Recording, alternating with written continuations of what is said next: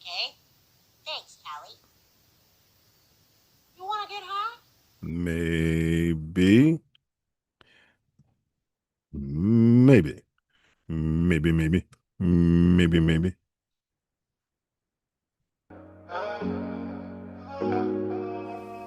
Mouthpiece Piece included. included. TATN, TATN, TATN, TATN. TATN. Better guard your grill. TATN, TATN, TATN. Mouthpiece included. TATN, TATN, TATN. Better guard your grill. TATN, TATN, TATN. Mouthpiece included. TATN, TATN, TATN. Better guard your grill. TATN, TATN, TATN. Mouthpiece included. TATN, TATN, TATN. Better guard your grill. TATN, TATN. Free the guys. TATN. Prison of slavery, free all the guys. Yes, sir. We in the building. We're back in the building. Welcome to Mouthpiece Included. This is the pod where we unpack Spolly tricks. That's a fusion of sports, polytricks, and everything in between, the collapsible superposition. Whether it's a viral moment, a controversial call, or a political pivot, we're bringing the heat with sharp takes and layered content. The Bulls recently landed the 4th overall pick in this year's NBA draft, and Chicago's already buzzing. Thank you, Karen. And Chicago's already buzzing with its draft night coming in June. We're buzzing, okay? Front office whispers, fan debates, and a city that never stops believing it's one move away from resurrection. This is the kind of moment that defines off-season hope. We brought in a colored to run the program, a U.S.-born colored who should have a more natural inclination for hoops decision making, dare I say. Meanwhile, the Lake Show, drama spilled over again. LeBron James visibly butthurt about the disrespect, quote unquote, circling his locker room. The Queen's crown feels heavy, and the headlines aren't helping. Down in the trenches, Warren Sapp's fight for free speech turns into a cultural flashpoint. A legend defending his right to speak his mind while the NFL offices watch closely. And as if Chicago didn't have enough spotlight, our previous quarterback, free Justin Fields. Justin Fields will be hitting primetime TV. The NFL has Justin Fields lined up to be on primetime TV at the dawn of this 2026 season. Okay. The Bears' schedule just dropped, sparking the annual ritual of our way too early predictions. Every matchup looks like destiny. Every storyline feels personal. Every fan is drinking the Kool-Aid. So, today, we're bringing it all down. The Bulls' draft dreams, who should we pick? LeBron's bruised ego, Warren Sapp's stand for the First Amendment, and the Bears' blueprint for redemption to get us back at the very tip top of the NFL mountain vis-a-vis the 1985 Bears. It's sports, spolly tricks, pride, and prophecy, all colliding under one mic. That's what Mouthpiece Included is, where the takes are loud, the truth is layered, and the panel never pulls punches. And of course, it wouldn't be Mouthpiece Included without driving into the week's spolly tricks, the political theater, the strategic leaks, the narratives being shaped in real time, plus everything else the timeline tries to throw at us. So buckle up. Whether you're here for sports scheming or political sharp turns, we got just the dose of insight with just the right amount of edge. This ain't just commentary, it's clarity served up with heat. Ready? Let's pop one of those filthy, smelly air ones that your family is telling you, throw those out. They throw them out, you go pull them out of the trash. Maybe they should throw them out on trash day so you don't have the opportunity. You only put them on when you're walking down the street to get a wood tip, black and mild, because you're fancy. The plastic ain't good enough for you.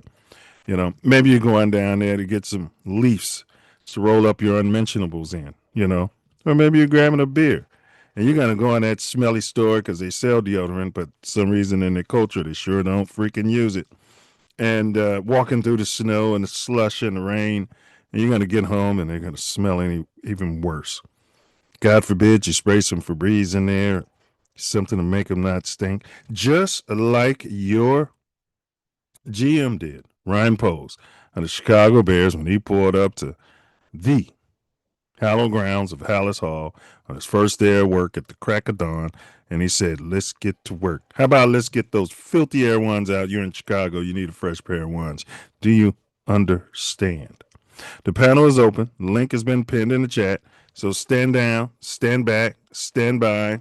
Okay.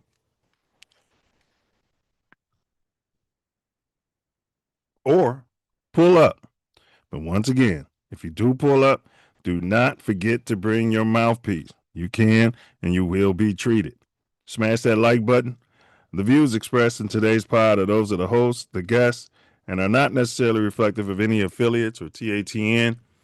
This is all for entertainment purposes, and we indulge in satire, okay?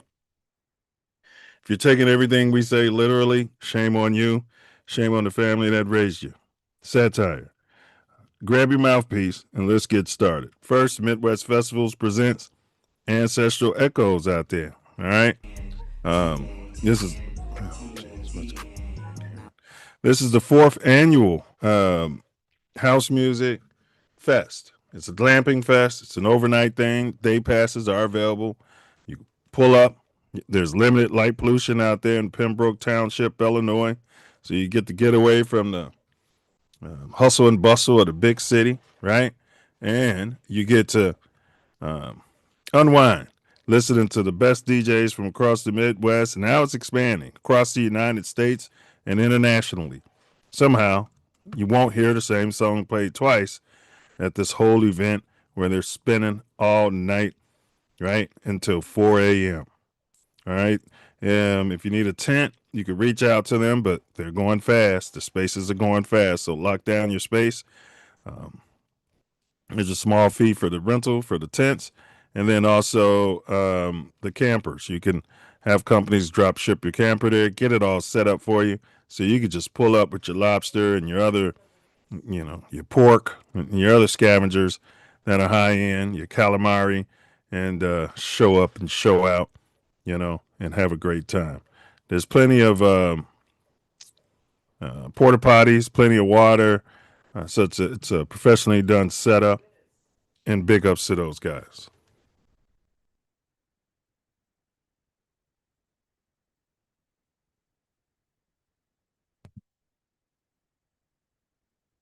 All right, big ups to Milz Aesthetics, multicultural skin, body, and weight loss pro. Best in the business.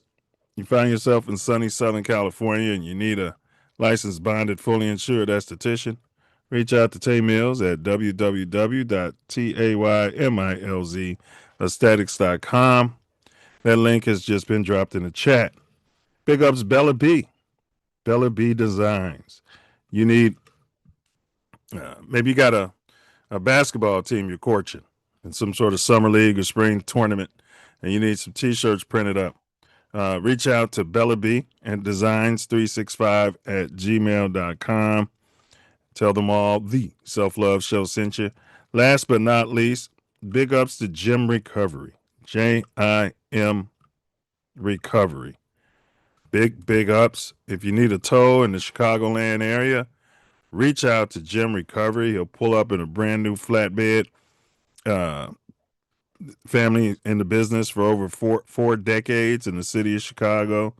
He can get you and your whip to safety so you don't have to worry about any Venezuelans or any Pookies and Ray Rays rummaging through your personal effects and potentially stealing your identity or your stick that you've been leaving in the glove box for whatever reason.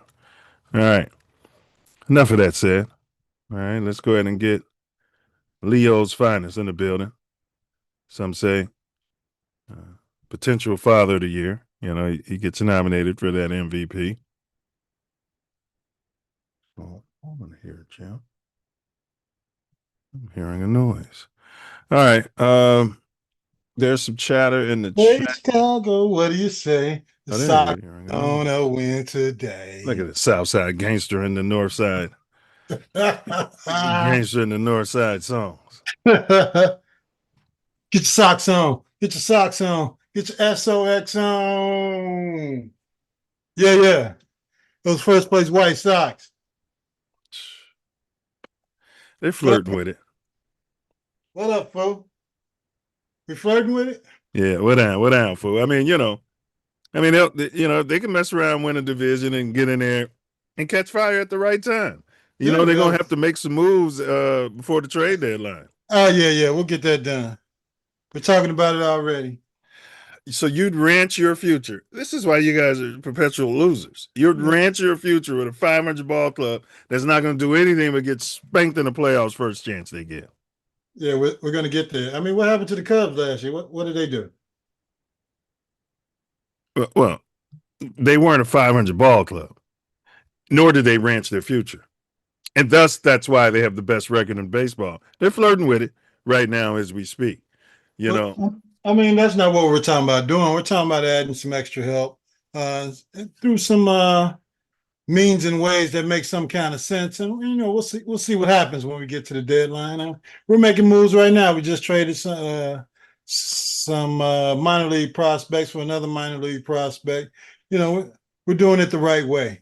Yeah. Go Sox, go. Big ups to the Sox. You know what I'm saying? Yeah. I may, if another month or two goes by and the South Side is still in first place, I may have to invest in a jersey out there and get out there in LA and one day have my Sox jersey on and one day have my Cubs jersey on, head up high, my Bears jersey on, head up high. Because for years I've been here getting, kicked in the pants. Kicked in the pants, although they're not doing shit out there. But I understand what you're saying. Kicking sand in my face and everything. Yeah. Maybe my Bulls jersey won't look, the people won't laugh when they see it anymore. Well, hold on, slow down. Now the Bulls got a little way to go, but we'll see what happens after this draft, and after we bring some more players in, look what free agency looks like. And the main thing will be for this new president, general manager, coach to get that albatross of a contract off of our books. And if we do that, I'm hopeful we can do anything. Well, the last leadership probably would have traded this fourth pick and went out and got you a veteran like a Kawhi Leonard or Beard. You know what I mean? Would have traded that to bring in a veteran that was beyond his days. Yeah, they brought in LeBron and AR-15. They did a sign and trade to get AR-15 and LeBron here for $70 million and gave up the fourth pick. That's how stupid they were. But, they're gone. Maybe that'll be a poll. Would you give up the fourth pick for the rights to LeBron? All right, and the Lakers sign and trade him. All right, Slimbo Boogie said Ben Johnson is a mad scientist.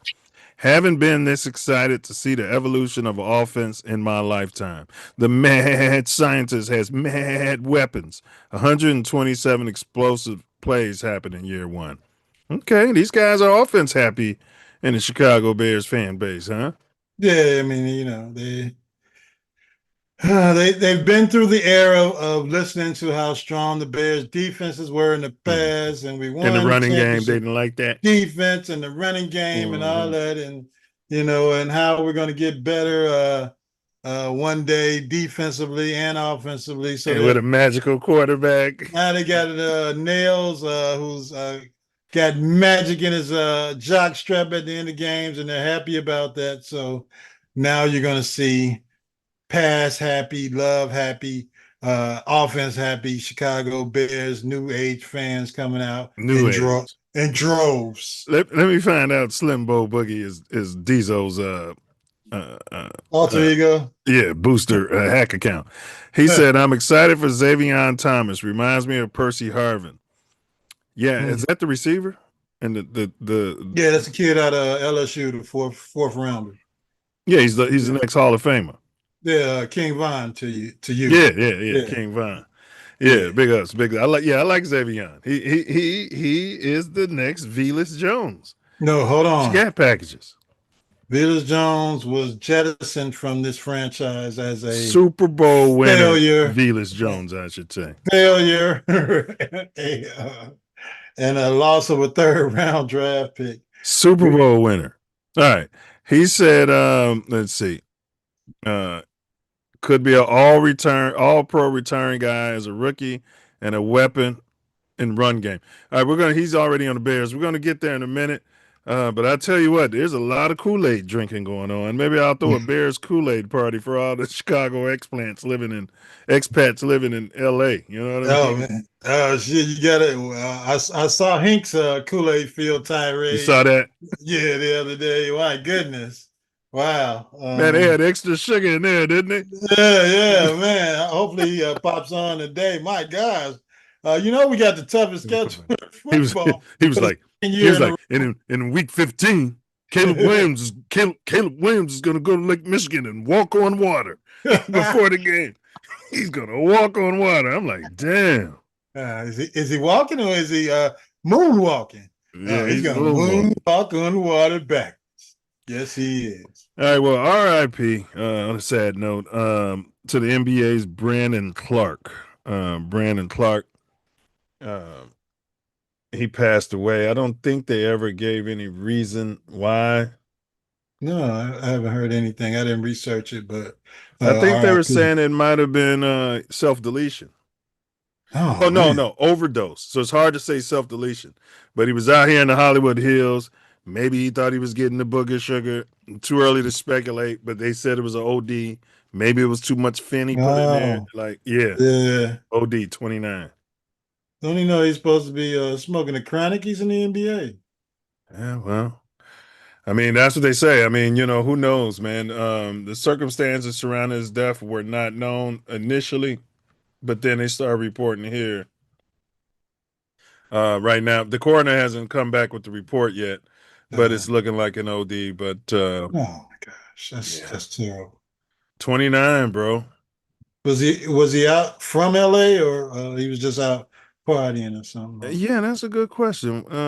Let's find out where his hometown. Man, that's terrible to hear. This young man who in the prime of his life and career, losing his life to drugs or whatever happened in this situation. Man, RIP. Man, that's terrible to hear. Would you, Pookie, what's Pookie's name? He likes to brandish the guns and act like he's doing a drill video for the Grizzlies. Ja Morant? Pookie Morant. Yeah. Would you trade our 4th overall pick for Pookie Morant, for the rights to Pookie Morant? No. We're going to get there. We got some polls because I'd flirt with it. I'm taking the call. I'm listening to it. 12. I mean, was that the 15 we got? 15. 15, yeah. So you'd package the 15 and 4 of those second-round picks for Pookie Morant? Yeah. I mean, come on. Yeah, come on now. We got the 4th pick. We're guaranteed a stud, and we're gonna just allegedly send that to the Grizzlies when we got another pick they can take in some of those trash second-round picks. And damn it, if we're gonna make a deal, you got to take Patrick Pookie Williams contract with it. Well, Brandon Clark was born in Vancouver, British Columbia, but considers Phoenix, Arizona his hometown. He moved there at the age of 3. He attended Desert Vista High School, where he developed into an elite basketball prospect before playing college ball at San Jose State and Gonzaga. He's a Gonzaga alum. Wow. Mm-hmm. So, he was really not homeless, but he really had no home here in the U.S. So he's probably just out, hanging, partying, enjoying the season being over. And, man, now it's really over.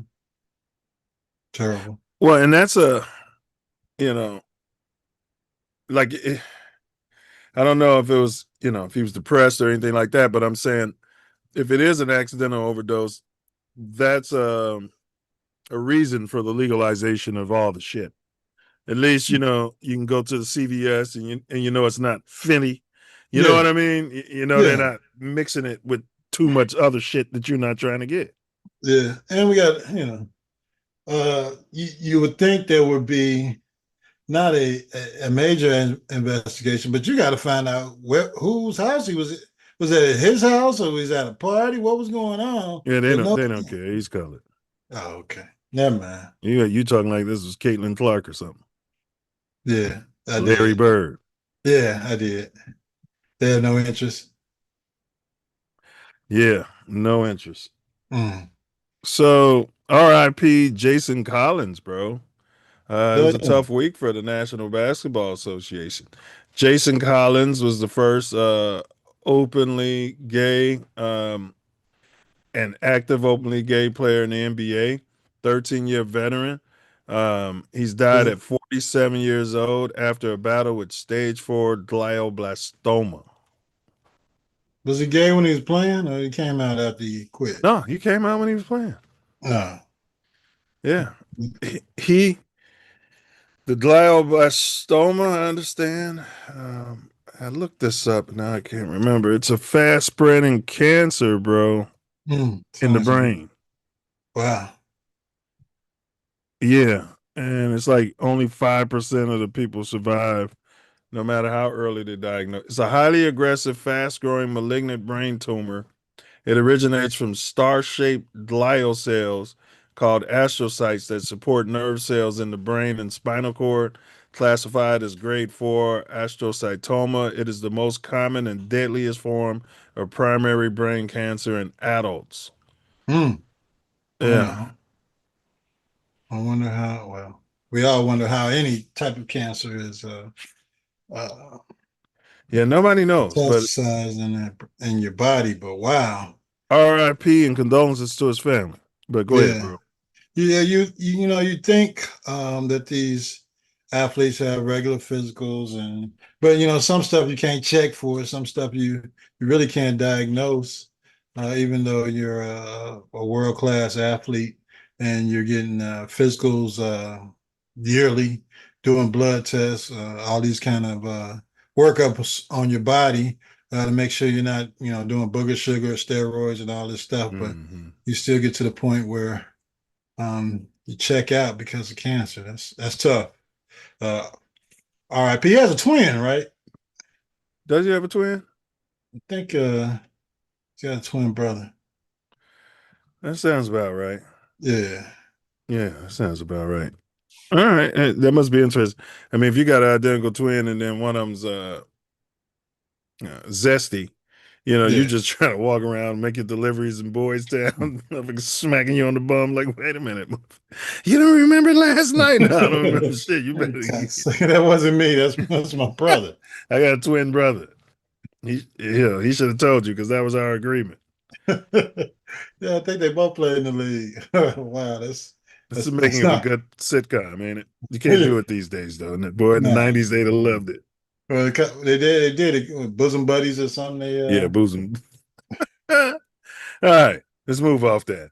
All right, now for clarity, he's giving fake news, but the White Sox, like I said, they're flirting with first place. They're one game back. They're 24 Yeah. and 22, Yeah. 14 and 10 in that god awful shithole stadium that nobody likes. They're 10 and 12 on the road, but 7 and 3 over the last 10, Oh keeping yeah. pace with the Guardians out there, fella. Got the best food in stadium lore. Definitely in Chicago, the best food probably in the country as Yeah. far as baseball teams are at the rate on Chicago's South Side. Well, moving over to the north side. All right. Now, like I said, now this is truly a first place team.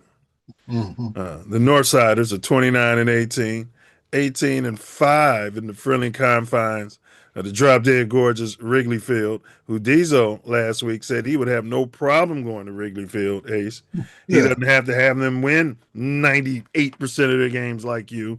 You know what I mean? For you guys to go to the stadium, take your shirts off and hold hands and paint Go Cubs on your bodies. yeah, yeah. That's no, not doing all that. I Now, wonder. I wanted to go to the public league final is at on that shithole stadium on Thursday, but our coach scheduled a damn game the same day. So yeah, I was gonna go out there and watch Whitney Young play Taft, but Whitney Young and Taft, oh, great academic institutions. Now on the road, 11-13, 4-6. We're a game and a half up on those dastardly Brewers. All right, so that's the Cubs, that's the Sox. What up, Diesel? You got anything? Any comments on either of these ball clubs before we push past baseball? Because we don't like to spend waste a lot of time on it. Yeah, I want to see you go to Dodger Stadium when the Cubs go there and have your shirt off, go Cubs, all of that stuff you just said about us, that nonsense. You do the same thing at Dodger Stadium. We'll see how he comes out. Those tickets are expensive. Watch the Dodgers beat the brakes off the damn Cubs. Yeah, we'll see how he comes out. All right, bro, you guys are crowning the two-time champion Dodgers. They're 28-18. We got a better record than them, and in fact, we got the second best record in baseball behind those Braves. Yeah, I want to see you go to the game out there, showing that same kind of support, that strong backing. Too expensive. I got to see if they're playing Anaheim. The Anaheim Angels, the LA Angels in Anaheim. There's no repercussions for that. No, we need you to go to Dodger Stadium. Hey, Cub fans, man, we get respect. I've been to the Dodger Stadium. All of that stuff. I want you to the same intensity that you say about Green Bay. I want you to say about the Dodgers when the Cubs. Listen, he acts like no Dodgers fans. You look, there's no people don't mess with Chicago fans. I promise you that, bro. They don't mess with us like that. Yeah. They like to talk to us and say certain things, but they don't know. How's the weather out there? It's cold. Is it blah blah blah? Michael Jordan. They like to bring up Michael Jordan. Yeah, they bring up Michael Jordan, so you don't suck him in the mouth because you be looking at him like, hey, I wish you would. I wish you would. Wish your motherfucker would. But we'll see. We'll see. All right, let's move on. Yeah, those Dodger tickets are kind of high. I mean, is it because of Magic Johnson? Because of all of that damn salary they paying, they gotta be. No, they got to pay Magic Johnson his 5%, like Ace was just suggesting. He's 5% owner. Look, they let somebody else in after him. so hey, look, they got to pay that salary, that high ass payroll. They got to make up for it somehow. Yeah, and that's how they doing it, And I'm not mad at their business model. It's a business, and I don't think either of you are too far gone to see that yet. So we don't have a two-time defending. I wish I never made that statement about that movie on here, because now it stays in his head. He gonna use it on a regular. Yeah, he ain't too far gone to see that. Nah. We don't have a two-time defending championship team here, so they can rape the fans and go out there and stick it right up their bum for ticket prices every damn game. So, it'll come when we get a new stadium and new owners. So, you got that big Japanese player driving his cataracts. I mean, his Rankin Continental. At some point, the Japanese are going to start showing up. Yeah, we got to pay. We got to pay that guy now. I don't know what the hell they waiting. Well, they got him on a 2 year, so you got to extend him to next year. But he'll there's gonna be a lockout next year. They got to pay that guy. He'll end up in LA. He'll end up in LA. He ain't gonna go nowhere. They gonna be able to keep him.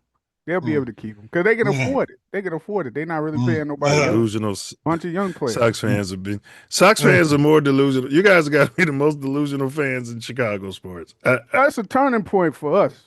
So what say ye? What say ye, Nine? Should we pay that guy now and get him on a long-term deal? I mean, yes, we could pay him. Like the Sox and the Cubs have both done that over the past decade. Wait too long to extend them. Well, no. It's a history with both teams paying people earlier, as opposed to giving them whenever they reach their potential. The Cubs did it with Rizzo, Bryant, all of those guys. The Sox did it with a lot of their players. They prepaid them, so they're like, hey, we ain't gonna have to pay them when they reach their potential. So they could do that with this guy. Get him at a discount. Yeah, for sure. Yeah, as long as he's not gambling. Yeah, he don't ramble. He just rides his Radillac around. All right, big ups to the big Japanese player. All right, now you guys know I've been on Wimby's bum for quite some time, and you guys have said I've been speaking blasphemy, but that's fine. I'll let the video speak for itself. Wimby P. I'm watching Wimby. Hold I on, let's swear get the to volume myself, up. Karen, this can we is get the volume up? best basketball Nobody can player hear I've it. ever seen play. Without a doubt. Watching Wimby, I swear to you, I said, this is the best basketball player I've ever seen. That's Michelin lips Without on a Golden doubt. State talking. Wemby is the best player in the NBA.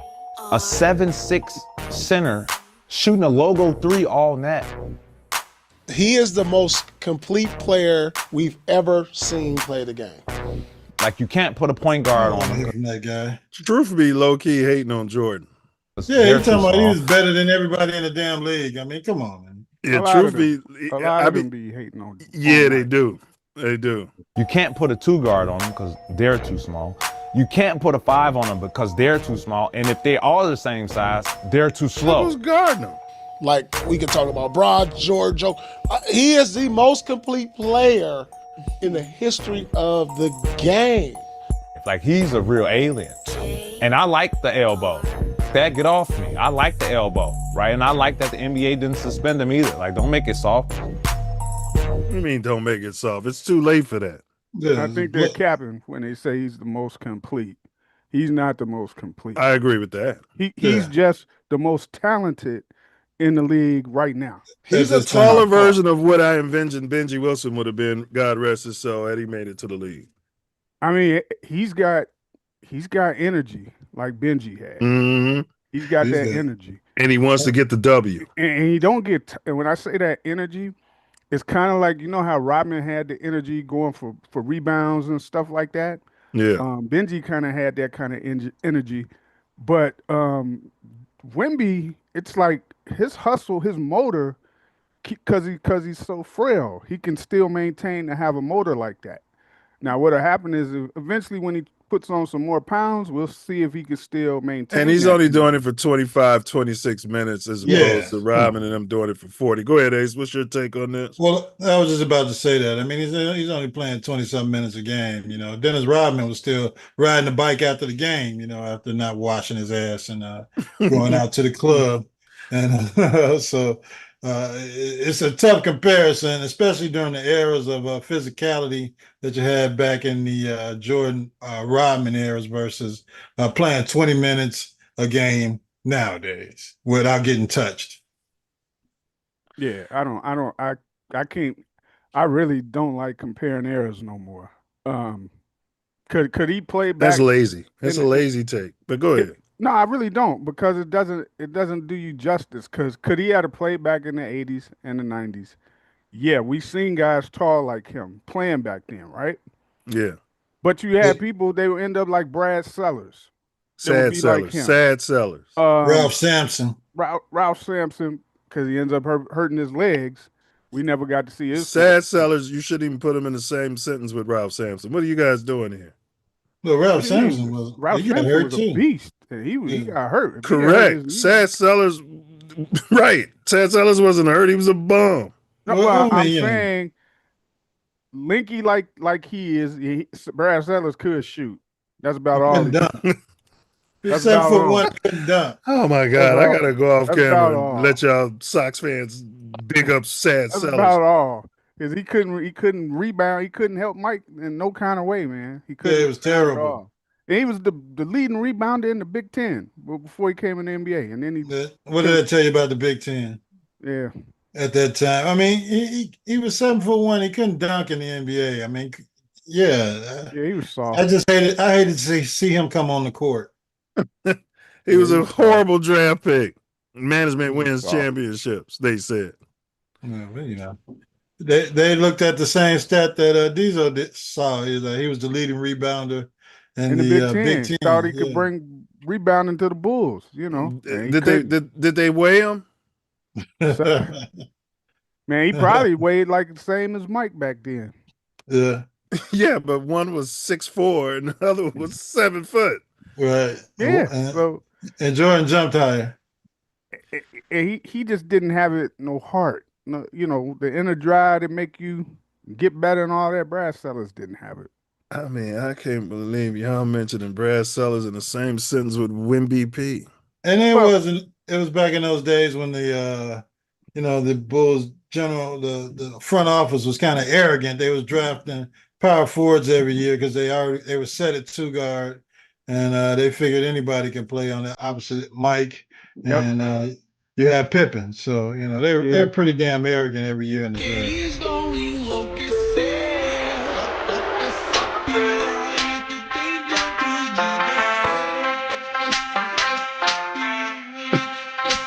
These are his highlights. Look at him. Look at him. He know what he's doing.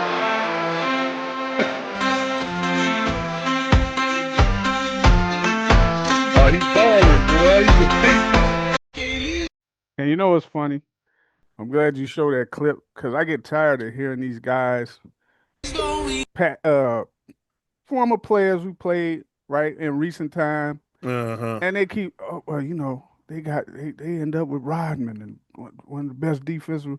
Man, listen, Dennis Rodman was on his way out of the league before the Bulls got him. They Bro, took a chance on him. I had to say that to one of those Bron sexuals in the comments. I said the exact same thing 2 days ago, Diesel. I said he was a pariah. He was getting blackballed. Go ahead though. He was getting blackballed, and because of his antics and a team not knowing how to deal with him the right way, he was on his way out the league. The Spurs was done with him. He wasn't gonna be, man. If any team signed would have been fly by night. He respected Mike and Scotty and the Bulls. Mike more than Scotty. Well, yeah, Mike more than Scotty, but when he got there, he respected how they got down, and he put in nothing but work when he got there. But he was not like some high-profile free agent signee that we got. They took a big risk on him. See that Cortland pass? That look like me and MP, boy. I was just about to say that. They used to throw them passes all day, boy. Grab them, just look up and toss it, because you knew we was leaking towards that basket. Mm-hmm. That was my board. Yeah, I mean, look at this passion. I mean, I don't know when people be saying, "Oh, this team would have beat that Bulls team," and that they not watching. They not watching this. And quite frankly, that Bulls team, it's probably 1, 2, or 3 the top defensive team ever.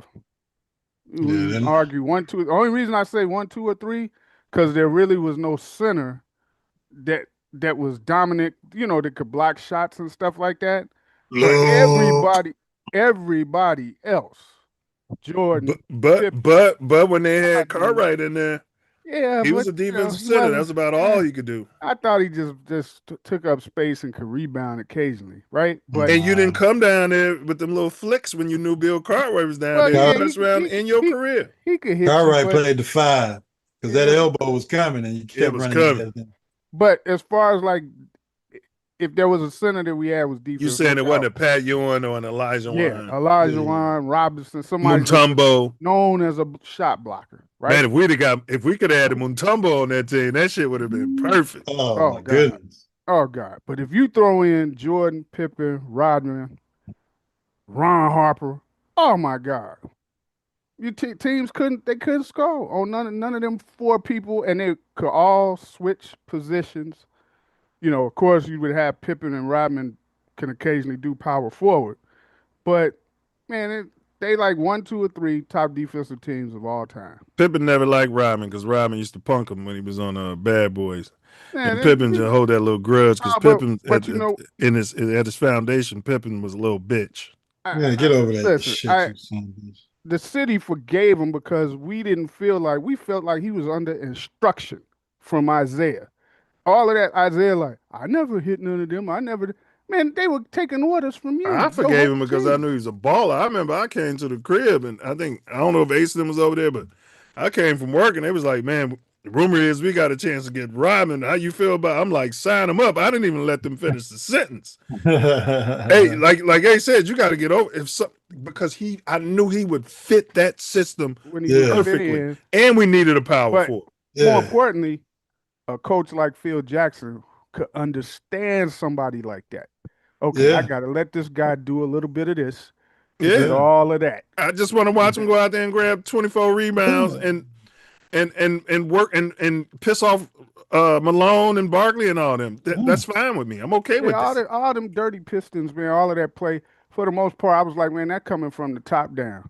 From Chuck Daly telling them to hurt people or whatever, and Isaiah. Because you was the leader of that team, and you didn't have no problem with it at all. Isaiah was a little bitch. Especially against Yeah. the Bulls. He was But a little yeah. bitch when he went to Indiana and didn't take And the I money never from Illinois. faulted like Sally and Rodman because I was like, they so young, they following instructions. Yeah, You know. we got Sally too eventually. Yeah, But Phil was like, yeah, go to Vegas with all the trans fat you want, get smoke all the peyote you need. Do all the drink you need. I got a plug if you need the booger sugar. Go ahead, Ace. Yeah. And come back. We're gonna win some damn basketball games right after that. No, and you Got don't have you, to read coach. any of these books. This is all for show. This is for my legacy. Yeah. Use it for toilet paper, Rodman, when you get at the hotel.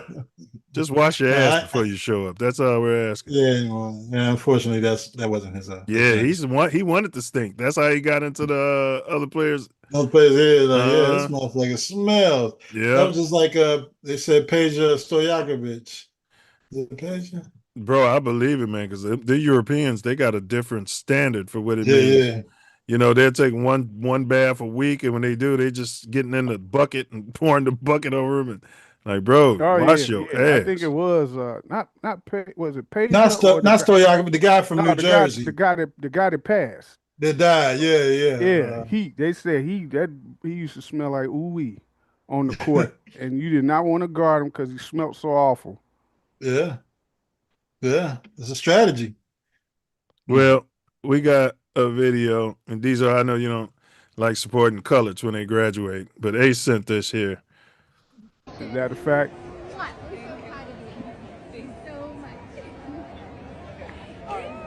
Vanessa got Kobe's height. Damn, she's tall as hell. Ace. But she don't play ball, I think. No, she don't play ball. She a girly girl. Natalia Diamante Bryant.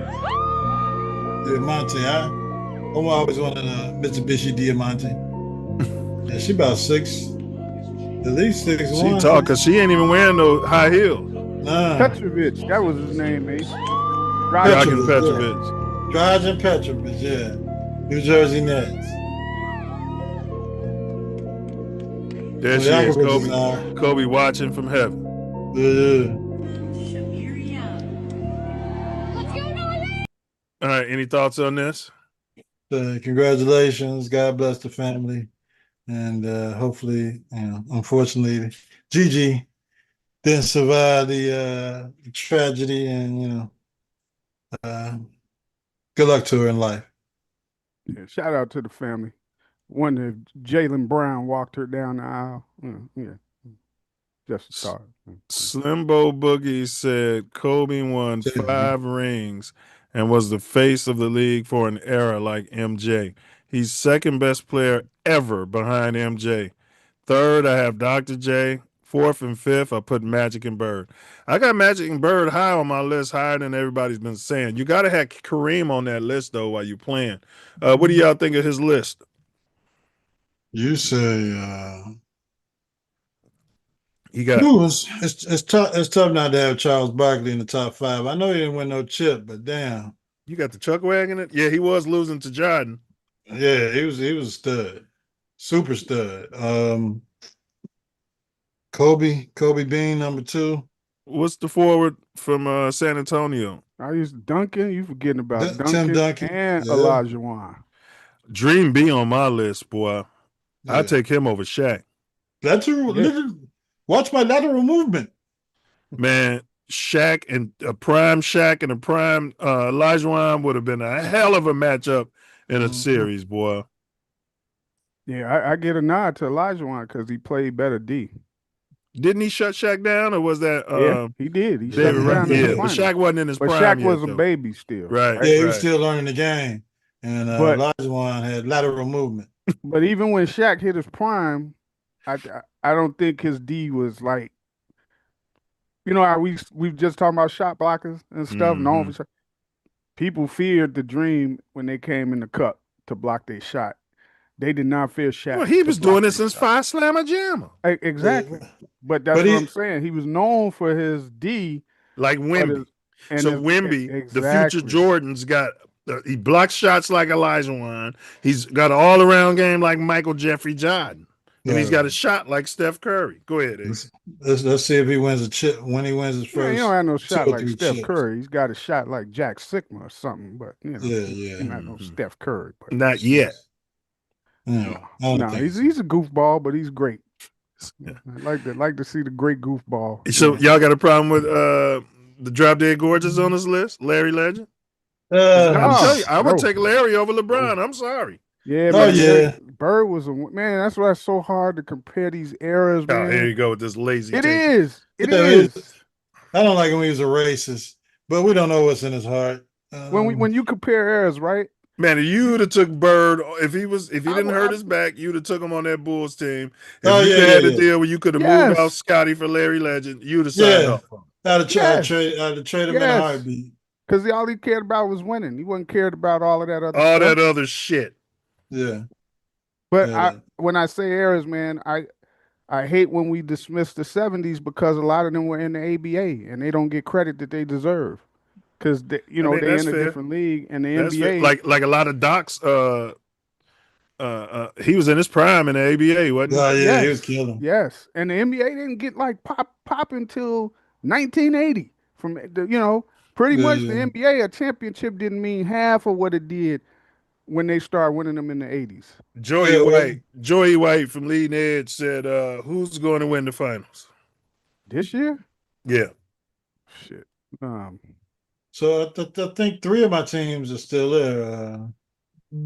Yeah, the you Pistons. picked the 4. You picked the 4 number 1 seeds. You know. No, I picked the 2 1s and the 2 2s. That made it tough, huh? Boston disappointed me, but oh wow, I think I picked OKC to repeat. Yeah, if I had to put my rent money on it, I'm gonna say OKC. But no, I picked the Spurs. That's why I picked it. I'm gonna stick with it. Well, stick with it. Don't win BP. I'm gonna stick with it. Don't start getting all flirty and loosey goosey now. Joey White said the Knicks. What about you, Diesel? You know. Yeah, that's nah. Diesel's gonna pick Chicago Simeon. Yeah, I don't know. They got the Derrick Rose uniforms. You can flip a coin between Spurs and OKC, but the Knicks, I'm assuming they get to the finals.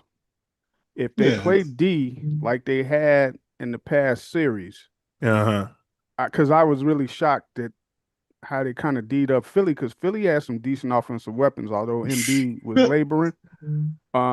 There's no way Philly should have been in the damn in that second round. Boston, they could. I'm telling you, and they got off. Philly had offensive weapons. The Knicks just kind of D'd them up, even though, like I say, Embiid was laboring. But Boston choked. I could see the Knicks. It wouldn't surprise me if they upset. If they make it to the finals, it wouldn't surprise me. If they're playing D like they were in that Philly series, it wouldn't surprise. So you're flirting with the Knicks beating either the Spurs or the OKC? Yeah. It wouldn't surprise me. It wouldn't surprise me. You must be some kind of Spike Lee type of fan. Yeah, he is. Nah, I'm just a real. Do the right thing. Deliver the pizzas, Mookie. Yeah, and I figured that you guys are in the pizzeria. Malcolm, deliver the pizzas, Mookie. Boy, she was annoying in that fucking film. So why don't you put some more mozzarella on? Put some more mozzarella on them. D. I need 20 D batteries. All right. So there's some speculation. Remember those days? Fight the How power. many you say? Not C energizer, D energizer. D motherfucker. D MF D. How many you say? 20 motherfucking 20. Was that Radio Raheem? Mm-hmm. Yeah. Nobody Rest in messed peace, with him. Bill Nunn. You know, he would have. They had definitely had. He'd have been in slow classes at William H. Ray, and they would have banned him from bringing that radio. He's just the type of kid that would. See, y'all would have thought he was cool. He got the gold medals. He's bullying everybody. He's in the store doing strong arm robberies. No, this guy would have been segregated from the rest of the population. He would have been sucked out of general population and put down there with the asbestos and the lead paint, with the headphones on his ears. You want to, ruin your hearing? There it is. Are you kidding? We were walking around Champaign, Illinois with that boom box with the 12D batteries playing Fight the Power. Yeah, but we weren't retarded. We were ignorant. Yeah, retarded. Radio Raheem. You can't use the R word anymore. Well, okay. All right. LeBron, though. LeBron is not appreciated by management, allegedly. So he had another longevity thing where he got the most W's, regular season W's in NBA history. Blah, blah, blah. Yeah. Well, we'll put Dreamers Pro on. Shout out to Dreamers Pro. Fair use. What's up, everybody? This is Charles Diesel's Benson. boy. Welcome you guys. That's your boy too. What you talking about? Yeah, I mean, he aggregates the data for me. Charles Benson, whatever. Yeah, that's his name. But he's a tether. He's from England. He tries to pretend like he shakes his English accent. He gets all in America's business and tries to act like he's a colored from here, and that's what I don't like about him. I can tell by the haircut that he's not from the United States. He's got a white barber, guaranteed. Look at that lining. Yeah, the barber's white, and then messing his He hair up on says all the purpose. time on his podcast. They're always commenting on my hairstyle and hairline and in the chat. Why don't he do something about it? I think he just kind of trolls them, because everybody always talking about him. So. Oh yeah. Those brown sexuals hate him. Oh yeah, big time. He better not ever going come in to the on U.S. Man, he do. All right, let me see. He can fly right into Cleveland, where Bron's gonna be playing next year. All right, let's get him on here. Charles Sabansky, everybody. He's a ski. Take a listen to Kenny's post comments. I don't know. And so, Jay, will I ask you, have the Lakers taken LeBron for granted? So the issue is LeBron didn't get a game ball for the most W's in NBA history, but they gave one to the drop dead gorgeous Corch that LeBron brought in off his podcast for having his 100th victory. And I think they gave another ball out to somebody else. LeBron storms out, waits, doesn't take a shower, walks out with his still with his sweat and his nasty in protest that he wasn't recognized. 41 years old, carrying on, had a little tantrum. But here we go. Yeah. How much money is he making? Exactly. Kenny, how much is his son making? I'm really curious to get your opinion. Kenny's post comments. They made his son a millionaire. Good. And so, Jay, will I ask you, have the Lakers taken LeBron for granted? Kenny. Jay Will, I don't know if he swallows or spits, but he's become the biggest LeBron jester ever. He flip flops. He like. I don't think he likes what the Bulls did to him. Yeah, he was at first. He was like LeBron's main vice grip nut holder. He is now. No, he but still then he kind of flipped to the middle, and then he's starting to flip back to holding his nuts again. They might have gave him that check again. I'm really curious to get your opinion on this because look, the clip that's going viral around JJ Redick getting the 100 game ball is like fascinating, right? It's like, okay, like is that intentional? Maybe. I mean, for a guy that is the all-time winningest player in the history of the NBA, doesn't get the game ball. But I think it's one of these it's like an underrepresented problem I think that sometimes happens within the league. Kenny, I'm so fascinated to hear your perspective on this one too. I think a lot of times the public or people think that these problems are only driven because of the egos of the athlete. And a lot of times when, like, I had a great conversation with PJ Tucker the other day, and a lot of stuff is his. I'm not going to utilize names because it's his story to tell. Yeah, and I've seen these accounts too. A lot of times within organizations, you do have favoritism. You do have moments where the organization doesn't know how to really control the pecking order or handle a lot of the noise being made around the players, whether it's team seats, whether it's LeBron James cookies, whether it's the Jaylen Brown, Jason Tatum situation where it's like, hey, the crowd may love it, or the coach may say, this is Jason's team. Things happen throughout the course of the season, and what I would call it is a death by 1,000 cuts.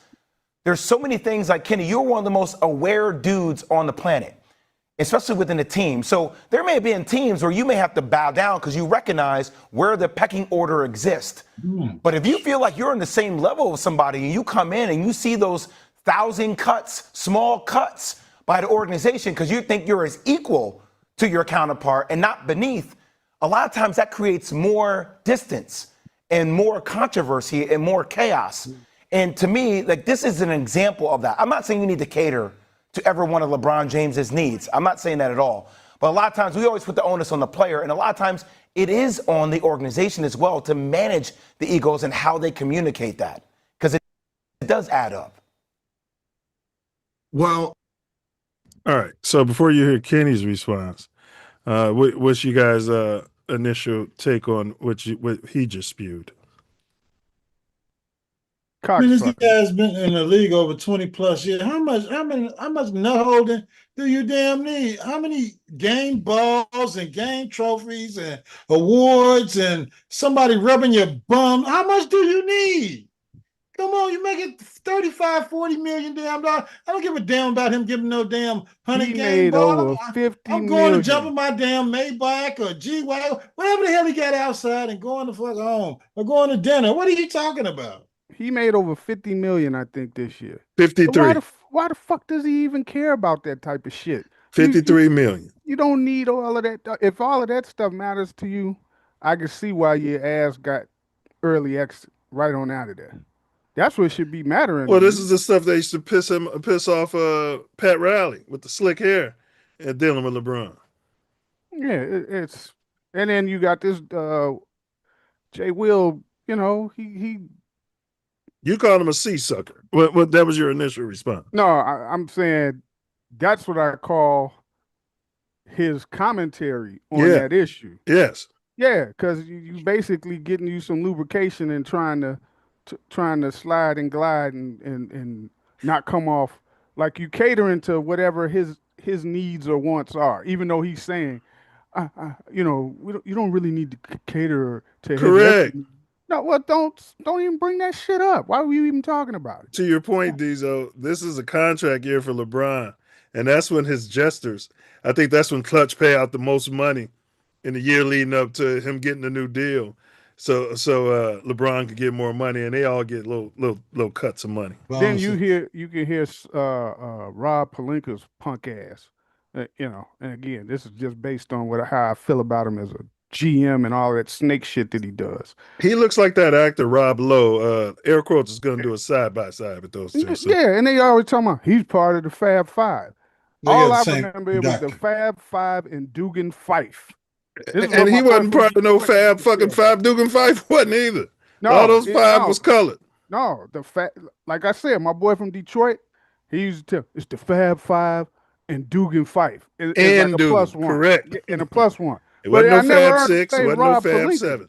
Yeah. I never heard him say Rob Pelinka. Then it's like, yeah, Fab 5 and Rob Pelinka. I was like, my boy telling me this back in 91. I mean, I don't remember because I was watching all those games and I don't remember Rob Pelinka. Yeah. But I mean, you were always on those teams where, you got to get up like 15, 20 points for those guys at the end of the bench to get out there and get their shine. I think Rob Pelinka was his guy. That was the guy. Has Pelinka done some, like getting that Luka Doncic in that trade, that was some good shit, but it didn't take a rocket scientist to do what he did, right? But he sat up there just this past week and he was like, yeah, we're going to honor him. Talking about LeBron. Pelinka's about to be fired too because he's not reading the tea leaves. The new owners of the Lakers are the same team owners of the Dodgers, and they have a history of moving off of you before you're past your prime. This is how they stay at the top. And I'm glad you said that, because who else is an owner on the Dodgers? Magic Johnson. And he ain't like Pelinka since he got into it with that's why he quit over that other shit. Yeah. So it's easy for him to get rid of his ass. And how many participation trophies do you damn need, LeBron? You've been participating for 20 plus years. Let your second year coach get his 100 win participation trophy, and then move on. You know you're not going to be with this team next year. Who gives a damn if they give you the game ball? Come on, Well, he man. said Pelinka. Magic was saying Pelinka didn't. That Pelinka was a little back to stabber. Would be going to talk to Genie and ownership behind his back, and he's a little snitch. Basically, that's why Magic didn't like him. And Ace, to your point, I agree, man. You've got enough accolades. I mean, if I was Pelinka, if you want to act like this, I'd recognize him. I'd give him a game ball. That was the most turnovers in NBA history right there. You're the new. I'd game ball him for that. I'd game ball him for having the most playoff losses in NBA history. That is you know what I'm saying? Since you won all these longevity awards. Yeah. Ship his ass right out of the town, wherever the hell you're going. Here's a game ball for the most missed playoff free throws in NBA history. You want all that too? I just never heard of players who won a lot and are considered greats or future Hall of Famers or Hall of Famers. I just never heard stories of that type of shit coming out from players. He's part of the trophy generation. He's early in that generation, but he's part of it. LeBron is. I just never heard of such a thing. It's like offensive to me. It's like, why are you worried about that kind of shit? Well, let's listen to Kenny the Jet Smith, who I met. Me and my wife were standing online to see it was a Fences movie, Denzel Washington, and they were there, to talk to you after the movie, and he was there, and somehow I think he was pissed because he was standing in line with the rest of the colors. You know what I mean? He was behind me and my wife. I'm like, he wasn't a big. Well, I mean, your wife's a star, and you're a star, so yeah, he should have been behind you.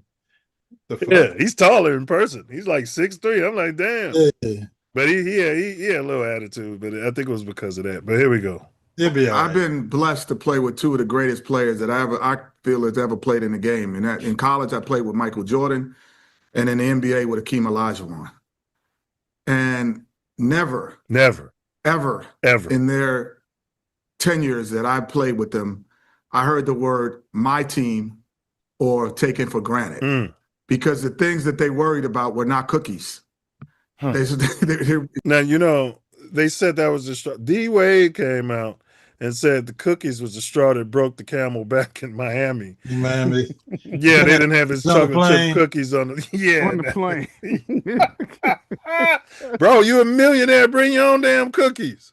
Yeah, well, how about we get your ass off the team and we'll figure the rest of it out later. Can you imagine, man, you paying somebody all this money and doing everything for him, brought in the players he wanted, and then he's just bitching because you made a decision as an organization to remove the cookies, from an athletic situation so that players can be in better shape? Yeah. Well, he as a narcissist, he figured it was a complete dig at him that they took the cookies off the plane. So he figured if they're going to do this to me, LBJ, King James, then it's a problem, and I need to speak on it, and it's unacceptable. And I bet he tried to get Spice, Bosh, and Wade to leave with him over the cookies. For sure. Just wasn't cookies, or seats on the plane, or seats in the stands, and where they go. And if you ask me, did the Lakers take him for granted? I would say no. Because when he wanted Anthony Davis to be there, that somebody who could help him win a championship, they went out and figured out a way to get him. When they needed to make another trade and they brought Luka Doncic into the fold, they did it. When they needed Rui Hachimura, when they needed Rui, don't forget Russell Westbrook, guy who can be at the small forward. And when they needed to draft your son, they did it. They did. So those are the things that make you. And you talking to me about a game ball. Take it for granted or not. Are you doing things to help me win championships? And so I would say, Rob Pelinka, he gets a lot of flack. However, he's made moves to always keep the team relevant. Because if Luka doesn't get hurt this year, they're possibly a team that could have contended for the Western Conference Finals.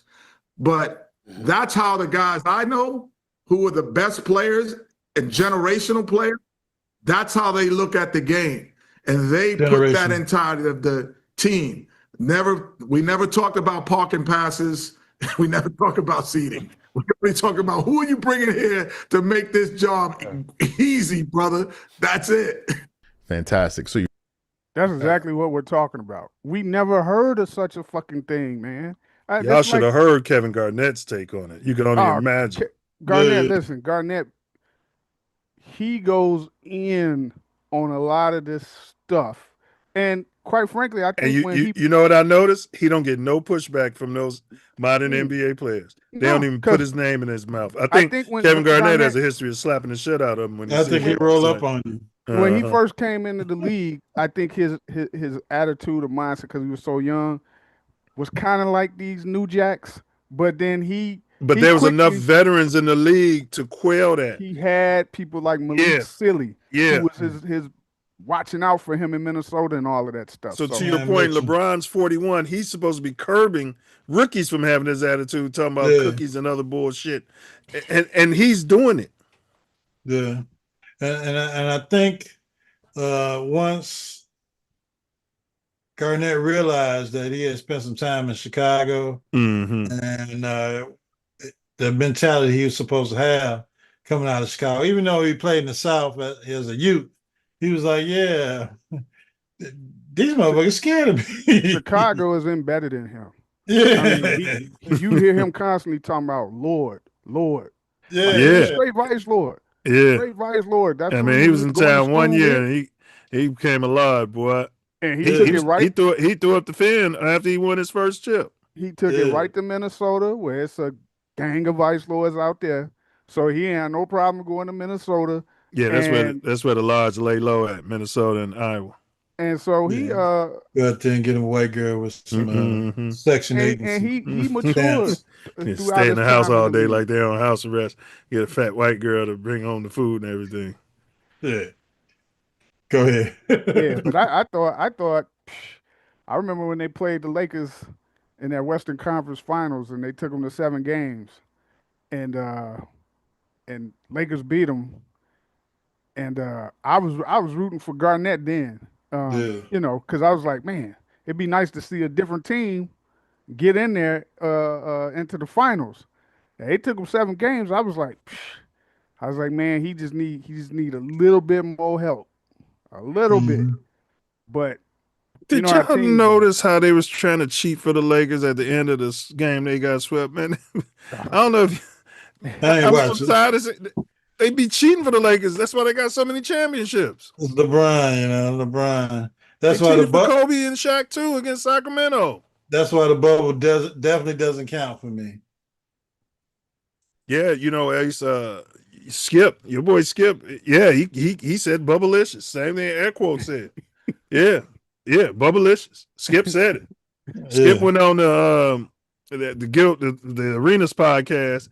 And they had a whole LeBron Jordan debate, and that dude Brandon Jennings, there's something wrong with him. I think LeBron caught him in the shower. He just said something the other day.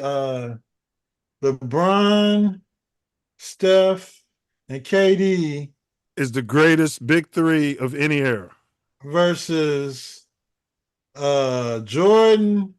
No, it wasn't Jordan. Shaq. It was Shaq and Kobe. No, it was Shaq, Kobe, and what's my man name? Kobe's cousin in real life. He played Tracy McGrady. Yeah, it was T-Mac. Yeah. And he said that LeBron could guard Shaq in the 3-on-3. No, sir. And they prime. No, sir. I mean, Dennis Rodman did about as good as you could for a non-center. Dennis Rodman had that. I don't know what they was putting in his forearm. And he was getting beat down by a lot of Shaq's elbows and stuff. But he knew yeah. Shaq couldn't make them free throws. Yeah. So that's not LeBron. Not stopping Shaq. No, sir. Matter of fact, he would consider it an insult and go harder at him. Ace, I found a bigger insult that he was saying that those were the first. He started his take by saying those were the greatest 3 of any era. Yeah. So if you go to Jordan's era, it's like saying prime Larry Bird, Michael Jordan and throw in a third player. I mean, from that era, You know what you I'm could throw starting to Barkley in notice? there. Is people from Elijah He Brandon ain't that bright. Jennings, He's Brandon not that Jennings bright. era, and that includes D Rose.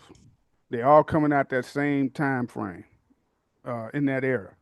Yeah, Their takes on a lot of stuff you're right. Because D historically Rose supposed to is be. You're right. off the wall. I like A- play it with a grain of salt. Like, okay, we wouldn't bring you up to have you doing a a debate, getting judged on your take, and you make a If case. Brandon Jennings and LeBron was in the joint, Brandon Jennings would be walking next to him holding his pocket.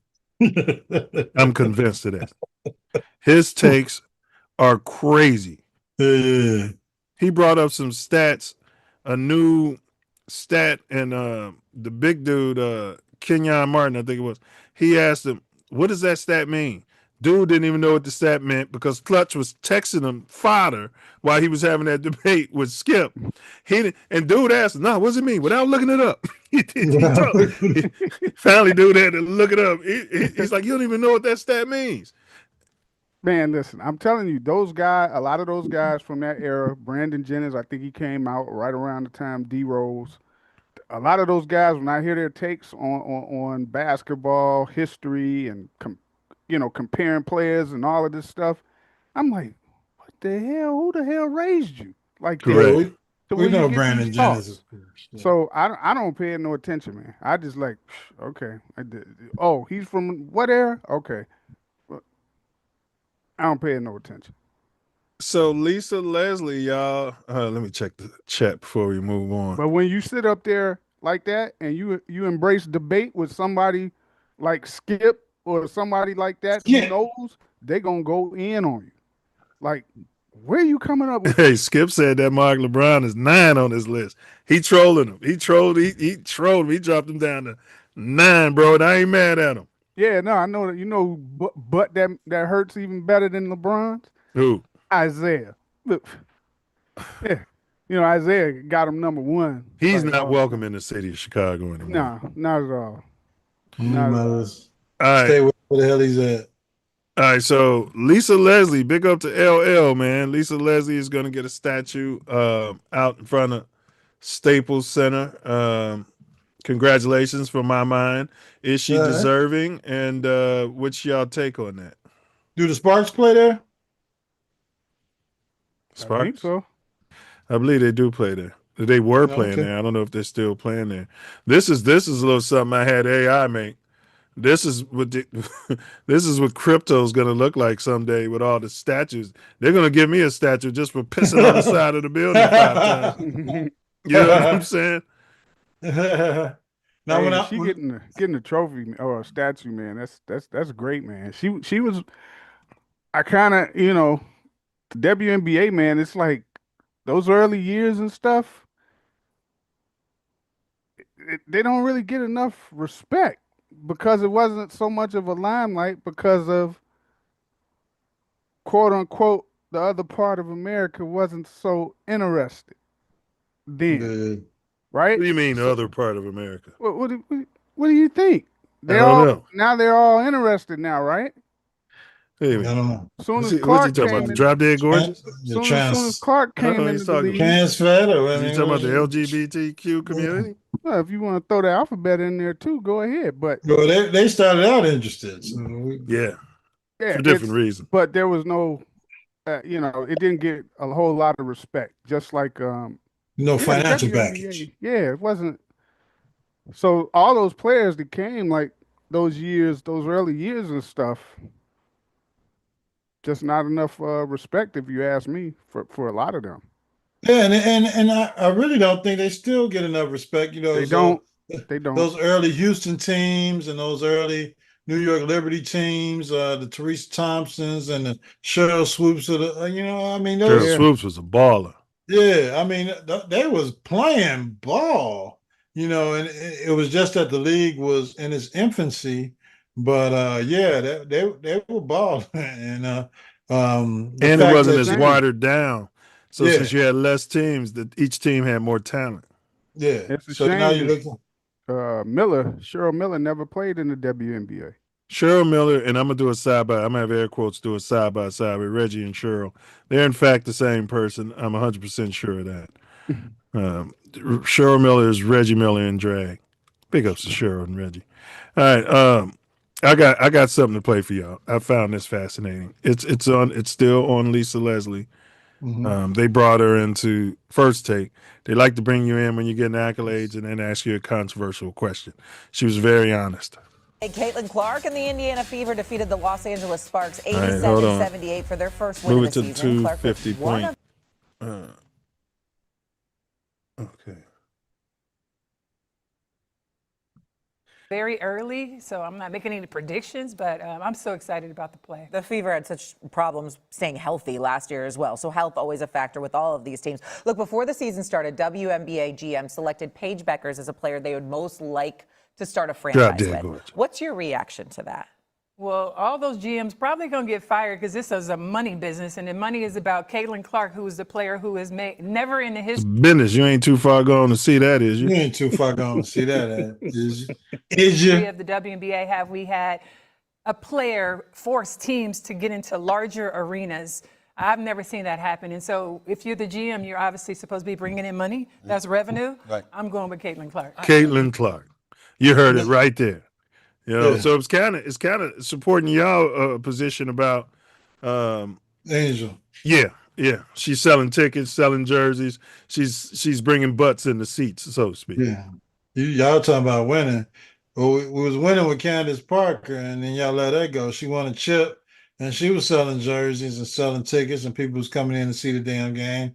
Now you get Angel Reese in here, and then you jettison her off for what? Y'all trying to win? I guess. They're winning, and I guarantee you that winning will bring people into the seats. No, it won't. Not in Chicago. They're not even playing in the United Center. They're playing down at the Wintrust Arena where the DePaul Blue Demons play. I'm gonna check the WNBA standings. It's all a crock of shit. And it's only like 4 games. 4 games been played. Yeah. Now, most. Now, was that Stephen A. Smith sitting next to Lisa Leslie commenting on the WNBA? Yeah, it was Stephen A. Smith. Oh, okay. The Sky are 2-1. They behind the Liberty, who are 3-1. Okay. What's Atlanta's name of their team? The Dream. They just lost today by like 1 against Vegas with A'ja Wilson. They're the Dream. Okay, the Dream 2-1 too. It'd be nice if they had to come back too, man. They was losing by like 10, and then I look up and it was like they made it again. A couple of points, and they had the ball down 1 with a few seconds, and they turned the damn ball over. Then they didn't get off a shot. Should have gave it to Michael Jordan. I mean, the Sky got a couple players. They were able to draft some. They got rid of some players. They were able to build a team. I don't like them getting rid of Teresa Witherspoon as coach. I don't know what happened there. I don't like the snitch we got on the team. Okay. She's working for the front office and came out and said it. Yeah. And I believe it. So I know she the reason Reese ain't there. I mean, we could have kept Angel Reese and still did a lot of these moves that we did in the off season. Mm-hmm. But we got that draft capital though. You guys ain't zooming out and looking at the big picture. You got some sort of proclivities for it. I don't know why. Draft capital. Yeah. They haven't said anything about who's drafted for those picks they got for Angel Reese. Right. Draft capital. Come a dime a dozen in the WNBA, man. Yeah. No. We're tanking. Y'all don't understand. We got packages we can put together to get Juju Watkins. Oh, that's all of this is who's the first cousin of the quarterback on the Washington Redskins. We can go to Chicago. We can go to Chicago Marshall, Chicago Simeon, and pick up some players. We don't need no damn. Don't forget about Chicago Morgan Park on the south side. Yeah. Basketball. Yeah, no. Yeah, MPHS. You talking about the women's program? Dorothy Gators. Huh? Yeah, that's Marshall. Tradition. But MPHS, boy, there's a history of they always lost to Marshall in the city championship year after year. Yeah, Marshall put their foot in their butt, but I think That's because they had shit coaching. Simeon women won a state championship. They had shit coaching. When me and Wordsworth were coaching them in the summer, we lost to Marshall by 2 points because they were calling ticky-tack fouls for the All-American girl on Marshall. We lost 39-37. Because you know why, Diesel? I told them the only way they beating y'all is because y'all ain't getting back. They'll leak on defense like us and Impy, Ace. I'm like, that's how they beating y'all. So I told the guards, I need both of y'all back. Yeah, and if y'all let them get a breakaway layup, you coming out the game. So we had them in a half-court game. It was at Chicago State. It was rocking. It was right. Had them on the south side, Diesel. Had them on the south side. And then Coach Gators banned me and Wordsworth. She used her influence on us. Yeah. They don't have the credentials. Get those two out of here. Yep. They didn't have the credentials. Who are they? Get them out of there. I'm Dorothy Gators because we was working the refs. Man, we had the crowd involved, boy. Yeah. I remember it was a girl on the end of the bench. I'm like, we're gonna get you some time, and then she's like, and I'm like, no, you got to play because it was Morgan Park. And then I asked the girls, I'm like, should she be out there? They're like, nah. I'm like, all right, we'll get you ready. We'll work on your game and get you ready. Because we was in foul trouble, bro. We was in foul trouble, man. He was like, nah, I'm just here. Yeah. She was there for the grade point average. Yeah, that's what's up. School kick the grade point average up to 3.1. All right. So that brings me to a question. Can a National Basketball Association player who is all-time turnover king and playoff losses, most playoff losses in history, be considered the GOAT? Not in Chicago. Take that crap and take it to Cleveland and Miami and LA, the places where they would massage your testicles for those kind of stats. And good luck to you. But in Chicago, we got a real MVP GOAT here that played basketball. So no. Diesel? Nah, we ain't trying to hear all of that, man. We ain't trying to hear all of that. Longevity stats. He's the GOAT all of a sudden. That's what it is. You just playing forever, and because you keep trying to play forever, you thinking that that's gonna matter. Well, listen. Abdul-Jabbar, quiet as is kept, I consider him the greatest basketball career ever. I don't care what era it is. Because you're talking about high school, all championships, state championships in New York, college. Wait, and he had can you repeat the start of that? And y'all say I'm sacrilegious, Ace. You're hearing this, right? I'm saying Abdul-Jabbar. I think he's throwing karate in there too. Abdul-Jabbar, to me, has the greatest basketball career ever. You're not throwing karate in there? No. Okay. And now you sacrilegious. Because his name was Akeem. Okay. That was his name. You're going back to high school. Yeah, I said basketball career ever. I ain't just talking about the pros. Because if you listen to my point, then you can go to grade school. Then if you listen to my point, if you listen to my point, high school to college, I think he might have lost 1 or 2 games in 3 or 4 years at UCLA, right? For the whole 4 years that he was there, they banned Duncan because of him. No, I don't even think he lost 3 games. I think they were undefeated. 1 or 2. I said 1 or 2. Yeah, because Jordan probably only lost like 4 or 5 at Carolina, bro. Yeah, man. No, he lost more. He lost more than Jabbar. That's for sure. It wasn't by many. Maybe not by many, but Jabbar, I'm telling you, I think 3 of his 4 years they won national titles. Yeah, man. It was colors. So, colors. And then to go to the NBA, and the career that he had, he ends up winning a title in Milwaukee. And like I said, like in the 70s, titles wasn't like they became in the 80s. But then from the 80s, with Magic, 1, 2, 3, 4, I think he won with them. So to me, he had the greatest basketball career ever. Period. Michael Jeffrey Jordan? No. Wasn't the greatest ever. because Mike didn't get good until he was in college. Are you kidding me? Like He a got freshman. recruited by North Carolina for a reason. Yeah, They were but the top his high basketball school, team. Dean Smith recruited him his high school, he wasn't good until I think his senior junior year. year. Are you kidding me? He got cut because his freshman year from varsity, Yeah. but he was still hooping. Yeah, You know- but like I said, He was at a school like Simeon. It's like if Ben was there before he sprouted up and didn't make the varsity as a freshman, and then sprouted up and balled out the rest of it because he worked hard, just like Ben did all off season, went crazy working on his game, and then came back and made the varsity. That was Michael Jordan. You don't think he was but putting he was tipping the tonsils he didn't in win grammar state school? championships all his years in high school. He don't want to consider grammar school or biddy ball. Or spring league. Hey, Big Hank, Todd. what's going on? Big Hank, where your Kool-Aid? You know what? I'm gonna see if I can get the wife to whip me up some Kool-Aid for this segment when we get to the Kool-Aid segment. I thought Ace, you got competition. I thought you was the biggest Bears Kool-Aid drinker in the history of Mouthpiece Included, but Hank coming from. We're gonna give out Kool-Aid pictures, Diesel. We're gonna pass out Kool-Aid pictures every year. I think Hank's front runner. What's going on, bro?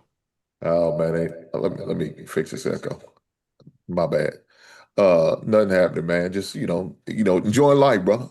Enjoying life, man. That's about it. That's about it, man. That's about it. I don't know what Nas talk about, man. Why he keep commenting about me. We got footage. We're gonna show it. I told Ace, I said I was watching Hank video. He was like, in that game, he was like, before the game, Caleb Williams is gonna walk on water at Lake Michigan. He's gonna. Before after he leaves the game, he's gonna walk on water. Boy. I'm like, Diesel's gonna love this. Hey, Nas, you see Diesel right now, them horns coming out. You see him? I see him percolating. He percolating. Boy, he's ready to turn me up when you said that, man. Don't do that, man. Hank, I got a question. Okay, and then I'm gonna show y'all what the poster said. Okay. Can an NBA player who's all-time turnover king and has the most playoff losses in NBA history be considered the greatest of all time? No, man. You're a basketball coach, a basketball dad. I'm sure you've laced them up. Seriously, turnover king and most playoff losses. Well, yeah, I see y'all on LeBron's neck. Okay, I see what's going on here. We know you got the LeBron beard, but we just asked a question. No, will make him free. You can't, man. You can't be doing that, man. I'm not. Look, there's 1 minute LeBron, surprises me, man. I'm proud of him. I'm happy for what he does. Then the next minute he finds a way to screw it all up and make some dumb statements or make some dumb decisions or do some crazy stuff. I just don't understand, man. It's what we call the love-hate relationship, I guess. I was mad at that alien-looking white lady on Fox who told him to shut up and dribble, but that could have been the best thing he could have done for his career. Him and his agent, Rich Paul, shut up and agent, and LeBron, shut up and dribble, as far as having these basketball conversations. Politics, say what you want, but these basketball conversations, manipulating the minds of people that he's the GOAT is beyond me. But here's the poll. 78% said no, 11% said yes, and Diesel said unsure, rubbing his bum on the fence. That's a Diesel answer. That's a Diesel answer. And you believe him. See, you wanted his Diesel, his guide on.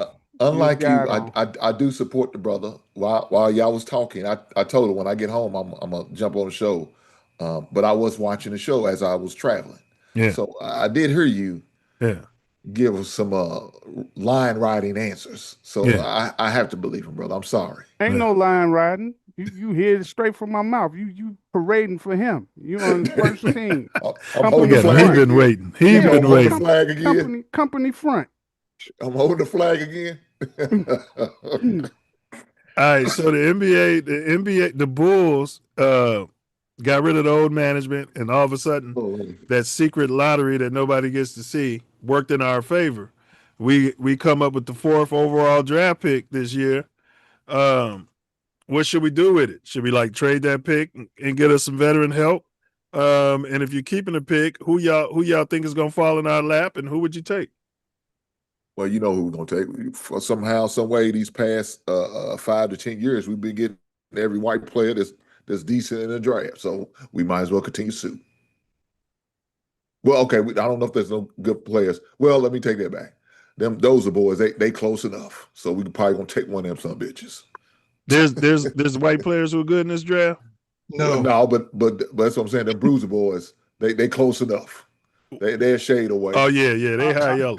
I hope that the team that Carlos Boozer is part of their front office takes Cameron Boozer before the Bulls pick. Utah, I think he's with Utah. Yeah, I think so I hope that they pick and take the Boozer, because I want them to get the kid from North Carolina. So Caleb- AJ Caleb DeBanster, Johnson. BYU, Darren Peterson, Kansas, Cameron Boozer, Duke, and Caleb Wilson. Oh, you just like his name because his name's Caleb. No. Okay, I see. I knew Dizo. that. I knew that's what you would pull out of it. I see you. I see what you're doing, Dizo. Yeah. I knew you would pull that out of it. But I'm hoping that I think Utah picks 3, right? And Yeah, they say Boozer- he's a versatile 6'10" forward who shot 57.8% from the field during his freshman campaign and showed off a nearly 40-inch vertical. I like that. Yeah, I want an athlete because people have been telling us I think it's a Kansas guard.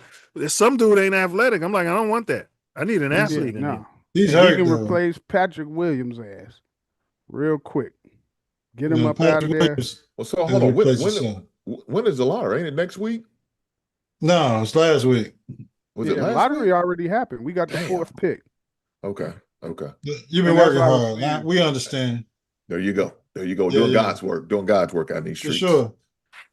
But the kid out of North Carolina has been hurt this year. And you know, of As course long as his meds clear, I'm big on availability. So if he coming in the league where he can't play a lot, yeah. So maybe the A-Cuff kid, I like him too. We got a lot of guards, but hey, you can never hurt to have a future superstar on your team. We already got a power forward, Big Pat Williams. Yeah, Big Pat Williams should be off of this roster. Hopefully, by the time we get to training camp, I don't know. His contract is an albatross in the NBA, but maybe we can get something done to get him out of here. yeah, for sure. And then free agency, Bulls got money to spend, so they could pick up somebody. I just hope you don't go get somebody like Austin Reeves who can't play defense. Well, we got enough. There's gonna be a new coach in town, so it's not gonna non-melanated be all that players. running up and down, laying down on defense no more. Yeah. Shit, they might bring Tibbs back. 4? Tibbs is calling number 4 right now. I don't want him. 4? That motherfucker ran the same play, the same 7 players for 10 straight years. His ceiling is only this high, man. He's not going. Yeah, I wouldn't want him. He ran Derrick Rose in the ground, man. All them players, Rose, Noah, Dang. Ding. He had a Butler. backup to Ding, and then when Ding got hurt, the other kid came in, was balling. Ding came back, and the kid couldn't see the court again. What kind of coaching is that, Hank? Look here, man. The coaches we've been hiring. First of all, why'd you take Billy Donovan, a cast off from about 3 different teams? We should have never hired him, but we did. So We had foreign management from shithole countries that should have never been there. So I wouldn't be surprised if they bring Thibodeau back, man. Don't be surprised by this, man. No, we got us a colored vice president. That shit. He got different ideas. And he's from the U.S. They call white Negroes. We know what they are. No, not this guy. This guy's got to be from the North if Hank going in on him like that. Yeah, he showed up with some. He's got to be from the North. If he was a Southern boy, he's a goddamn parade Yankee. for him. He's a goddamn Yankee. That's why I don't like him. That's it. All right, so but Dizo, one thing Dizo did, he put his suggestion out here. I didn't hear you guys' suggestion. Do you like Dizo's Caleb Wilson? Said he liked him, but he also liked that other guard too. I like that other guard too. Who? From Kansas, Darren Peterson? No, I want A-Cuff. A-Cuff. He's Darius good. A-Cuff from Arkansas. 6'3". Is he athletic? Yeah, he's very athletic. He averaged 23.6 assists per game. If you're gonna get him, you might as well trade the fourth pick for Pookie Morant. We don't want Pookie Morant. We don't want him. Would you do that, Hink? John Morant for the fourth pick? No. Took him a while. No. He's thinking about What if I gave you a pitcher of Kool-Aid with extra sugar? You don't do that. Now look, I like John Morant because I know we actually got to meet him. My son got to meet him. He's great with the kids, but man, Really? He's a Murray State alumni. So shout out to all the Murray State alumni. Yeah. I just can't do it though, brother. I'm sorry. Really? No. He could be a cancer in your locker room or off the court. As far I'd as your move young, him in right at O Block. I'd give him the top floor of one of those O Block apartments. Exactly. And express yourself. He'd be like Dennis Rodman. Just you do your thing. I'd introduce him to Lil Durk. he got no veterans on the team that can. this your solid goal, AK-47. Yeah. Just sit up there and do whatever you want to do. Put He's money the on wrong the kind block. of player to influence your young players coming into the league. Yes. So you don't want that. All right. Now there is a guard out of Illinois. Y'all up on him? Keaton Y'all gotta Wagner? be. Keaton Well, Wagner. I was wondering why y'all didn't look at him. Oh, 6'6". Maybe with our 15th we can get him. he'll be gone before 15. You sure? He's 6'6". Jordan was 6'6". Yeah, Yeah, but be gone. he's good. It's just that I think some of these the top 5 guys are better. You know, not much better, but they're better. Uh-huh. But he won't be around when we pick again. Yeah, they're all can ball. projects. They're all He can skinny. ball. Skinny. Need to get some weight on them. Get in the weight room type kids. But 15th. yeah, but he won't be there. What Nah, about he'll the be kid gone. out of Louisville, Hink? Michael Brown Jr., 6'5" What? guard whose combined performance prove he is fully healthy after a late season. Oh, back injury. We'll see. Remember, we hate best abilities availability, so he's definitely no for me. A back, 82 games on that wood. Look, Now- I tell you this: with that second pick for the Bulls, I would like to go get your boy. What's it, Langerford? Is that his name? The forward from Michigan. I like Shackelford. No, Shackelford, drug problem. Yaxel. Yeah, what's his name? Yax. I don't know. Oh, from Michigan. Michigan. Yeah. Yeah. Our second pick of the draft, I like to get him. But I like Ace. You said I like Acuff. I've seen a lot of him as far as him playing for Arkansas and the SEC. I like him. I think he's a superstar for real. Truth be told, I think he's really underrated compared to the Petersons and the AJ. So would you take Acuff Acuff better over than both of Darius them. over Caleb Wilson? Is that who you want with him? I don't like the injury. I trade back, and if I could trade back to 5 and get another pick, and I like Acuff better. Yeah, I like him. So wait, so Diesel said Caleb Wilson. Ace, you agree with him for the number 4 pick.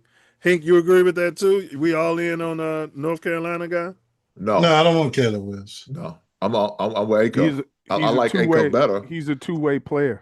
The dude I'm talking about. That dude can play. Well, hold on. So is Acuff. Acuff can play the shooting guard or the 2 or the point. Yeah, but we talking about blocking shots. He's saying offense, defense, two-way player. Yeah, he's okay. Is Acuff a dog on defense? Just look, because I know some of these guys we may not have he's a dog on offense, checked out. But check out Diesel. What are we talking about defense and they don't play that shit in NBA? I mean, you gotta have some. They playing in Oklahoma City. The Spurs too. You gotta have some. That's a different mindset, though. That's a different That's a mindset I ain't never lost. I used to we don't have a coach about that. We don't have a coach. Who's going to be the coach? Now, if you got Thibodeau, I agree. We're going to play some defense. We ain't going to be able to score a lot, but we're going to play a lot of defense. Just it depends on who your coach is. Check out. If we're going to go in the same rim of what we did with Billy Donovan, we're going to get one of them offensive players, and somebody like Acuff will be perfect for us. Because they don't care about defense, all offense. My problem with Wilson, he can play, but the injury he had. Yeah, man. He had a foot and a knee injury. I don't like that, man. Especially when you talk about the foot shit. Hell no. Fuck that. Let me screw that. My bad. Now, so Ace, you're going with Acuff? Yeah, because hopefully Utah will go ahead and take the Boozer kid, and that'll give us our choice of whoever we want to have at 4. Yeah, they got to take that dude at 3, Utah, to give us any kind of, hopes on a player that we really like.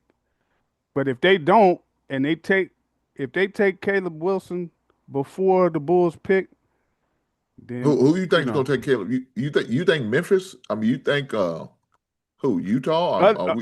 Other than old boy from BYU, who's going first, right? Yeah, I hope he followed the 4. You talking about next Peterson? Peterson's, number 2. No, but Utah's number 2. DeBonce's number 1, right? With the Wizards, yeah. He's gonna go 1. Yeah. So 2 and 3, they could pick anybody of like 5 players. Well, I don't know, man. I think that whoever's going to go 1, they're going to get the opposite. So if Peterson go 1, I think they'll take AJ. He's Peterson right down the 1. street. He's right down the street from him. That'll be a great pick for them. I'm trying to tell you, these scouts are, and I've been listening to coaches and they're big on dude from North Carolina. They're big on him. So it wouldn't shock me. I do like the North Carolina pedigree. We had one Michael Jeffrey Jordan from there. He don't have no pedigree. He's like 14 games. Mercer, I don't know how many games. Mercer, do me a favor. Yeah, Pull up the names of the But to see the rest of the pedigree players. from Carolina, it wasn't successful. What Cody White wasn't successful for us. No, he wasn't. He was all-time North Carolina high school scoring. But that didn't portray into he was a turnover machine. Couldn't handle the ball. He was turnover prone. Yeah, but the kid from North Carolina didn't play enough games for me. And there's no way anybody in the top 3 is going to pass on that kid from BYU. And if they do, damn it. No, the BYU guy's going first. Yeah. But it's 2 and 3. There's your list, Diesel. Okay. So we got they got the Mikael Brown guy. Hink, you didn't see him at all this year from Louisville? Yeah, I seen him a whole lot when he played, but he didn't play a lot. He was hurt a lot? Yeah. Yeah. They got Keaton Wagler at number 7, so he probably won't be available. I want to say he missed about 8 games for the season. They're projecting Caleb Wilson to the Bulls. Yeah. I hope so. I just know that 2 and 3, they could pick any of them. The rest of them top 10 players, 2 or 3 could change. It's not set in stone. The number 1 pick should be set in stone. AJ DeBanster? Yeah. He's number 1. If for some reason is he athletic? Yeah, he's a stud. Yeah, but Peterson is too, though. No, not more than AJ. Not like AJ. I was watching AJ on some of them games, and that. I mean, the reason I think he's probably not going to go on because he's already doing that R&R shit in college. So I think that's what really. Wait a minute. Who has the number? Who has the number 2 pick? Is that Utah? Yeah, Utah's got the number 2 pick. Oh shit! Well, wait a minute. Who's the 3 pick? 3 pick is Memphis. Oh shit! Damn. So that might change it up because I think Carlos Boozer, I think he works for Utah. And I don't see them. I mean, they could draft his son. Yeah. What do you mean you don't see them draft his son? Are you sure he works for Utah? I thought he was He works for one of them teams that's drafting. I thought he was like on a NBC Sports. I don't know. But what does it matter? They switch up. What's your if point? He's working for a team, he's more likely to tell him to draft his son. That big influence. That don't mean shit. But his son can play. Right. I would say. Well, yeah. The if I'm a GM, I would draft my son too. Yeah, the bigger one. Well, we have seen his son. He does. He works for the We've seen his son's skill set for the last few years. He can and a member of the front office, Carlos Boozer. So the Jazz. So, but it would. I don't think it would be like if he was number 1. selecting and they took his son, that might be controversial. But if they took him 2 or 3, I don't think it'll be a controversy there. Yeah, now see, that could change everything. If they take him 2, and then that leaves the guy from Kansas and Darren Peterson from North Carolina. Look, you want Caleb though. I don't. Yes, I do. Okay, I do. Okay, no wonder. Okay, Yeah, I don't have a dog in the fight. That's why you rubbing your bum on this man's line. Okay, he's rubbing his I bum mean, on I get it. He's from the family ACC, and Bluegrass wants no parts of that, right? Yeah, I understand that. It's not that, man. I just don't. I just understand it. From Again, his we had plenty of players on the Bulls with injuries. We need to stop doing this shit, man. We got a med team damn near for the past 3 years. I feel that. Why do we keep bringing them in like this? I don't understand that. I feel that. And this your boy kid was doing that too. Poles, go ahead, Ace. This kid's played half a year in college at North Carolina. Yeah, keep talking about a pedigree, but he's played half a year in college. He's been hurt most of the year, and now you're talking about drafting him and bringing him in and bringing him in as a project. He's got a 40-inch vertical. He's 6'10". I understand. I know all that. Eventually, he's going to be a good player, probably a great player in the NBA. But why do we have to keep drafting these hurt players? Is the question. And Ace, I'm surprised that Dzo's doing it because he's the first one to tell you best ability is availability. That's true. Mm-hmm. This is crazy, Dzo. You pushing this shit. Listen, he played 24 games, and he got a broken right thumb in March. Yeah, it's not like it's a knee or an Achilles or anything. Well, he missed some time earlier too. Not just March. 24 games that he started. He didn't play in a tournament in March for whatever reason. He's dark skinned too. With that motor. Look at him at the slave and he combat. adds to it. His motor is off the charts elite. And where do you see that really show up much? And this is some of the things we'll talk about. Stock rate.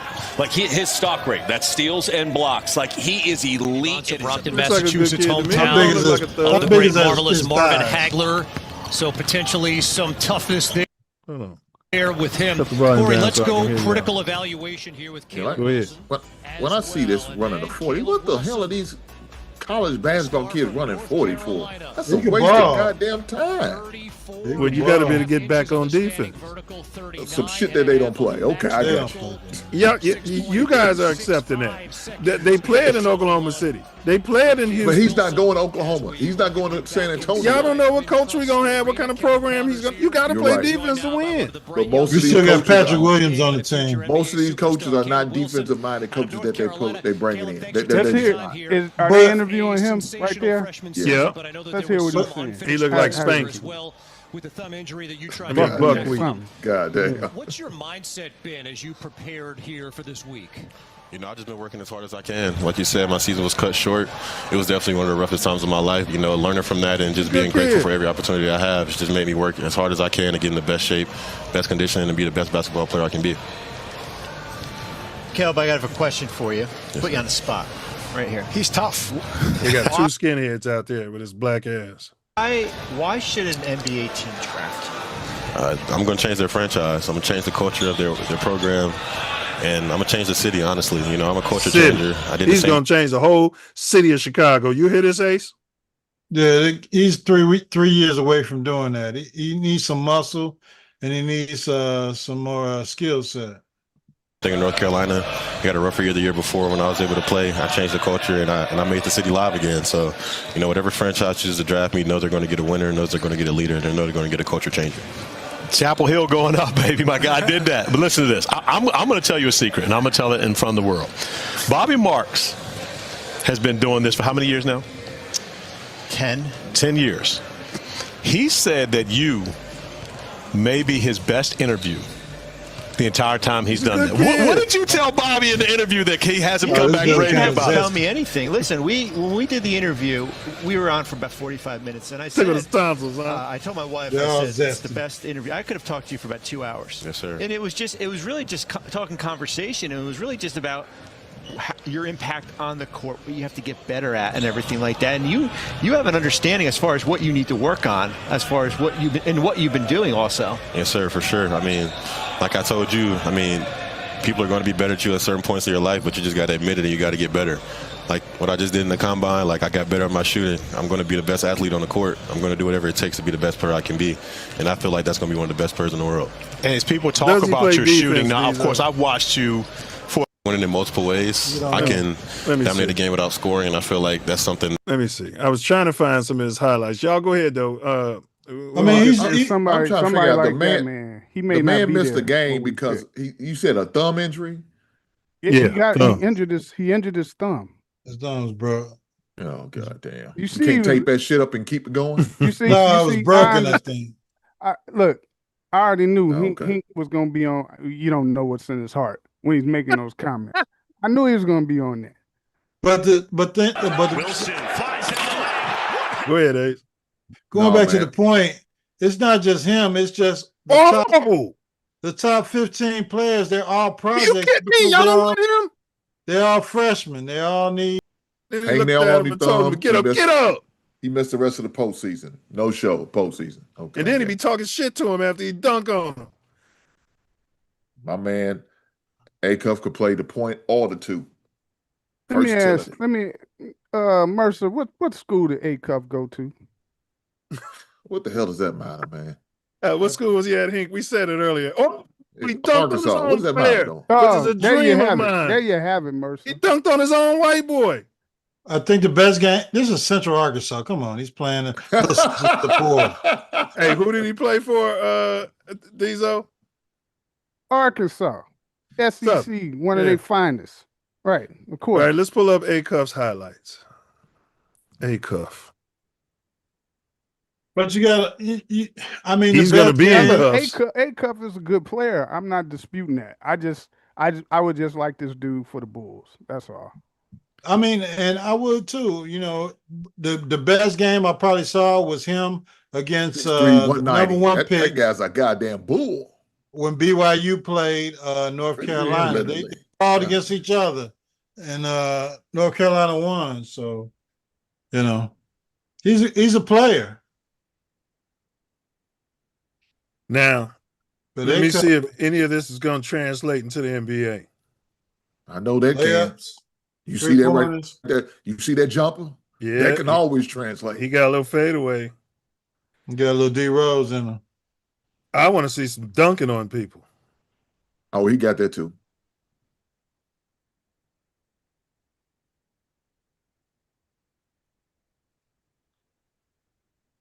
He got a nice little handle. And one. Man, if the Bulls can get two of them top MVP 10 of the Allen Iverson All-Star game. Man, yeah, if we can make a right move and package up that 15 and some of our second-round picks, we might be able to move up and get both of them. If we can get two of them top 10, if somebody kind of slipped, because really it's a top 15. I mean, the top 15 are supposed to be potential franchise. He's feeling himself. That looked like me at MPAs. Yeah, for sure. Knockdown. Is that how you was? Yeah. My handle wasn't as good, but shit, I was the first one I saw on a 1-0 fast break, stopping and shooting the three. Hank, 1-0. You was doing that before the splash, bro. Shoot it, turn before the splash. Shoot it, turn around, run back down court, and listen to it. Diesel, you heard that, didn't you?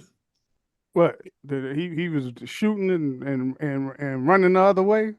Yeah. Yeah, he's probably running the other way because he knew that the type of construction that was being built from them bricks. Bang! God damn. No, shots fired. That was the best hooping in the. That was the best hooping in the state back then. Shot fired. Shots are fired. Well, if it's between these two guys, I'm as much as it pains me to say, I agree with Diesel. I'm going with the kid out of North Carolina. You got to look at the ceiling. You can't teach that height and that athleticism. That kid looks like Kevin fucking Garnett with a better handle. Jesus. I got you. Sounds like he got a good head on his shoulder. You're gonna be disappointed when it's all said and done. I really don't have any complaints. He's gonna let you down again. I really don't have any complaints about the Bulls drafting him, but if it comes down to he gets picked by another team, Acuff is the kid I want. Yeah. He may not be there when we pick. I don't think he's going to be there from what I'm looking at. And then we might end up, if that's the case, then Boozer or somebody's going to be available. Yeah. I mean, Do we want to get it's a hype, no lose or we need situation for the Bulls. or a guard threat? Well, this one we I need pulled both. up. I We know. need both. Yeah, This one I pulled up. This was kind of with Hink in mind. Wait till the end of the video, and it'll make sense. What is this? What's this? Hey, fellas! You gotta wait till the end. You want to know what time I woke up this morning? What time? Around 6, 7. 6, 7. Oh, hey, Annie, ladies. Did you guys do your homework last night? I tried to, but I got stuck on problem 6 and 7. 6, 7! Hey, Eric.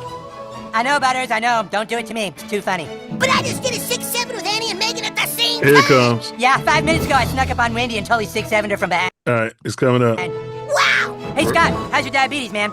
My diabetes? Yeah, what's your A1C at? A1C, Hink. I said, damn, he talking about the A1C. What's your A1C at? About 6, 7. 6 point something. Yeah, what's your A1C at? 6 point something. Carmen sound like Hink. He asking about people's A1C. Oh man, get them A1Cs checked, y'all. A1C check. We don't make light of it. All right, we was gonna talk about Goot Goot, but we're gonna move past Goot Goot. I'll just tell y'all, Goot Goot is the big African, born and raised in Australia, some sort of colored, and his name is Goot Goot, and he's gonna be the next big runner like that Jamaican guy, Usain Bolt. Allegedly. Goot Goot, you better look him up if you ain't looked him up. I seen him. Even Bolt said this dude is crazy. Yeah. Yeah. Well, they haven't touched him yet, have they? He had the fastest time in the world at his high school meet, and that was considering grown men's times. Okay. Yeah, he's just got to work on getting faster, and he's an all age student. He's got to work on getting out of the blocks quicker, and all that stuff could be worked on. You know, them Jamaicans is good for that stuff. You know, they He's from Jamaica? No, he ain't Jamaican. He's from some shithole African country, according to Donald Trump. He's not from one of them islands over there? No. Goop Goop. The country he's from, they give, like your name would be Diesel if you was from that country. Yeah, they do that shit. Have they checked his piss in America or internationally yet? No, because he's out there in Australia. He's got a Karen who discovered him. You know, the white people always got to discover us. Yeah, and she's keeping his black ass humble. You know what I mean? And making all the money off of him right now. Mm-hmm. All right, but we'll get to that. Maybe we'll cover this more in the whole show. All right, Julio Fulio. This is for all the YNs who watching. His killers. This is for the YNs, y'all. Check the 13th Amendment. Things like that, do you think that the prison would benefit from him in a work capacity if he were sentenced to life without parole? I say yes, with my experience, not only just in classification, but as former, he's someone that's young, he's healthy. In reality, we need that labor, we need that sweat equity, and we will put him out there to work because we do have an aging prison population, jail administration. So they was asking, if they should kill him. And see, this is what's going on. This is why the teen takeovers is all over the news now. They need younger they need younger slaves in the prison system because the prisons is aging. And we'll do it one more time. The prison would benefit from him in a work capacity if he were sentenced to life without parole? I say yes, with my experience, not only just in classification, but as former, he's someone that's young, he's healthy. In reality, we need that labor, we need that sweat equity, and we will put him out there to work because we do have an aging prison population, jail administration. We have that, so we put these young individuals to work and get some sweat equity out of them since they are. That's down there in Georgia, Diesel. Yeah. Everybody got a haircut before that trial. The defendant, the prosecutor, everybody ready for the cameras. So, yeah, I just wanted the YNs to see that. Prison is literally slavery. Read the 13th I thought Amendment. that crime happened in Florida. No, it happened in Georgia. I thought it was Florida too. No. They took it to. He was in Georgia. I know they from Tallahassee, but I thought they followed them to a spot, another little city in Florida. I don't Well, care what you thought. He got caught at his sister's birthday party. That's where they took him in. He was at his sister's birthday party when I think they arrested him. Julio Fulio was shot and killed in the parking lot of a Holiday Inn hotel near the University of South Florida on McKinley Drive in Tampa, Florida on June 23rd. He was ambushed by rival gang members while in town celebrating his birthday. Yeah, no need to apologize there, Mercer. No. You will never get an apology from me. Yeah. You're not going to say FGB. I'll apologize to Hank. You know what I mean? Of course you will. He's your personal flag. No, he's a man of culture, and he'll say FGB. Yeah. Yeah. Marge. He's something wrong with you, brother. What I think this is. We're gonna pray to that baby white Jesus for you. Yeah, you pray to him. You pray to him. Why do I think this is in Georgia? I don't know. Hey, real talk. They lucky they don't kill them. Hey, you might be talking about them other two young bloods that went and you got might be ended for thinking the of a different boyfriend of the case. sister. That's what I think. That's the one you're talking about. Maybe so. Yeah, that is Florida. Damn. Still in the South though. Oh Shout out to the South. Like I say, they lucky they don't get killed. I think they got the death penalty. Well, they was talking about the death penalty, but the slave master was saying, "Don't kill him. We can put this boy to work." We can work him for the rest of his life. We're gonna work him until he die. He could die out there in that field, but at least we getting something out of him.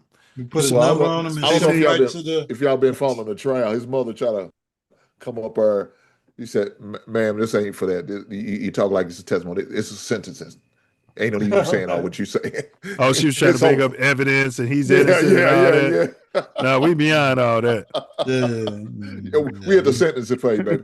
We finna give him.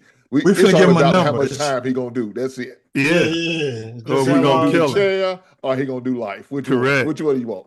Because character, she's supposed to have been talking about character and maybe things that happened to him when he was young, but she out there, my baby, he was innocent.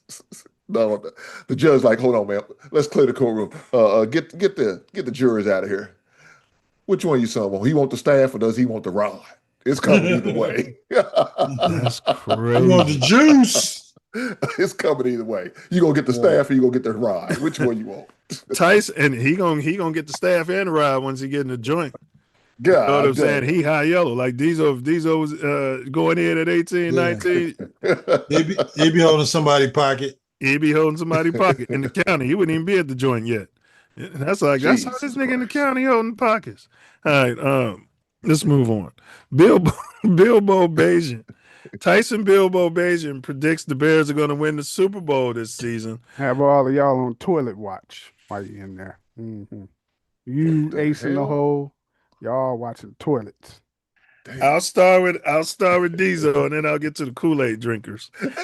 Tyson Bilbo Bajan predicted, puts the pressure on Nails, puts the pressure on everybody. He's a backup quarterback. His backup ass should sit there and shut up. He predicted the Bears are going to win the Super Bowl this year and put a big fat target on our team's back. What's your take on this, Diesel? Yeah, they're going to trade that son, bitch. Go ahead. I mean, he needs to get a muzzle put on his fucking mouth. I agree. Sitting over there saying that kind of shit. Nobody needs to hear that. It's already we got the toughest damn schedule, and we don't need you going out there putting no bulletin board material to entice people to play even harder than what they're going to play. So, yeah, no, fuck that. I tell him listen, Ben Johnson, I don't know if he gives these guys free range to go and talk and answer questions like that. But I'd have them under strict rules, right? Like, hey, guys, we're not saying no questionable shit. Let me make those statements. You guys don't make no statements like that. Especially a backup. I could have taken, y'all know I'll be on Caleb's ass, but I could have taken that from Caleb more because because he'd have to back it up more so. If Pookie Sanders, Deion Sanders' boy, was a backup quarterback and his black ass said something like this, the national media would have been in an uproar. All right, Ace, what's your Kool-Aid take on this? And then, because I'm trying to vote, me and Diesel are going to decide who's going to get the Kool-Aid pitcher for this season between you guys by the end of this show. It's definitely Hank. But this coming from a guy who picked the Bears to go 12-4 2 seasons ago. I think Justin Fields was still the quarterback. But go ahead, Ace. No, it was Nailed his rookie season. Iceman's first year. Yeah. And we should have fired the coach if we'd have brought in another. But we had that coach, and you went crazy with your Kool-Aid. Go ahead, though. Go ahead. We're not going to go in the past. Yeah. Well, I mean, our coach lost about 4 or 5 games for us. But anyway, your backup quarterback who still has the ability to be traded to another team. We can get a high enough draft pick. Should shut his mouth. Yes, you should be confident in your ball club and your ability to come out and win some games next year. But again, you have the toughest schedule in the NFL. I don't know how the Bears get this every year. And partly because of the division we're in. But and we went to the playoffs last year. And this year we got to defend that. But there's no reason for him to come out on podcasts before you even get the training camp spewing this nonsense before you can get your team together and get in the training camp and figure out what you got going. But hey, if you're confident, you're confident, but just keep it to yourself. And I think, it go behind their general manager, Ryan Poles, running their damn mouth and gabbing and yabbing all the damn time. But I think eventually the head coach will tell them to keep the damn mouth shut. Well, J. Cole said it best. I think it was J. Cole. There's nothing worse than a cocky white son of a bitch. I'm paraphrasing what he said. And he is cocky, and he looked like he was high in that podcast he went on. Drop dead gorgeous, so smart. All right, Hink, give us your Kool-Aid take on what your backup quarterback came in there and said. And he's not from the South. Is he from the South? No. Yeah, he is. His dad is from his dad might be from Kentucky or something like that. Yeah, but this is where you grew up at. Senator McConnell, what do you think? Let's hear Hink's take. Shit on the South, man. Let's hear your take, Hink. Look here, I have no problem with a backup, third-string punter for anybody who speaks highly of his squad and who has confidence enough to do that. You're supposed to speak with confidence. Now, we sit there and listen to Caleb Wilson, and we heard what he said. Oh, he sounded like he's confident. We was all for that, right? He's going to change the league. He's a coach to change it. So why can't my backup quarterback have that same sentiments? He's from West Virginia, Diesel. It doesn't matter where he's from. West Virginia. In the words of The Rock, it doesn't matter where he's from. He's talking with confidence. He put his chest out. He said it with his goddamn chest, Diesel. You can kiss that man's grits. So you'd have felt the same way if it was a colored backup. Goddamn right. If that was Deion Sanders' son. Man, let's go. Pookie came out and said that you was good with it. Come on, man. Let's do it. Let's do it. Diesel, keep that in mind. Yeah, I'm going to adopt this year the SEC. I'm going to adopt this year.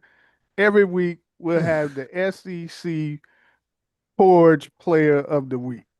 Because Bluegrass always loves to drink his porridge or, eat, sip on it. You're going to have his SEC porridge player of the week. And they got to be from the SEC in a Bears game. And we'll let Bluegrass, let them pick it every week. Plenty of SEC players in the NFL. Oh, yes, it is.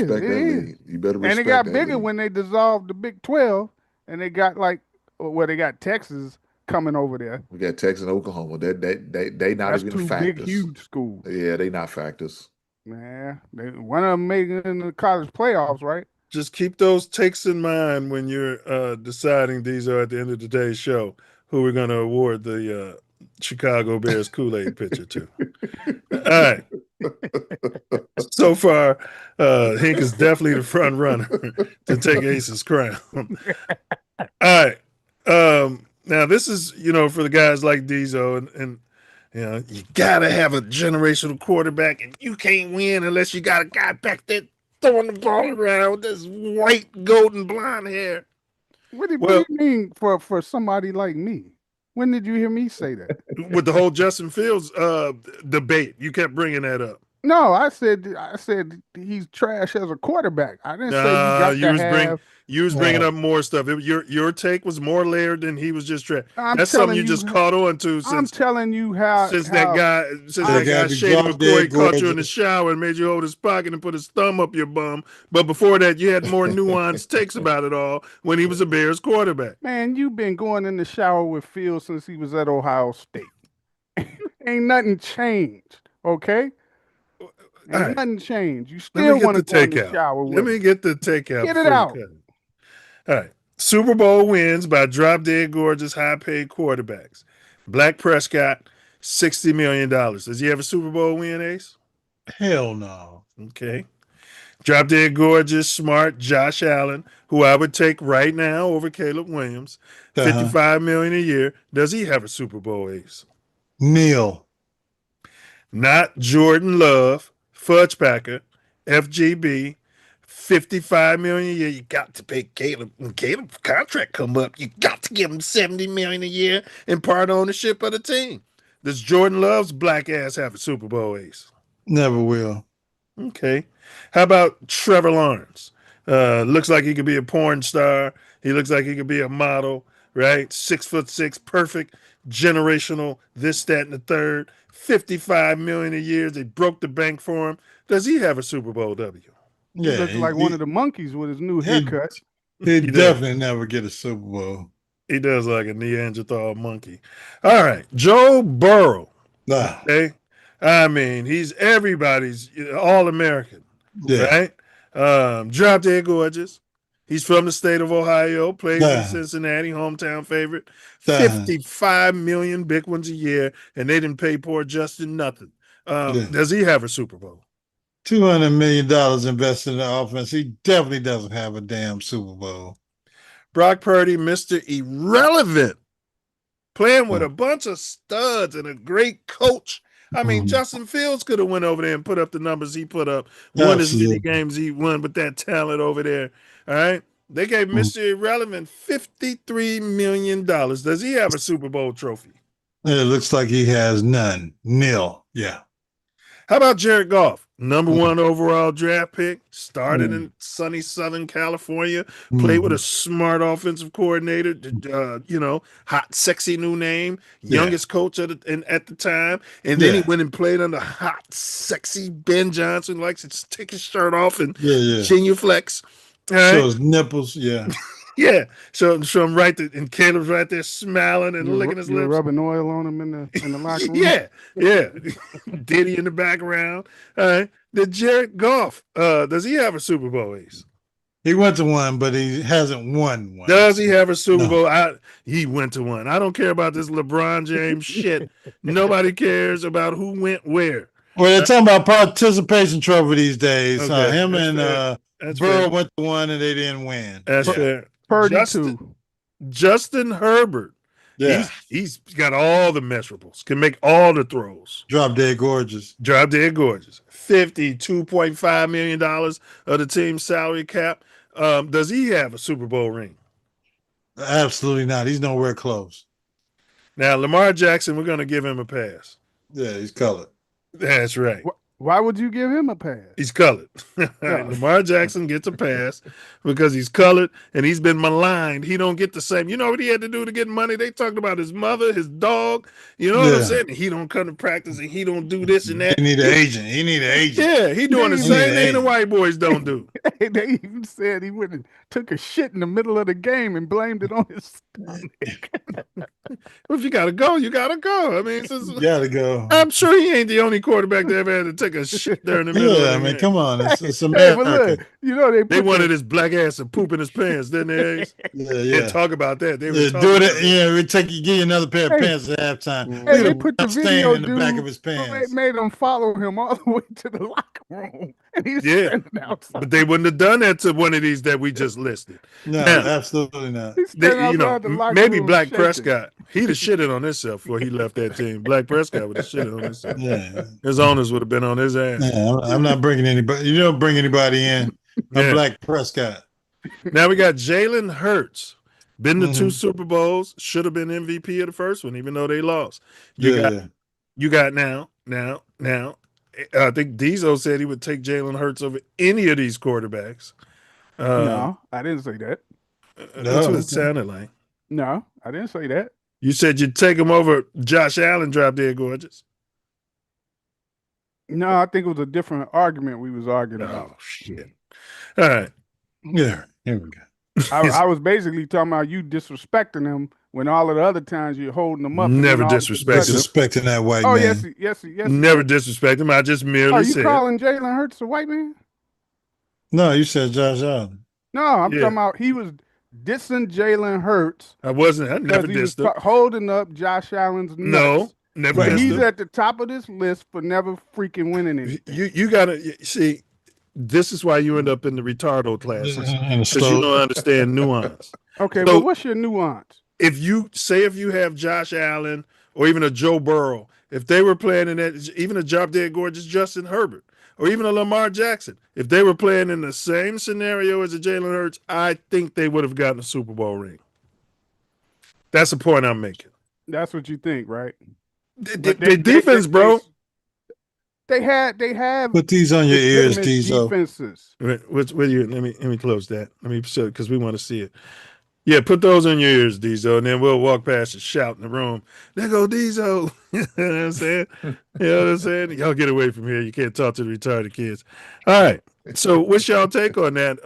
I know you guys like fancy quarterbacks and offense and stuff. You know, they're paying them all this money and they're not getting any fucking results. Yeah, well, you're going to take Josh Allen. So what difference does it make, right? They're not winning, but you're going to take him first to start your franchise. I said I would take him over Jalen Hurts. Oh, God. Yes. Man, you said over Caleb Williams. You said over You're arguing. This is like arguing who would you rather have, Tracy McGrady or Robert Horry? You'd go with Robert Horry. You said Caleb This is Williams. what you're doing right now. You're choosing Robert Horry over Tracy McGrady. That's what you're doing. You said you take him over Caleb and over Jalen Hurts. But then you're arguing that he's getting overpaid because he's never won nothing. Make it make sense. It don't make sense. I'm not arguing that Jalen Hurts is overpaid. He won something. I'm talking. God damn it. You're just saying all them quarterbacks on that list got all that money and they never won nothing. Yeah. Right? But then you're saying you take Josh Allen over Caleb Williams and you take him over Jalen Hurts, and Jalen Hurts the only one who won something out of all the motherfuckers you showed. Yeah, it's a $4 million difference because Jalen Hurts take the team friendly deal. Okay. So what's your logic here? My logic is the shit that you're arguing doesn't make sense because you're going to take one of them any fucking way. Right? No. Again, it's a nuance. Hey, when the Spike Lee kids on all his movies ago? Oh. It's a nuanced discussion. It's a nuanced discussion, Diesel.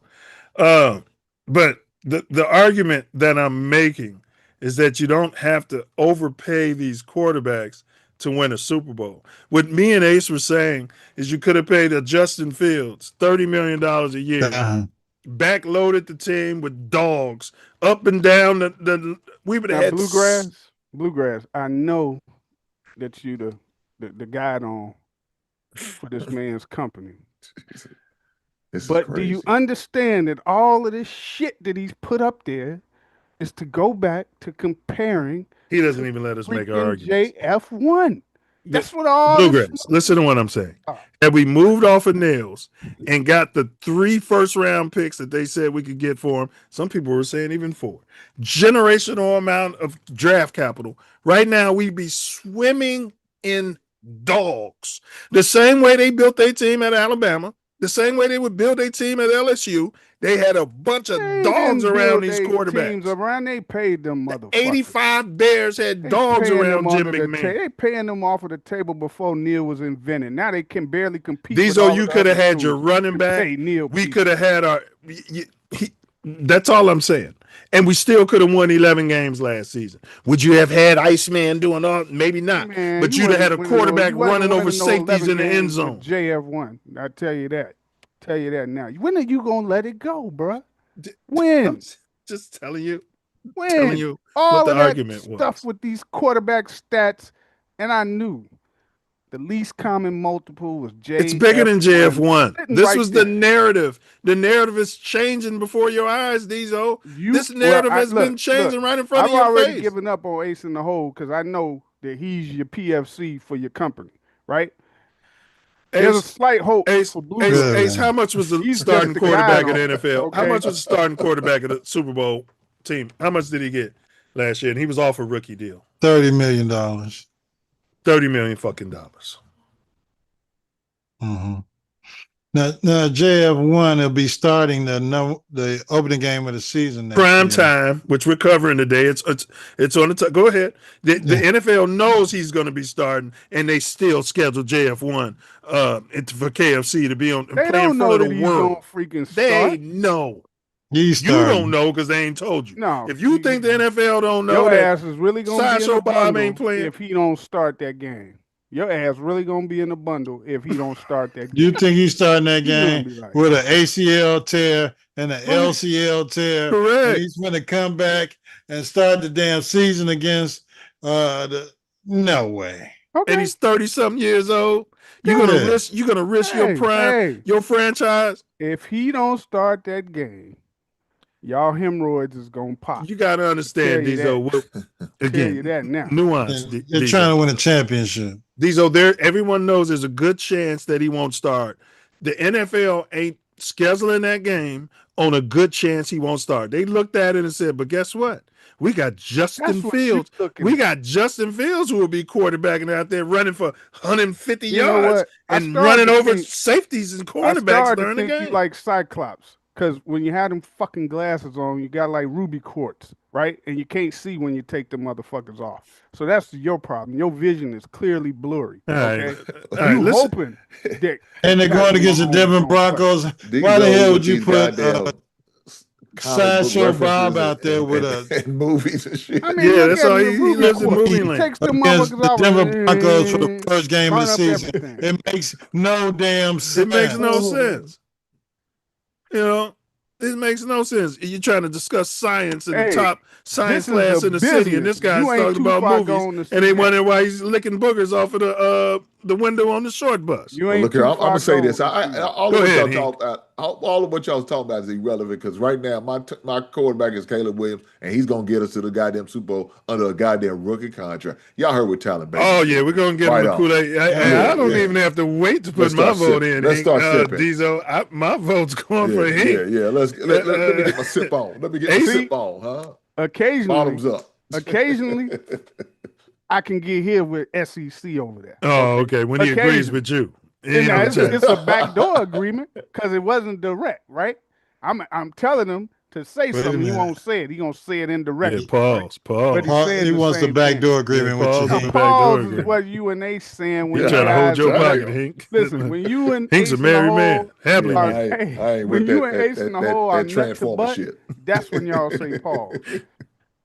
Yeah. So to Ace's point, Justin Fields will be on prime time, and your butt's gonna be in the bundle, Diesel. If you telling me you ain't gonna watch that game. If Sideshow Bob ain't playing and they playing against the Patriots. If he does play, man, you better run that dude like he's in an Army commercial. They're playing the Broncos. Run all day. Defense in the Broncos. Yeah, Broncos. 1, 2, 3. With Eric Bieniemy at the helm calling the plays and the head coach tickling the tonsils. Don't let that motherfucker throw the ball. Just run it all day long. Whatever it takes to win. Run. Yeah, that's just racist. He don't like the black quarterbacks running. Run. No, I want him to run. That's what you got to let him do. Man, he's got the mentality of the 70s. He's like one of them hard-headed zebras. He want Vince Evans running the same offense as Bob Avellini. Put him out there, run right through them crocodiles in the Nile, and let him go. Let him just go. Right now, you know they got the Super Bowl MVP running back from the Seattle Seahawks, as well as brought in JF1 and drafted a corner, a shutdown corner. Yeah, look, and brought Eric Bieniemy in there. He coaching them boys up right now. I got no problem with the Chiefs. I'm saying if that dude got a quarterback, just run. Don't let him throw the ball at all. Right, don't let him throw. Schedule. We're gonna go. Strength of schedule. This is 2025, y'all. Division winners schedules. Okay. This is the Bears. As it turned out, this is post at the end of the season when you looked at how they played against, what the team's records was when they played, based off 2025 opponents' winning percentage. The Bears were number 1, toughest schedule in 2025. We took that schedule first year in the system and ran up 11 victories. Which say ye? Bear down. FGB. Did you show 2026 projected the strength of schedule? Oh yeah, we getting there. We getting there. It's like they got their thumb up. It's like they, it's like basically we running it back. They don't like the Bears. Against the toughest.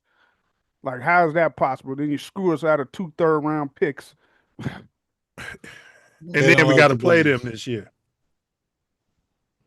Well, one thing y'all missing, I saw this and I thought it was important for you Kool-Aid drinkers, because I'm going to keep it 100. So, out of all those teams that won 11 games last year or more, our Bears, behind the leadership of Milz, had the lowest winning point differential. All right? 26 points. That's it. All right? So Seahawks 191. Yeah. Rams 172. The Pats 170. So you got this drop dead gorgeous 6-game winning scores in final 2 minutes. You got this drop dead gorgeous coach who's an offensive brain, and there it is. We had the lowest point differential of any of the top teams last year. What say ye? Well, all of those teams are playing the little sisters of the poor.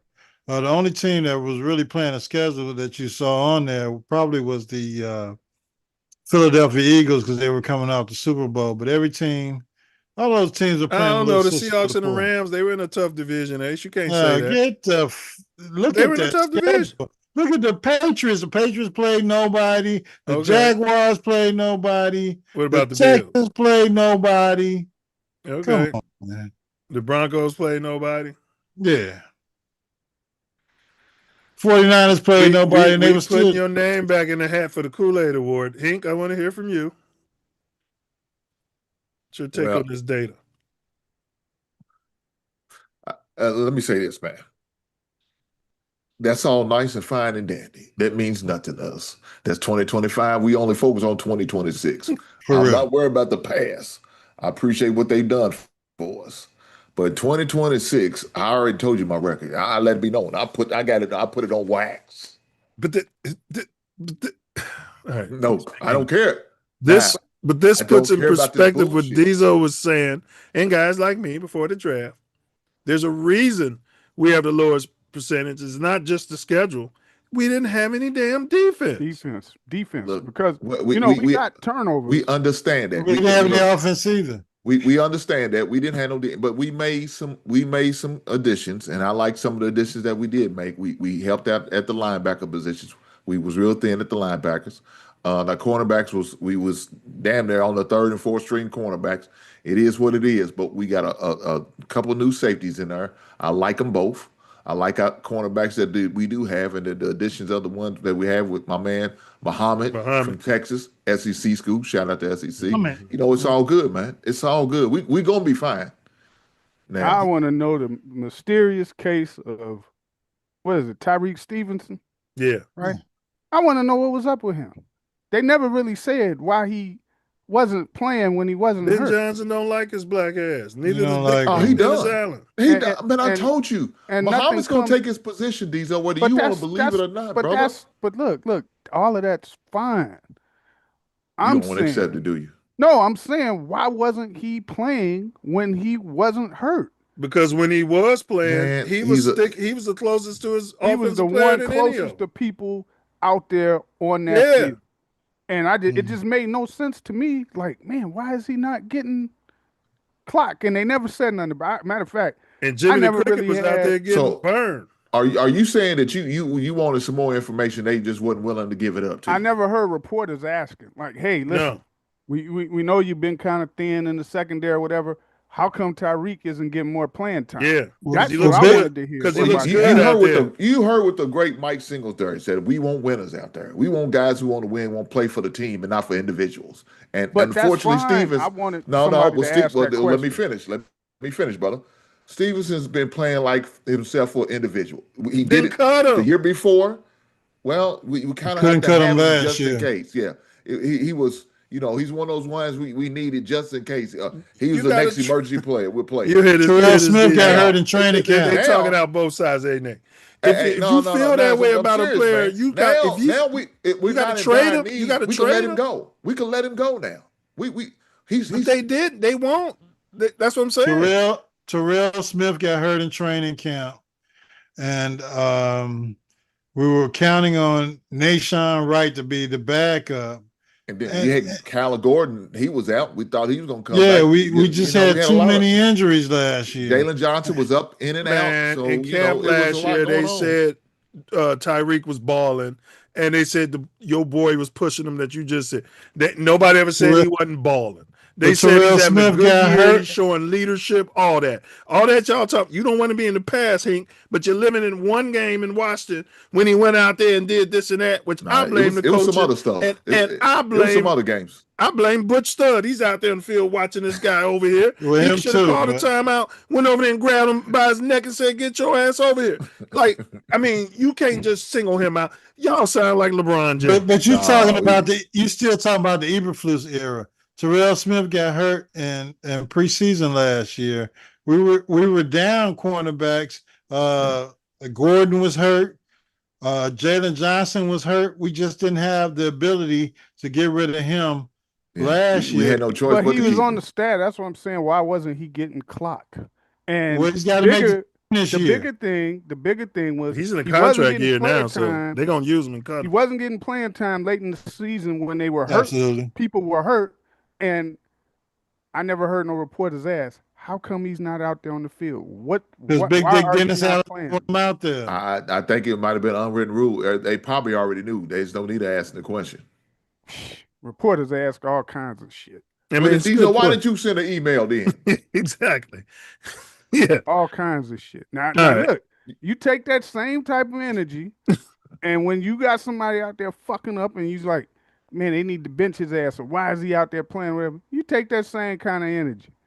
I will. Same type of energy. We won't win us. You heard what Mike Singletary said. Oh, you won't pour. Can't win with us. Can't play with them. Can't do it. He also pooped. He also pooped in front of the team at halftime. Whatever it takes. Yeah, well, whatever it takes. Yeah, I said I would have hired him after that shit. If I was the Bears, he'd have been my defensive coordinator. Damn right. I'd have been in interview. You could shit wherever you want to shit if they're putting out that product. What did he tell Vernon Davis? Get your ass off the field. Go running. Just go. Hall of Fame, Vernon Davis. Can't win with him. That's the guy he singled out. Yeah. Can't win with him. Goddamn right. Everybody's like, what happened with?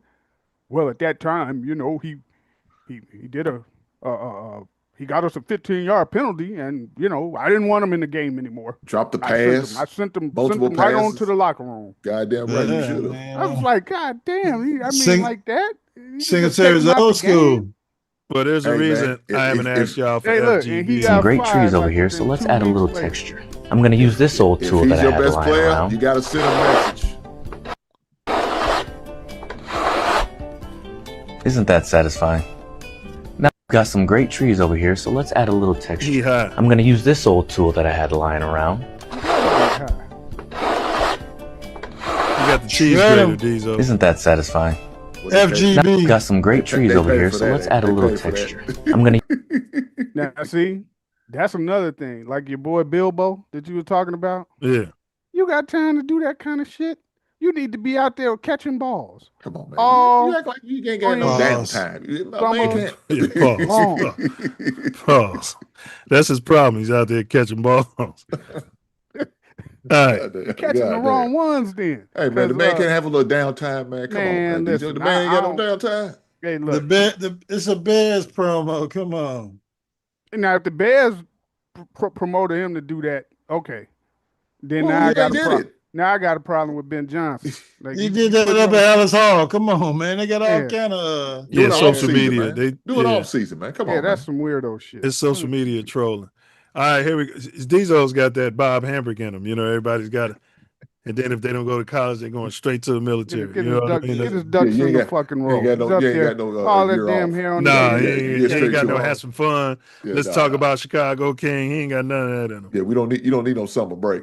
No. No, you don't need a break. Y'all All gonna them be drop miserable. balls Y'all in gonna the be air. 32-0, and y'all gonna be miserable catch all one back goddamn shoulder season. catch or one deep ball all season, man. You guys are little slaves. All right, here we go. All right, here we go, y'all. Y'all want to come into the present. Here we are. Top 5 hardest strength of schedules. You got KC under the tutelage, under the leadership of Justin Fields. And then you got FGB in there, tied with the Cardinals. FGB. Man, they doing the FGB. They doing the Cardinals dirty. Yeah, they're gonna get butt raped. And Miami, same thing. They're definitely gonna get butt raped. You can't say that on YouTube. You Okay, I'm sorry. They're gonna get boat raced. That's what they say. Boat race. Yeah. Yeah, they're gonna get Roethlisberger. Yeah, they're gonna get Big Ben Roethlisberger. All right, and then you got our Bears, man. The winning percentages are 55%. That's who we got going into it That's this the season with the toughest again. Yeah, bear down. We getting it handed to us. Doesn't matter. Well, the league don't like us. Still, No, they don't like us because we keep antagonizing with videos like that. He's antagonizing the Packers. What's that got to do with the league? Yeah, same thing. They like look at all of this moxie and Hey, toughness. They don't like that machismo. Mad because Rome went in on the Packers. That's what this is. That's what it really comes to. That's what it is. Hey, I already told y'all before the freaking draft, I wouldn't have mind them trading Rome. I don't have faith in them to be like a number one. Well, they didn't trade him, so he's part of the Bears. Yeah, you ain't. I mean, we've all said that. You know, what I mean, you didn't tell us shit. We knew that. The beautiful thing about it, though, I ain't tell you. He don't have to be a number one. Me and Ace was talking about why is he high fiving? He could be the number 2, and Luther Burton could be the number 1. I'm okay with that. Yeah, fuck wrong. Till he proves me wrong. Now hold on, you say fuck wrong, but you won't say fuck Green Bay. This is crazy. He'll say FJF1 too. Fuck wrong. This is and crazy. JF1 gets 2 middle fingers right there. That is crazy work. Can we get an F Bilbo Bajan? And Mercer Can we get an F Bilbo Bajan out of you? Watch this. Huh? Can we get an F Bilbo Bajan out of you? No, pull this fucking mic from him. Damn. Come off the fucking scene. He love that white man. See that? Come off of the fucking See screen. that? You saw that, Hank? Bilbo dropped dead gorgeous. He know better. Drop dead gorgeous. He know where his bread is butter. He ain't gonna come out here and talk about no white boy. I didn't mind them trading him in this draft. Yeah. I didn't mind them trading him. If they'd have got a 2 or a 3 and another pick. His it's not too late. His command officer called his ass. You can't be out here talking about white boys. No, that's your boy.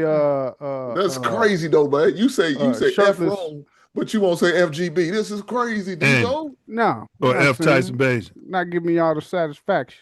But you'll say, you're gonna tell this young black man F you. Double bird. You can't All the way double bird. You didn't just give him a single bird. You double birded, man. Double bird. Like you Steve Austin. No, JF1. Don't go Steve Austin. JF1 actually started for a team. All Bilbo did was hold a clipboard and do burpees. You know why he gets 2 middle fingers?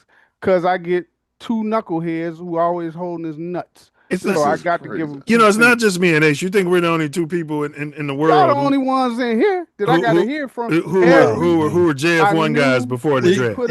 He just got a coach that put him on his team that helped him tick his tonsils. That's all. And other I teams knew in when the they put up that NFL. thing with all them quarterbacks, I was like, where is this going?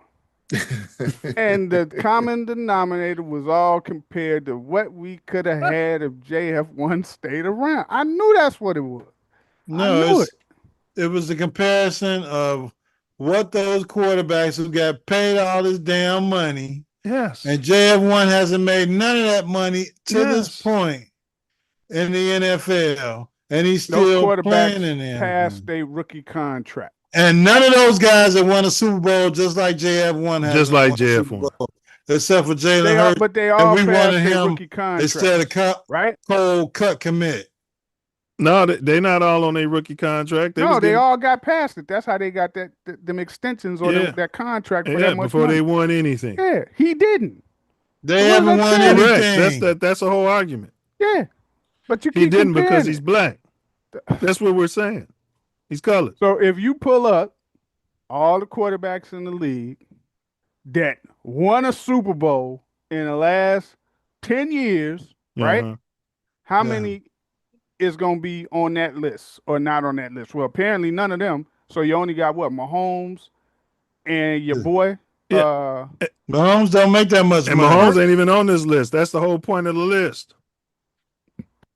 He's still making what, 45, 40? And he got deferred. He deferred. But we could have had a quarterback at $25 million, which would have been just like his rookie deal. He'd have been happy to take it, and then we could have had 4 first-round picks brought in for him, and we would have been watching the playoffs from home, just like any other year. Just like Seattle's fans did, right, with their $30 million quarterback, who everybody moved on from, Sam Darnold. He was $40 million. 30. All right, we're gonna move off that. All right, Bears NFL. Because you can't win. Any JF1 argument, you're not gonna win it against me. Just give it up. Hope I don't show up. You're ignorant. You're ignorant to the facts. Ignorant. Then you blind, baby. You blind. You can bully you blind to the facts. You blind to the facts, baby. Listen, you can bully the public and Bluegrass Hank if I don't show up when you're talking that JF1 shit. If I'm here, you get Nathan. It's not gonna happen. All right, let's move on. NFL, and then we're going to do our early picks. Hinks, we got yours. We're going to play the tape as we're going through our picks. So your work's done here. This graphic is 2026 NFL net rest differential. So this is coming into this year, and the Bears have the best net rest differential. What does that mean? We get the most rest in between in between games than our opponent will have. So as on the one hand, this is the toughest schedule, but as far as how much time we got in between games, for the most part, we're coming in with more rest than the opponent, and I think that's huge, fellas. Well, I heard a player talking about Harbaugh.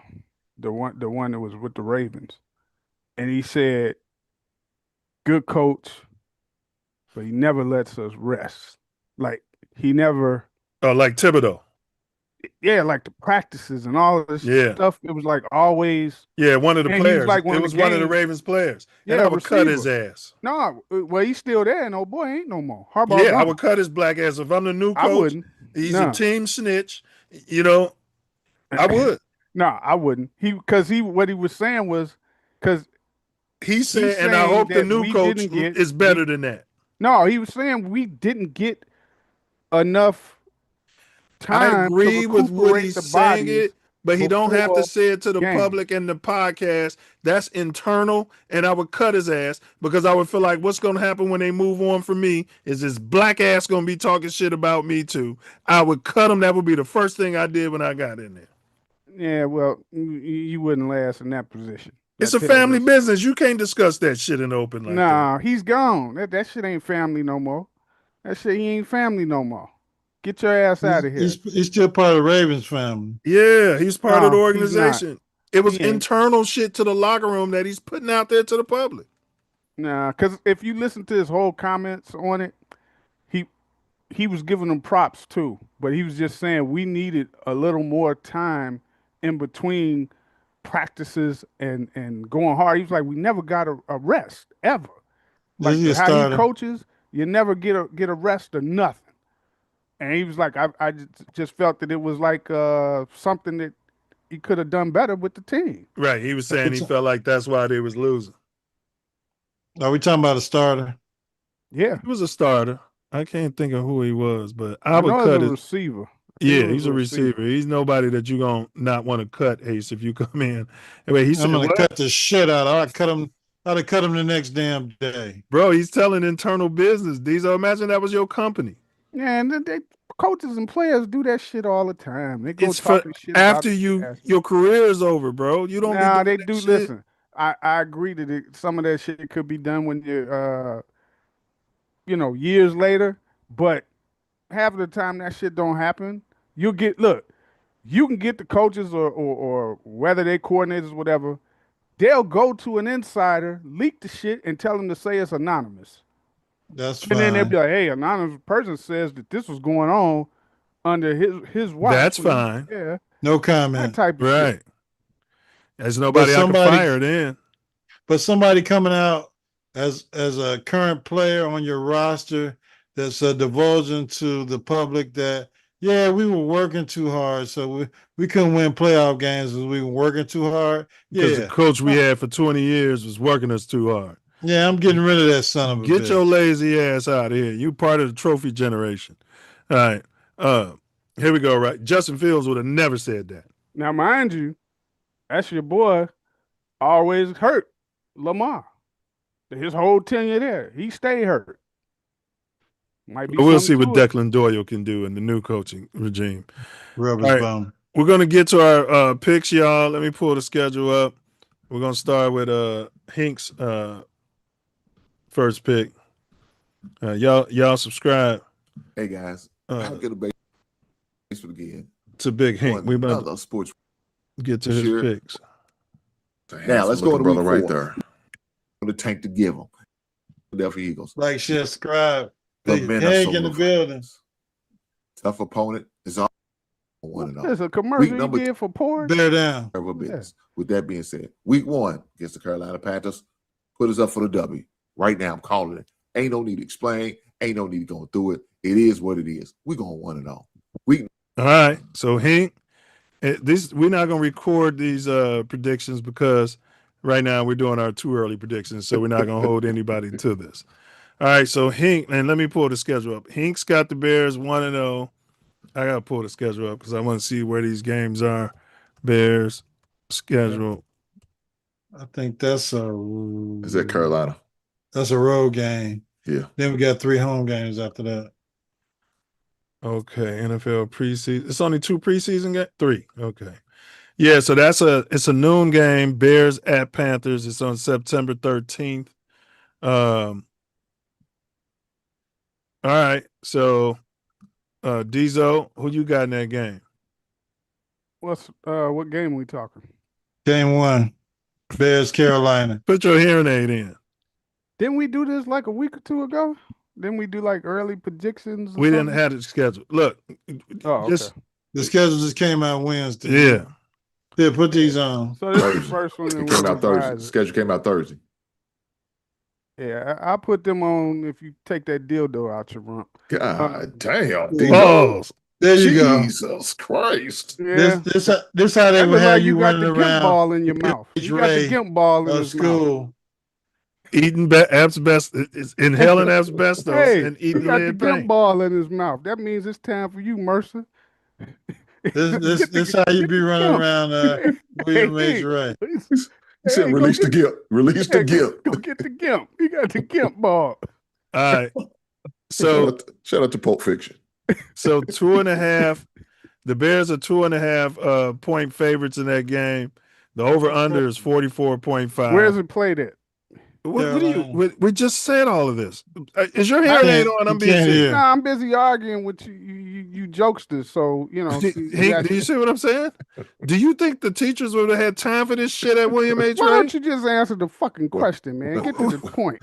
Window licking lives matter, man. I was licking the windows back here. I was licking the window. I didn't know what y'all was talking about.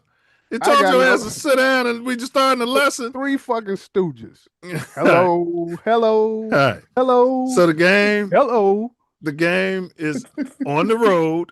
We are 2.5 point road favorites against the Carolina Panthers. In week 1, it's a 10 a.m. game on September 13th. 10 my time, noon your time. Who you got in the game? Bears. I'll go with the Bears. Took him a minute. All right. Ace, who you got in this game? Bear down. Definitely a win in Carolina. I agree. So all of us are drinking the Kool-Aid in week 1. Let's see what Hink got in week 2. Number 2, we play against the Minnesota Vikings. Tough opponent. It's always going to be a challenge. It's a division game, but I think we're up to the task, and that's going to put us at 2-0, 1-0 in the division, 2-0 for the season. All right, Hink the Basement. Subscribe, y'all. Subscribe to Hink the Basement. All right, let's see. Where's that game at? Minnesota. Is he offering free porridge samples when he's in the basement? This is certified hater, man. Yeah, certified, bona fide. God damn. All right, so SEC porridge, baby. Week 2, we're at home against the Vikings. We're in the friendly confines of Soldier Field. It's a noon game on September 20th. Ace, who you got? Zay Flowers talking that shit on Harbaugh, and he said that motherfucker had them practicing in full pads. He didn't break any league rules. Up until week 17, high intensity physical practices, doing one-on-one drills in full pads. It's football. Up to week 17. I'm just saying, he's like, but it contributed to their injuries when they already like hurting shit. So you got to take that into account, man. And they had a history of the past few years of players getting hurt like that. So that's what he said. Can we cut? Do we need to cut some of that bitch up out of these guys' blood, man? Give them a razor, cut that goddamn bitch up out of their blood. I'm sick of this shit. Yeah, it's grown man ball. Bring the Roddells. Y'all know what we say back in the days, bro. This ain't flag football, right? All right. So the Bears are 3. And so we got this rough schedule that y'all been bloviating about, but so far we're the favorites in these first 2 games. So we're 3.5-point home favorites against the Vikings. Ace, Hink has got the Bears. Who you got?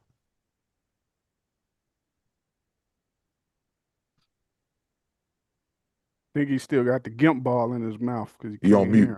You on mute, Ace. He's on mute. Check your mute, Ace. I'm bear down against the Minnesota Vikings. They're still trying to figure out their offense with whether it's going to be the drop dead gorgeous or the quarterback that they picked up off the scrap heap. So I'm going with the Bears. Bear down. You talking about the poor and stupid mooly that don't read his playbook and plays video games all week? Damn. That's who we talking about. That's how he was characterized by the pink man. All right, Diesel, who you going with? The poor and stupid, or and I'm still looking for some dissension on the team. You're bringing in a new quarterback. I know everybody wants to win, but damn, you got 2 different quarterbacks in the quarterback room, and the guy that you thought you were going to win with last year isn't going to. He's not going to be playing this year. Well, they finished 9-8 with 9. Yeah. Okay, so the Vikings' first game that was last year is against the Packers. Yeah. Which shit. Aren't we talking about the Bears schedule? Yeah. But I'm looking at who the Vikings played the first game. I'm gonna take the Vikings special. Yeah. I'm gonna take the Vikings that game. All right, so we're all drinking Kool-Aid. We got the Bears 2-0, so I might have to apologize. No, to him. Diesel said he taking the Vikings. I'm taking the Vikings. You can't hear something? You said the Vikings. I just didn't. You slow? My bad. They taught you at that school that you went to where you mess with the slow folks, huh? I just didn't think you were that big of a retard to go with the Vikings coming to Soldier Field. Didn't you say you can't say that on YouTube? You sure say it a lot. I was giving you credit, Didn't you bro. You say that? I gave you too much credit. I forgot. My bad. I mean, Ace laid it out there. Special needs Diesel. That's what we're going to call it from now on. Special needs Diesel. Yeah, special needs Diesel. All right, so we 2, 4, 6. 2, 4, 6, and Diesel 7. We got a 7-1 right now because Diesel predicted the Vikings to come up in Soldier Field and beat Iceman. Mm-hmm. All right, the next week we got the Eagles. We played them last year. They might as well be in our division. And we went and took their cookies to LeBron James's dismay in Philly. And let's keep going. Here. Week number 3, we play the Philadelphia Eagles. Yeah, we played them last year. Ran about 250-something yards on them, but I still feel like we got some more in the tank to give them, and they gonna get every bit of this goddamn smoke. They not that ready. They not ready for us. They thought they was last year, and we had proved wrong. And this year's gonna be the same goddamn story. same goddamn results. Chicago Bears are gonna be 3-0 after the week 3. Same results, The Philadelphia Eagles. Give them a rump roast, huh? You heard what I said, Diesel. I didn't stutter. 3-0. 3-0. Hinks got us 3-0. And that's Eagles at Bears. I'm gonna tell y'all what the Vegas odds are, since this is such a tough damn schedule. Mm-hmm. The Bears are favored by 1.5 to 2.5 points, which is kind of like a match, but it's still a favorite. All right, since the schedule's so damn tough. All right, Ace, who you going with? Revenge game for the Eagles. Revenge game, you can't win them all. I'm going with Philly. You're a Jalen Hurts guy. Let me find out. I've always been a Jalen Hurts guy. Yeah, come on. All right. I wanted him over Cole Kmet. Yeah, I did too. Diesel. Bears. This is a quarterback you'd take over any white boy in the league. No. You definitely take him over Josh Allen, you said. You're missing what my argument was. My argument was based on your fucking thinking. And then all of a sudden you got him cursing. Yeah, his argument is based on my thinking. Yeah, that's what you was arguing that day, and then all of a sudden you flipped the switch. Yeah, you get a guy who's looking the window and you disturb him, and then he starts talking, and you're like, my bad. And you put a smear booger on there. Go ahead, as you were. He's the best SOB I ever seen in my life. Everybody like, leave him alone. He just licks the windows. Nah, we don't talk to him. He be tired. I'd take him. Yeah, Daddy Rich. That's why he in the class. Just let him hang in a corner. He high yellow. That's why he Hey, Hank, he was doing this. I'd take him in his 6 shooters all day. I was like, man, the dude had 4 turnovers in 1 quarter. It's like, I don't care. Never won nothing. I don't care. All right. Eagles coming back, revenge game. Then he questions my shit. You questioning my stuff for? Question your own shit. You the one flip-flop at the drop of a dime. Early in the season, they got the revenge factor. We do have nails. We don't have DJ Moore anymore. Yeah, I kind of want to go with Ace, but I'm gonna go Bears. I'm going Bears at home. I'm so far. I'm drinking the Kool-Aid. I'm drinking Hink's Kool-Aid right now. I'm going Bears. Let Mercer pick first going into the next round, so he can't sugarcoat off of you guys. All right, I'll go first after I hear Hink's take. This is the way we're doing it. We're going to hear Hink's take. Nelson's on that Jim Jones, I see. Yeah. All right, here we go. This is Hink, and then I'll give mine. Now, let's go into week 4. We played the New York Jets. People going to say, oh, that's easy, opponent. Hink, y'all should just win and blow them out. Don't say that. Don't say that, because you know why? You should never underestimate any opponent. This is the NFL. This ain't no high school team. This ain't no ranking college team. It's the NFL. And with the NFL, you got some grown men out here. They playing for not only for the money, but the pride. But at the end of the day, the Bears going to win 4-0. You heard it here at first. 4-0 for the Bears. All right. So Hink said 4-0. He got the Bears. Where's that game at? Jets at Bears. Jets at Bears. Oh, you can hear from me. I ain't even got to go through nothing. The Bears are going to win that game. And I'm so far drinking the Kool-Aid with Hink. The Bears are 4-0 at this point.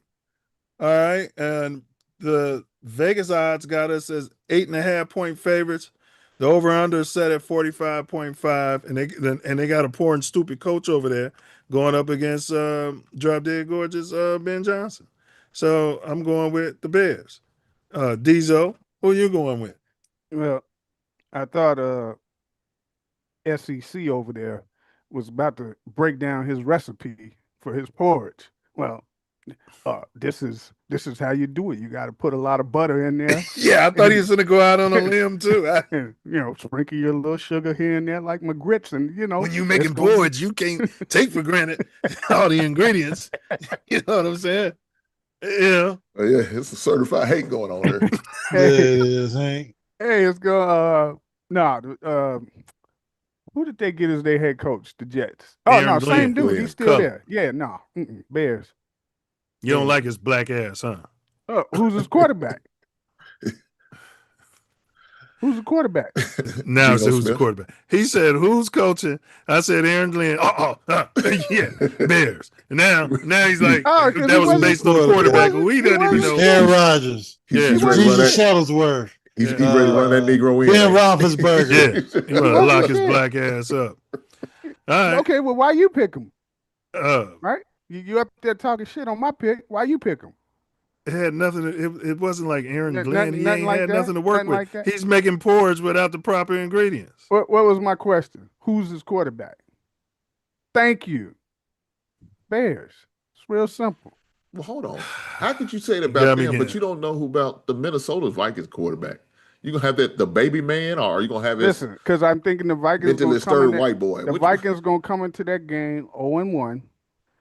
Their defense gonna play They're gonna solid. beat the Packers. They're gonna be 1-0.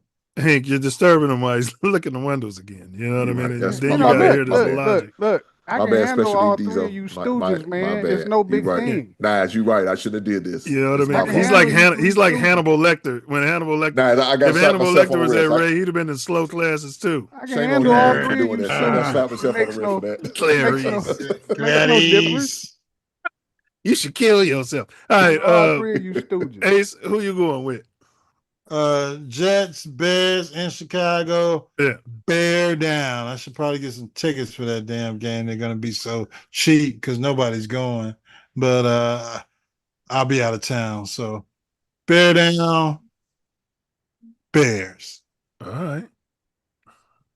Number 5, we play Green Bay. Now Green Bay got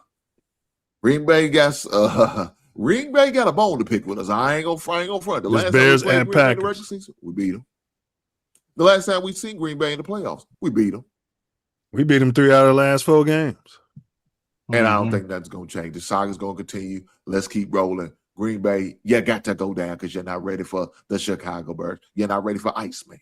Huh? Iceman. You Look see at what him. Iceman did you the last time he seen you? He going to do it again. 5-0. Putting ice cubes in. Listen, Hank, if you listening, buy him an Iceman jersey for Christmas. Put that in his stocking. And a brand new Kool-Aid pitcher. Yeah, Put him an ice a brand maker. new Kool-Aid Put his pitcher. ice He can cubes drink in his his porridge porridge, out of. cool it off.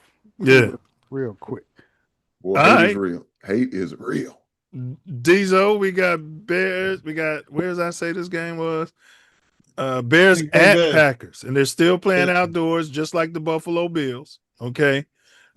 They both built new stadiums and didn't say, oh, we want a Super Bowl here and we're going to sell out. Oh, we want to do concerts and we're going to make a zesty dome. But your Bears are, and you guys are all happy with it. We don't know what the Bears are that's going to week do. 5, They haven't right? decided on anything. That's week 5, right? Yeah. I'm gonna go with the Packers. Okay. Of course you are. Of course you Yeah, right. It don't surprise me at all. But now, just so you know, odds make a sports book. Why they ain't give me the odds on that? Because the Packers are going to cheat. The NFL is going to cheat. Everybody's going to cheat, and the Packers are going to win that game. Wait a minute. playing, Slow what's the down. game they'll be Everybody playing? stand down. The spread is hovering around with the Bears early money line. Green Bay is narrow favorites in that game. They're negative 1.5 and they're at home. So that's a watch. pick 'em. Yeah, That's a pick 'em, yeah. So, hey, so you jumping on the Packers bandwagon for this week too? Is that what I heard you say? Yeah, the Packers are going to get the shimmy sham for that game, and they're going to give the Packers the victory. You think the colored is back on the defensive line? Which color? Oh, 'Cause boy, he's he's going to be down the first 4 weeks on injury reserve. Boo Boo? The one out of Dallas. I'm talking about the one on Green Bay. Michael Parsons. Michael Parsons, yeah. It don't matter who plays for them. They're going to give them the victory. So if Parsons ain't playing, you still would go for the Packers. Yeah. You too, Diesel? Yeah. I mean, you got to remember, man. Now they played the Bears tough each game that we played them. Them last 2 games. Yeah, came it took down magic. so they played us tough. So I expect them to, with that home field and the refs probably cheating for them because we don't hardly get no calls, that they're gonna be playing super intensified and FGB. I'm with Hink. I'm going with the Bears, going up there and taking their cookies. Would you like some cornbread to go with your meal? I mean, the hate is real, Hink. You know what I'm saying? All the way real. The hate is real. No, seriously, I'm going with the Bears, man. We added to our offense. We another year in the system. To Dzo's point, those games were close, but I expect us to go in there with the confidence and we got confidence and beat the brakes off of that team. Never gonna beat Look, the I brakes know Ben off don't of like Green them. Bay. That's a good thing, but I just look for them to split, and so I'm gonna give them the home game that they got because I think that is it a nationally televised game? I mean, like Absolutely late night or something. The second one on Christmas Day, I know that. This one is at 3:25 y'all time on October. Yeah, that'll be like in the afternoon, nationally televised. Yeah. So I think the NFL gonna cheat for them. So yeah, but I'm gonna give them a split. Man, they've been cheating for him, and Nails be pulling a rabbit out his bum. Hey, if he pull it out, great. I just think right now that's how it's gonna unfold. Where they, they get us in Green Bay. All right. So the next week, October 18th at noon, Bears at Ian Cunningham. He's not running anything at his Falcons. So back to travel to that game. Yeah, back-to-back road games. Worse places to be than Atlanta. That's for sure. Yeah. Bears at Falcons odds. What are y'all doing? Y'all stop playing with me. All right. So the Bears are favored once again. This should be. So only one game we weren't the favorites, and that was the Packer game, and that was pretty much a match like y'all was saying, a pick 'em. So we're favored once again in this tough schedule that y'all been conditioned to say. Bear down. All right, so let's get Hink's pick. Y'all heard it here first. 2-0 in the division, 5-0 overall record. He got that Kool-Aid running through his veins. Let's go to week 6. Week 6, we got to go down to the ATL. Huh? Week 6, we going to see them boys, the dungeon, the boys from the dungeon. Huh? The dungeon boys. Them boys from the dirty South. Them boys in the group of outcasts. Big Boy and Andre 3000. Y'all going to be there. We going to be there. Luda going to be there. Huh? Jermaine Dupri going to be there. Escape going to be here. Everybody going to be there. But you know who ain't going to be there?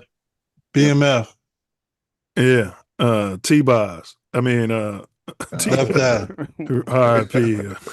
God damn. Goddamn Falcons, because they ain't going to show up. We going to beat them the boys. Brat going to be there. She going to be looking for Butch Stud. Huh? Jermaine Dupri going to be there. Escape going to be here. Everybody going to be there. But you know who ain't going to be there? Them goddamn Falcons, because they ain't going to show up. If anybody don't know, the Brat's from Chicago. We going to beat them boys too. Week 6. What you know about that? ATL, you better get ready. We coming West in. side. Huh? We coming in on fire. We not playing. Huh? Y'all know what it is. 6-0. I'm calling it right now. Yeah. Yes, sir. All right. And you know what? Y'all might have to put me on the Kool-Aid list. It sound like it. I got no reason to disagree. He's 6-0 too. Yeah, I'm sitting at 6-0 right now. I mean, the Packers could be 5-1, but I mean, you buying it all. Yeah. I'm sitting at 6-0. I'm buying what he's selling. I got the stand. I got the Kool-Aid stand right there out in the front yard for you. All right, Ace, who you going with? You might be. Oh, Ace might go. If Ace go to the game, I get to change that prediction. Ace talking about he might go to the game. I got a room booked, but I flatten his ties. We're gonna flatten his ties. He ain't going. So, all 4 of them. Yeah, all 4. But I'm going with the Bears. You going with the Bears? Yeah. All right. So Ace, you got us with 1 loss so far, right?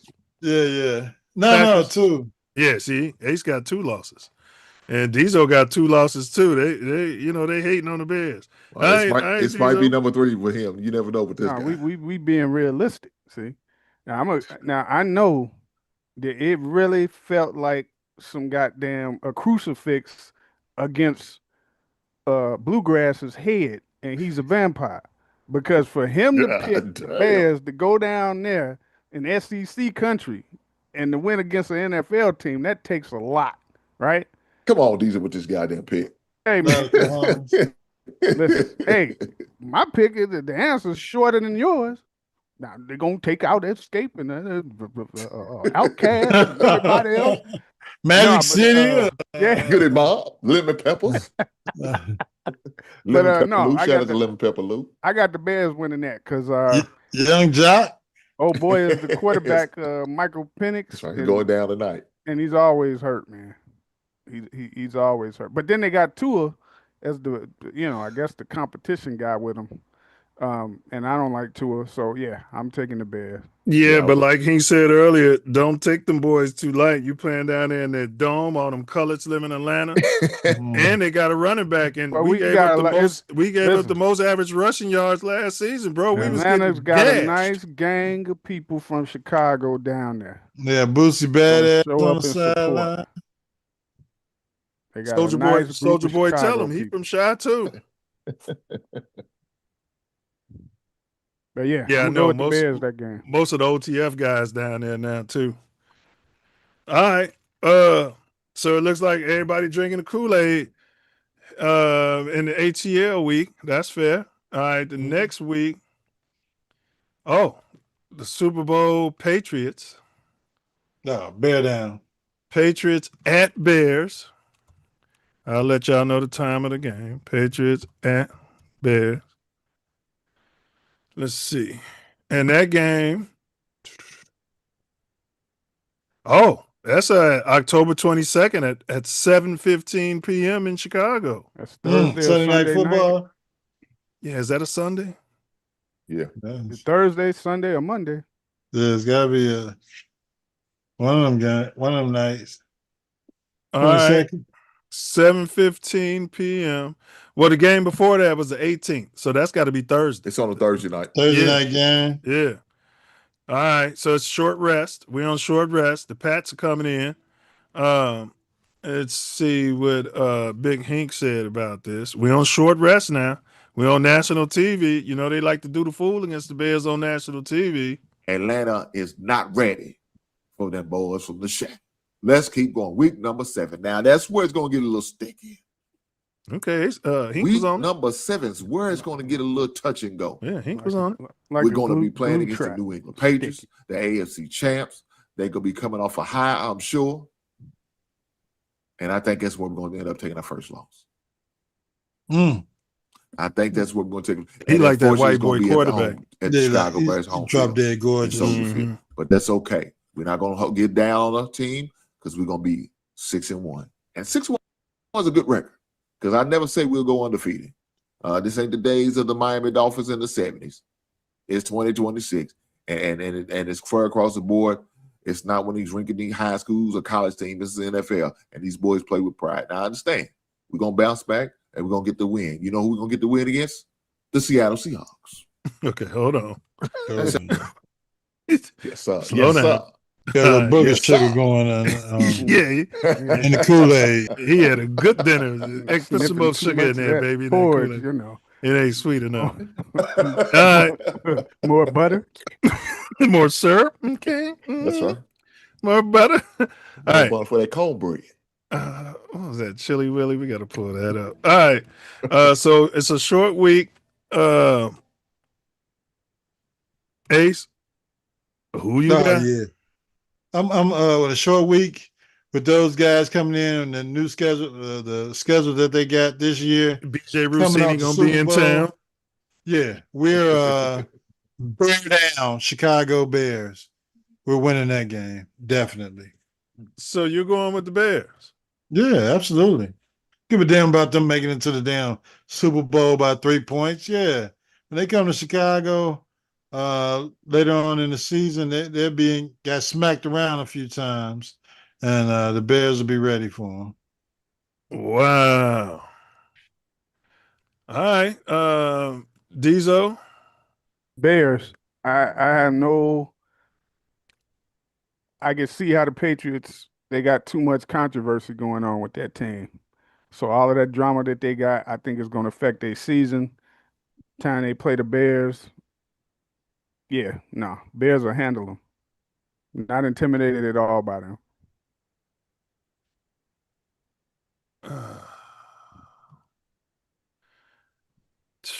Am I going to get off Hink's bandwagon this week? Of course you're not. More syrup, more whipped cream, more jelly. You're welcome. Pay first, eat later. More butter? More butter? He wanted everything to you. Yeah. More syrup? More Put it purge? all on there. All right. The Chili Willy. I'm going to stay on Hink's bandwagon. That'll be our first loss, to Hink's point. All We're right. not going to go undefeated. Nobody ever said we would. It's a short week. I believe in Coach BJ, but he's not. Him and Caleb, they're not Michael Jordan and Phil Jackson as much as you guys want to proclaim that they are. They're not Jim McMahon and Mike Dicker as much as y'all want to sit here and act like they are. They're just not. You don't have to defend the pick. Just give your pick. Yeah, man. Why you?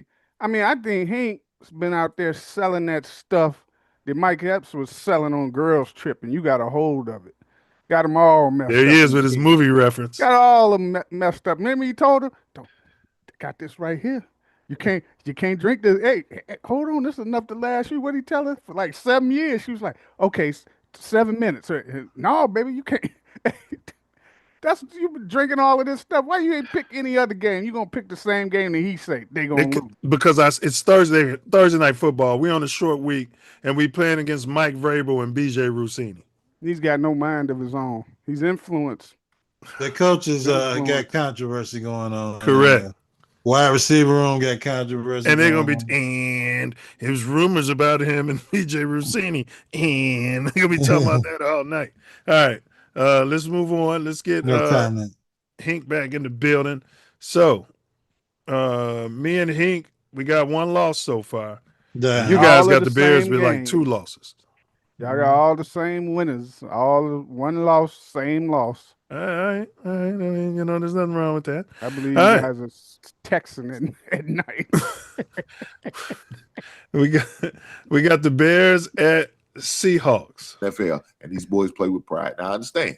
We're gonna bounce back and we're gonna get the win. You know who we're gonna get the win against? The Seattle Seahawks. I said, well, hold on. Hey, that's another They national the TV champs. game. They beat New England. But let me tell you, team, they won't be beat. They won't beat the Chicago Bears. I'm saying it here first. We are beating the defending Super Bowl champs, whether you like it or not, whether you want to accept it or not. That's going to be our reality. 7-1. So you got us beating the Yes, 12 sir. man. 7-1 after 8 weeks. Whether you like it or not, that's going to be our reality. Seattle, get ready. We coming, baby. We coming and we busting ass. Pause. Say it again with me. We coming in there and we busting your ass. Pause. And you ain't gonna like it. I don't Jump give ball. a damn if you like it or not. Yeah. John Alexander isn't one. He said he don't care if you like he going full Diddy. Give him the good ball. Man, that's so bad. It's not walking through. Chris Warren, Steve Larch is not walking. Brian Bosworth is not walking He through. said Bosworth. He was all on steroids. Bosworth was a bust, but he is driving gorgeous. Yeah, give me a Sean Alexander. So, Yeah, Bos was great. Marshawn Lynch. Yeah, he sucked in the pros. But you know who walked through that goddamn door? The Chicago Bears, huh? Bear And we down. coming there for the win. Me, Iceman, and the rest of the crew. They coming there to kick ass, take names. All right, Iceman. He's got. Hey, Yeah, Iceman. He got so proclivities. Iceman proclivities. Wow. All right, this is gonna be a hard one for me to pick, so I'm gonna put it off on you guys first. Let's see. For that matchup, excuse me. the Chicago Bears open as no. Bears at Seahawks odds. All right. At Patriots game, we were negative 1.5, so that's a pick 'em as well. So right now we've only been underdogs in one game. So the Bears face the Seahawks. The Seahawks are historically favored as a home team in Lumen Field, but they're not giving. What is this bullshit? Give me the odds. Fuck. I'm gonna ask you for that shit. Oh, they on that bullshit. All right, I'm gonna have to do this on my own. Yeah. All right. Diesel, spread Seattle. I had to do it 3 times. Seattle's a 4.5-point favorite in that game. Seahawks. I think the Bears, when they come off that win against the Patriots, it'll be close, but I think that Seattle will edge them out that game. You want to crown them? You go ahead and crown them. They already been crowned. Questioning my picks. I don't see you questioning anything about Mr. Kool-Aid pour. Okay. Your stuff is ditto on him right down the line. You're a hater, Diesel. Ain't nothing we can do about that. All right, I'm a hater. How do you sleep at night all the hate in your blood, man? He sleeps good. Ditto his stuff. Well, he's my he's personal flag. It's a revenge game for Kobe Bryant, but it's tough flying all the way across the country. You got that 12th man. Yeah. Now this is a Monday night game, Sunday night game, or I think it's a 3:00 West Coast game. I just told y'all it's a night game. Okay, we weren't paying attention. Not you. That was more towards Diesel because you were asking the question. He just asked, but you're gonna address it to me. Yeah, because I think it's this and that. It's at 7:15 Chicago time. All right, on November 2nd. That's what time the game is. Ace, do him like Marcellus Wallace got done. Do him like that. Free Marcellus. Yeah. All right, Ace. Who you going with? We ain't talking about Wiley. I said Marcellus Wallace. Okay. I think I'm gonna have to go with the Bluegrass Seahawks. Look at you and Diesel, y'all little butt buddies, and they want to put it off on me. That's what's going on here. It's a Leo Simeon conspiracy. 79th Street. I'm gonna double down. The Bears are on 10 game. They got the mini bye coming into this week. You understand? And that should mean something because our $13 million coach, we're at home. And if you want to crown the Seahawks, y'all go ahead and crown them. They're going to have a Super Bowl hangover. You said it was a road game. I just asked that. Is it a home game? My bad. No, it is a road game. It is a road game. He's still on that slow bus. It is a road game. He's still on the slow bus. He's not realizing what he said. 7:15, though, Ace. Night game. 5:15 on the West Coast. Bears don't like traveling. He's giving us to the bad West information. But you got 10 games to travel, Ace. We don't know what's in your heart. You're giving us bad information. Yeah, I know you got 10 games, but they don't like traveling to the West Coast for whatever reason. Yeah, I'm gonna go with Seattle. I'm going with Hink, and I'm going with the Chicago Bears. Right now, my 2 early predictions, because to be the best, you got to beat the best. Absolutely. And if you want to crown Sam Darnold, that little glass slipper is going to come off his foot, right? And I expect the Iceman, like Hink said, to work his magic in Seattle. Yeah. And we're going to go from there. All right, I feel you. We're going 16-0, according to y'all. 17-0. No, we both already got 1 loss for the Bears so far. So that's gonna make those, don't be like references Ace. Don't be like to, that. Don't be like Diesel, Ace. He's gonna make those comments as far as the nature boy. I wonder if you're gonna make them same comments when you get bent over like Marcellus Wallace and go, "Woo!" This is crazy. Yeah, I don't know who those people are. I don't hang out in Boys Town or we. Pulp Fiction reference. Yeah. These Diesel privileges he's got going on. Shout out to Seattle Seahawks. They're a good team, and I respect them for winning last year, but there's last year. It's a new year, a dawn of a new era, and the Chicago Bears are ready to run this. With that being said, we got to get to week 9. Now, week 9, we got Tampa Bay. We got Baker Mayfield. The big show. What does he think he's going to do? You going to bring your little ass? We're going to bring your little ass? Is that what you think you're going to do? No, you're not. Pause. Because when you come up at the Chicago, it's going to be ain't no pause right there. He means everything. The month of November coming through. He say he gonna take it. He don't care if he like it or not. Let me see here. Hold on. Bears, Buccaneers. So it's another nationally televised game. The Bucs are coming into Chicago in that game. Week 9, we got Tampa Bay. We got Baker Mayfield. What does he think he's gonna do? You gonna bring your little ass? We're gonna bring your little ass? Is that what you think you're gonna do? No, you're not. Because when you come up to Chicago, it's gonna be too cold for you. The month of November coming through, it's gonna get a little cold for you. And we know some of you summer boys, you know what I'm saying, you boys from them sunshine state, y'all ain't ready to play in them elements. We playing in the natural, we still on open field. We ain't got a dome yet. You gotta come outside. You gotta come outside to see us. The wind blowing up his bum. Yeah, but y'all giving all this away, all this advantages he talking about. You and Diesel signed off on the Zesty Dome. We got to get a Super Bowl in the city. We got to get a Zesty Dome. The Packers ain't done it. The damn Buffalo Bills ain't done it. Y'all in Chicago, and you worried about the weather all of a sudden. And neither one of them won shit. Who said we want a dome? I don't want a dome, but if a dome outside of them moving to Indiana is the only option, got to have a dome there. They're going to have a dome wherever they build it. Listen, again, I don't want a dome personally, but what can you do?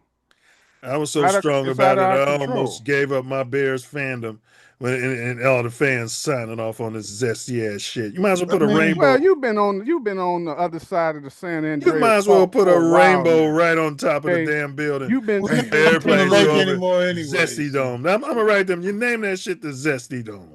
You've been tinkering with California teams for a minute now anyway. So I don't. They don't have a Zesty Dome in California.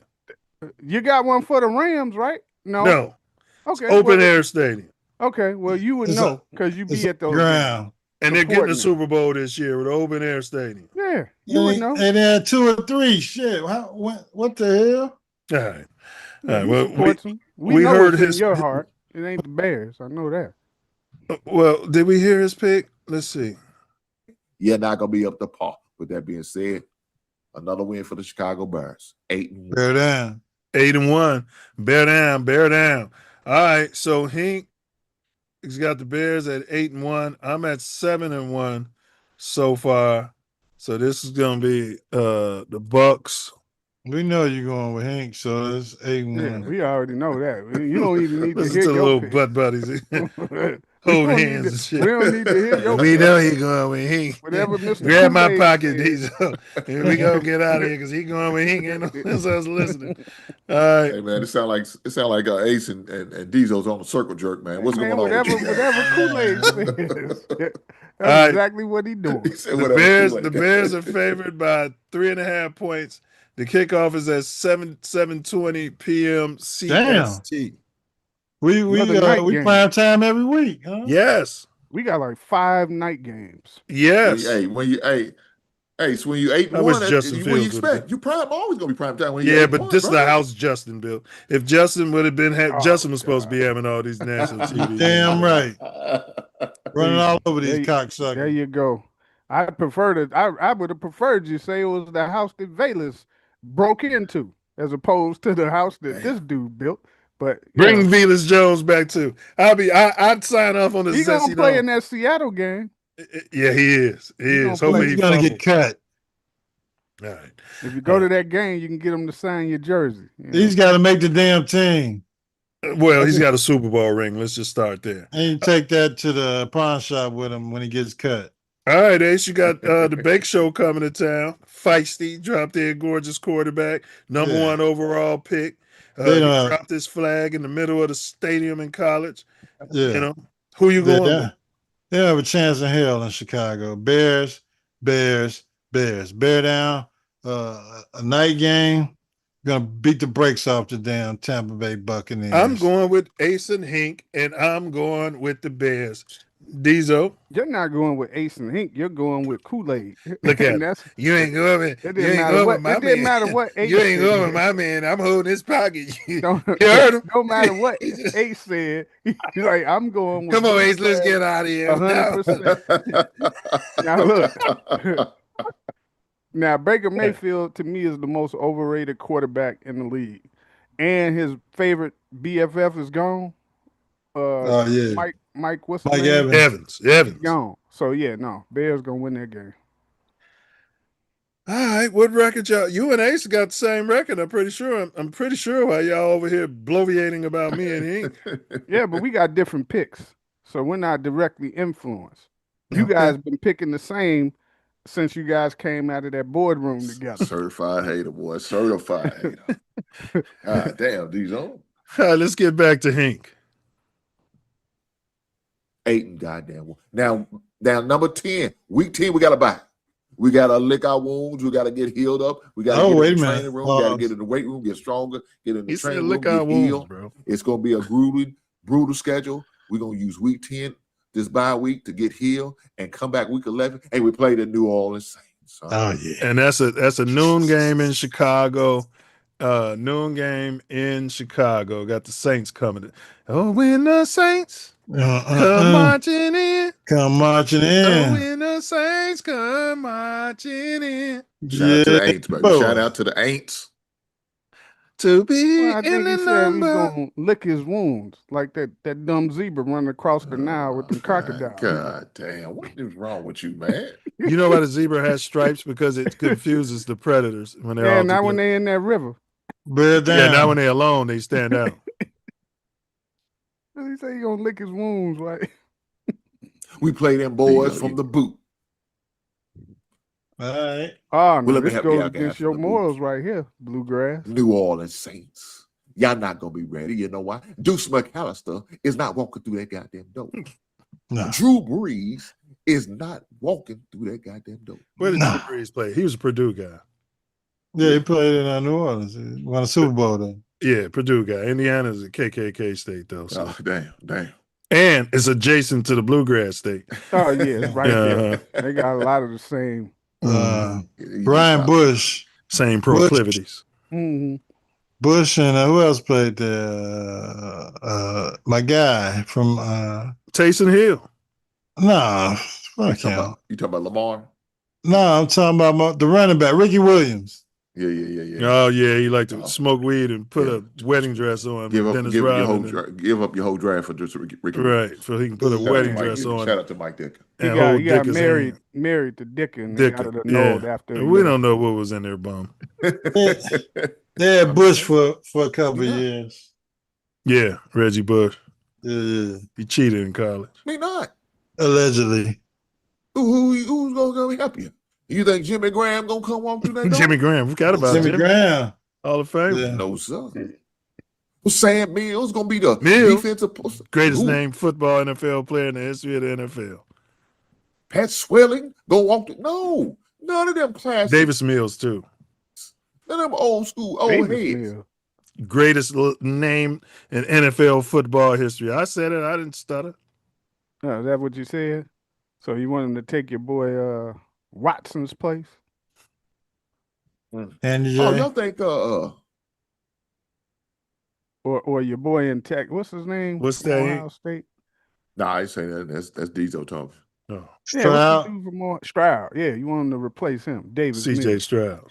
Yeah. No, I just like the name. I'd buy the jersey if I had the money. You think old Manny gonna walk through the door, huh? Arch. You think Archie Manny walking through that door?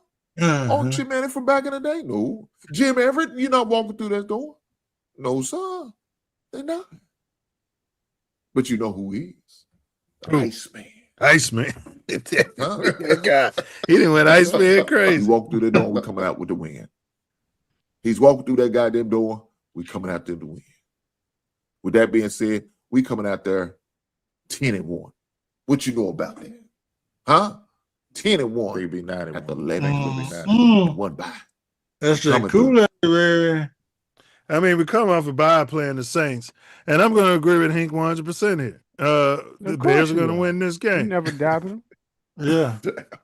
Diesel, act like you got some goddamn sense. Listen, his support for you is stronger. He's giving good analysis, especially if it's down there in the SEC area and you picking the Bears. His conviction. Listen, he's giving good. Diesel ain't even listening to the analysis. I'm listening to what he's saying. He's naming players from back in the day. I know exactly what the hell he's talking about. He don't like Ben Evans, Hank. Yeah, you don't like Oh, is Vince that what Evans. it is? Yeah, you don't like Vince Evans. Okay. Jim Everett ain't there no more. Jim Everett was with the Rams, so go figure. All right, Diesel, who you and Ace going with? I'm going with the Bears. Now you can ask your boy who he likes. Ace? Bear down. All right. So once again, you guys are in agreement. Still drinking the Kool-Aid, Diesel? We in agreement with our Mercer? ass too. Bear down. Yeah, Mercer's been drinking that Kool-Aid before you could even put the ingredients to make it. Damn. He's like, I want some. Let me taste that. Let me get some. Let me taste it. I like how you said that now, Diesel. Now, That's crazy. Well, that's how it was. Again, we haven't been underdogs in any, and the Bears are a 6.5-point favorite in this game as well. We were underdogs in one. We should beat the brakes off the damn Saints. And that was a pick'em. So y'all say what y'all want about this schedule being so hard and all this and that, listening to the white man. All right, let's move on to the next week. Let's go. Let's keep it going. Okay, Keep now it going. it's going to be a little challenging. Let's see. Mhm. It's going to be We're challenging. gonna be fine. I mean, 12-3 is going to get us cementally in the playoffs, right? Bears at Matter of fact, Lions. Noon game. by week 15, we might have sewn the division up. I ain't gonna just say it just yet, but we might have sewn it up. But if we ain't, I tell you what's gonna help us seal it up. See, that's the Kool-Aid, Hank. We ain't sold up shit at this point. We ain't even hardly played no division games. I mean, unless the other teams are all like 0-7, Because when we play Green Bay, on week 16, that's a dub. That's a goddamn dub, and we're gonna get the dub, baby. We're gonna get the dub because it's gonna be a win for us. How do we get to week 16? But the man, when the Manny boy to Texas, That's that he might fried get chicken talking. week number 15. Now this is where it's gonna get challenged. You skipped some games. Because guys, I like Josh Allen. I like the Buffalo Bill. We Saints, the Bears, Lions, and next. Yeah. And it's at Buffalo. Did you skip ahead? Let me see. Guys, I like Josh Allen. Week for the Chicago Bears. Dolphins might be out there tanking for that. Yeah, that's Mercer going too That's damn what we'll fast. be after we play Jacksonville in week 12. I mean, let's see. What's that? 10-2 for the season. And that, it is what it is on Thanksgiving weekend. Yeah, it's a Thanksgiving game. Okay. Let's go. Let's keep it going. Okay, now it's gonna get a little challenging because we got Detroit. Detroit. We got to play Detroit on Thanksgiving weekend. Book the hotel room Now, for guys, that. I know Detroit's tough. Thanksgiving weekend, they tough. Early They will be game, tough. too. Yeah. And I think we may take The a porridge, they stuffing the turkey with the porridge at that time of day. The turkey ain't even in the oven. It's a Durkin. They eating a late breakfast. Late breakfast. Mm-hmm. I think we may take a loss on Thanksgiving weekend. They gonna be Mm. hyped, ready to eat turkey, being at home, short week. I think they head coach like 1-4 on Thanksgiving Day, though. We don't respect Detroit. It is what it is. It is what it is, and that's okay. We're gonna be fine. We're gonna bounce back from that. That doesn't matter. He didn't say anything sexual, Diesel, about you coming in with your little ass. He only says that during the wins. What he say? Baker, get your little damn ass. Be 2-1 again the division. We're gonna be 10-2 for the season. And that's okay. Let's keep going. I trust the analysis. Is that right, huh? That's hold not up, slow shocking. down. I was leaning towards this game. Detroit. But I'm actually gonna go with the Bears here because the Lions suck on Thanksgiving. Right. Although it's a short week for us. We play. Yeah, it's a short week. We played the Saints. Hopefully we can make short work out of them and rest our ball club in the fourth quarter. Yeah. You know what? No, I'm going back. I'm going with Hank. I'm Of going course with you Hank. are. Never doubted you. we gonna take a hell that week. It's a short week. I gotta stick to my proclivities. Never doubted you. I gotta stick to my system. Hey, once you heard him talk about gonna be a lot of stuffing and dressing, like, oh, Jesus Christ. They're gonna be basting that. They're gonna be basting that turkey, and the biscuits gonna have butter on them. And we're gonna be eating our breakfast. These don't want to get lathered up. Yeah, butter. Yeah, he want to get lathered up. They gonna ram this more butter. Juices right in the back of that turkey and get it on the. Hey, he's not gonna leave nothing dry. Believe that. That turkey gonna be filled with juices. All right, Ace, your Bears on a short week, and then Thanksgiving Day game. The stadium where I went and puked on the Detroit side all over the fans, and we walked out of there with our head up. That was a Silver Dome. This is the new. This Ford Field. Yeah. All right, Ace, who you going with? I'm going with the Bears. Bear down in Detroit on Turkey Day. I don't know, man. The Lions been getting the Bears, man. Yeah, I don't give a damn about that. That was last year. Okay. And they got a new offensive coordinator. Who cares? They're losing players left and right between free agency and cutting players and going into different seasons and salary cap. They lost their left tackle. They lost another offensive lineman. Bear down, Chicago Bears. Diesel. Oh, the Bears. I think because I know that.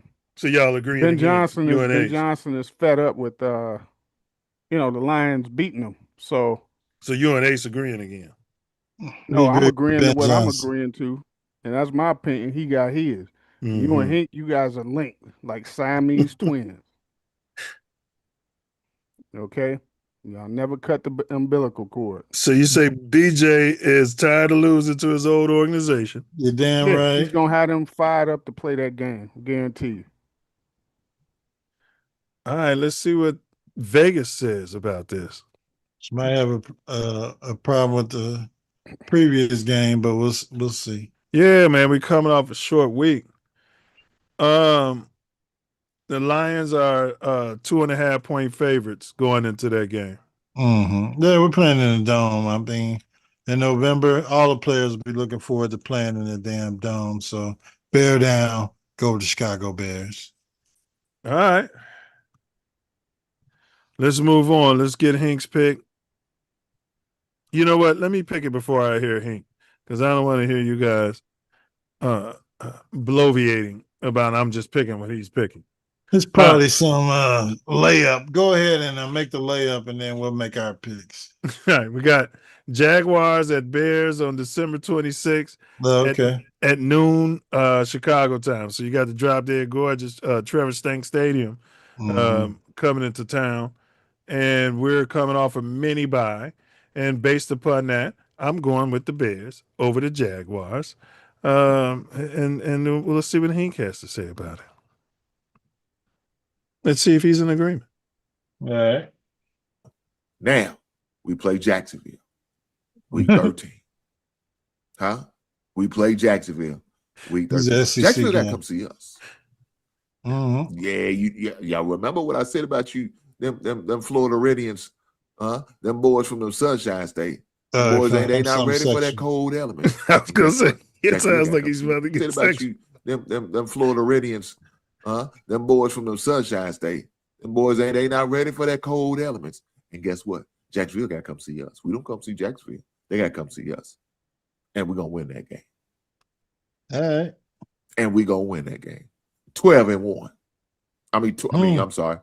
What was that? That'll be 11-2.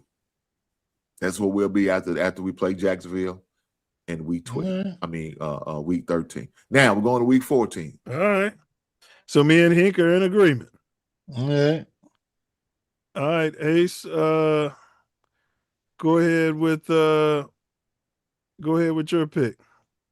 With Jacksonville coming to Chicago in early December, I got to go with the Bears defending their home field, and we're looking at the Chicago Bears picking up a victory against the Drop Dead Gorgeous Jacksonville Jaguars. So how many losses you got the Bears at right now?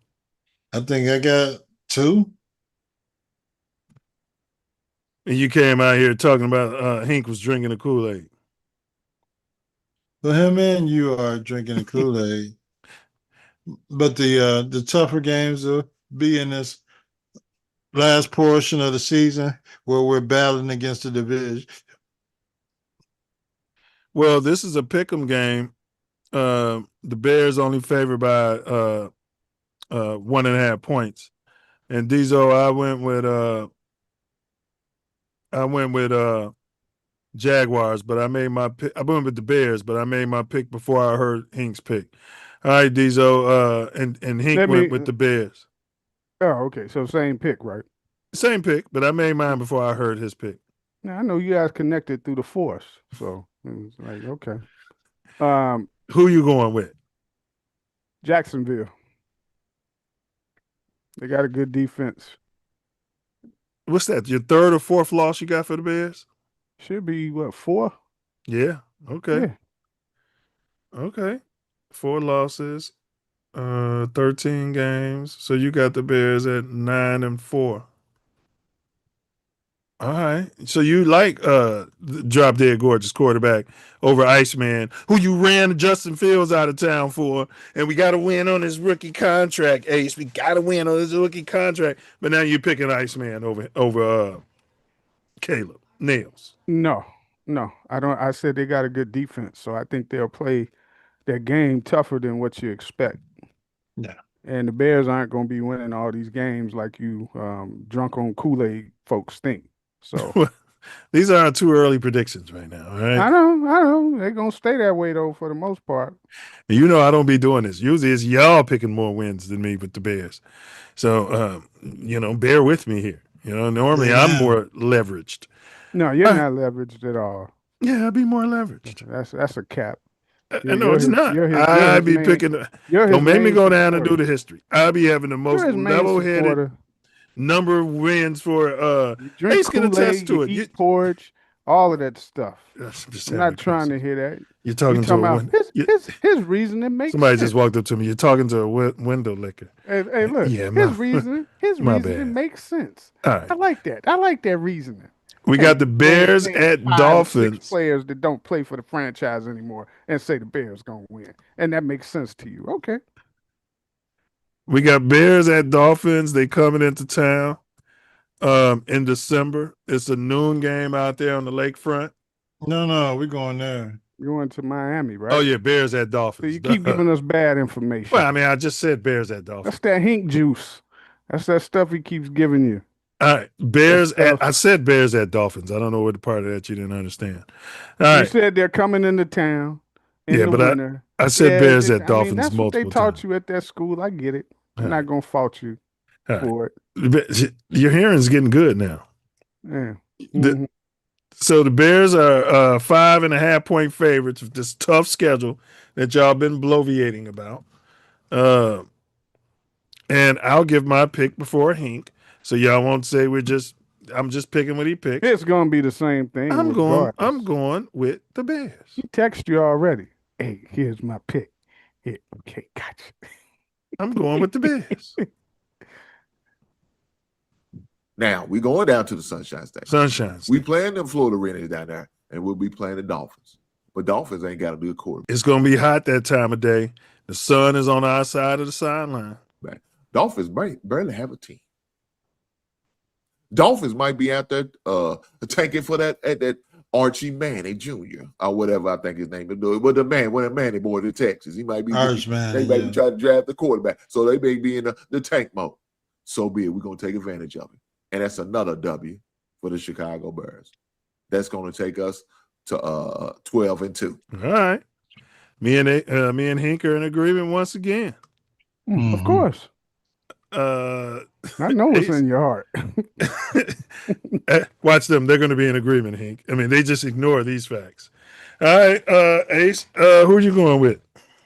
Well, I'm definitely going with Miami. I mean, the Dolphins franchise is in disarray, totally and completely.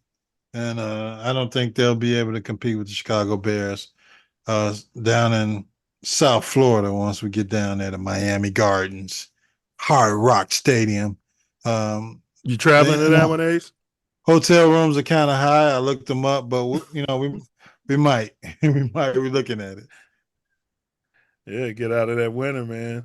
All right, Diesel. Bears. I don't think Miami got any good receivers left, and then traded like they stuff off. Tyreek Hill still a free agency. They do still got the good running back, and if old boy is playing by that week, yeah, he's still there. And they signed him. Gone. And if old boy is playing Malik Willis, he's formidable, but he'll probably get hurt before we play that game. So absolutely, the cheetah won't be back. Wait, he's not under contract. No, he's a free they agent. don't want him anymore. You got too many off the field things going on to be trying to re-sign somebody who blew out his knee.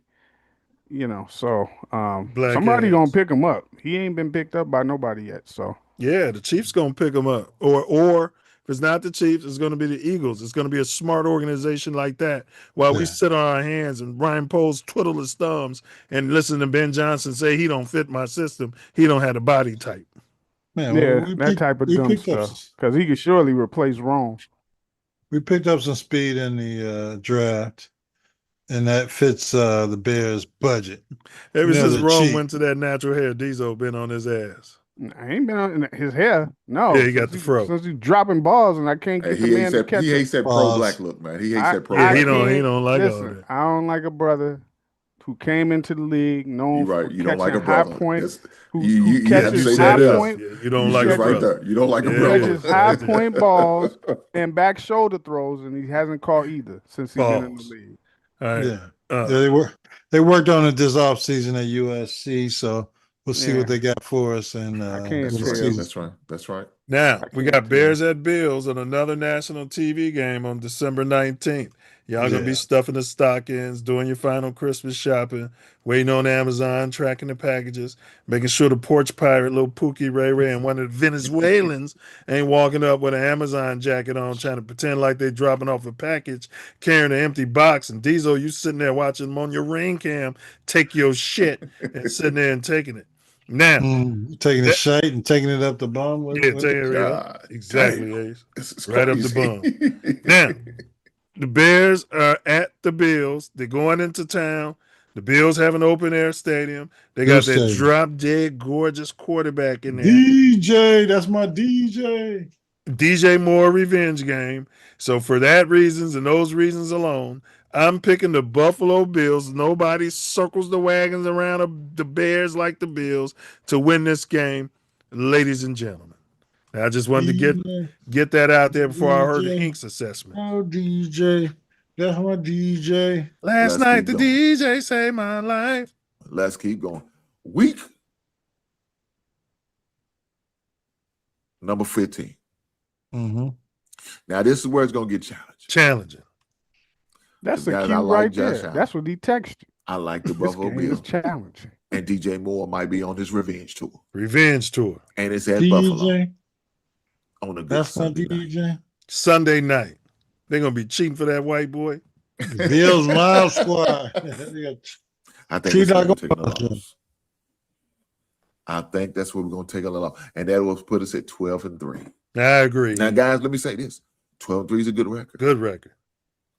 12-3 is a good record, and we're going to be fine. Fine. Right? We're going to be fine. I mean, 12-3 is going to get us cementally in the playoffs, right? Matter of fact, by week 15, we might have sold the division up. I ain't gonna just say it just yet, but we said it twice. Slow down. We got 3 division games. I tell you what's gonna help us seal it up. Because when we play Green Bay on week 16, okay, he getting into that's the next week. All right, Diesel, who you got in this game? Because I know you like Jalen Hurts over the Bills Mafia. Actually, I don't, but again, that was comparing your dumbass takes. But damn. I'm taking the Bears that game. All right. Why? Why are you That's taking the interesting. Bears? It's gonna be Prime snow time. all over the field. Hey, we the Bears. We play outside. That don't deter us. Cash me outside. Might snow. Caleb's pretty good outside player, and That's he true. plays good at night.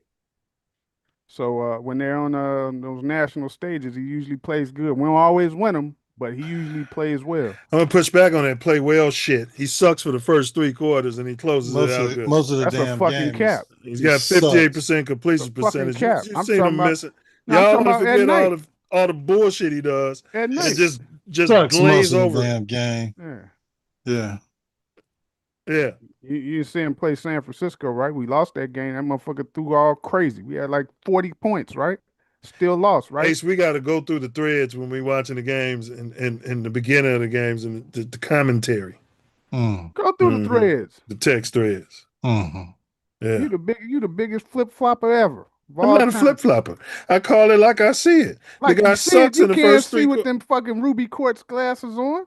He sucks in the first Can't 3 see quarters shit, of the fucking game. Cyclops. I mean, Can't see everybody nothing. says that. It's not. This ain't just my take. There's other people saying this. Professional. Listen, football I'm players, talking about you don't night listen to everybody.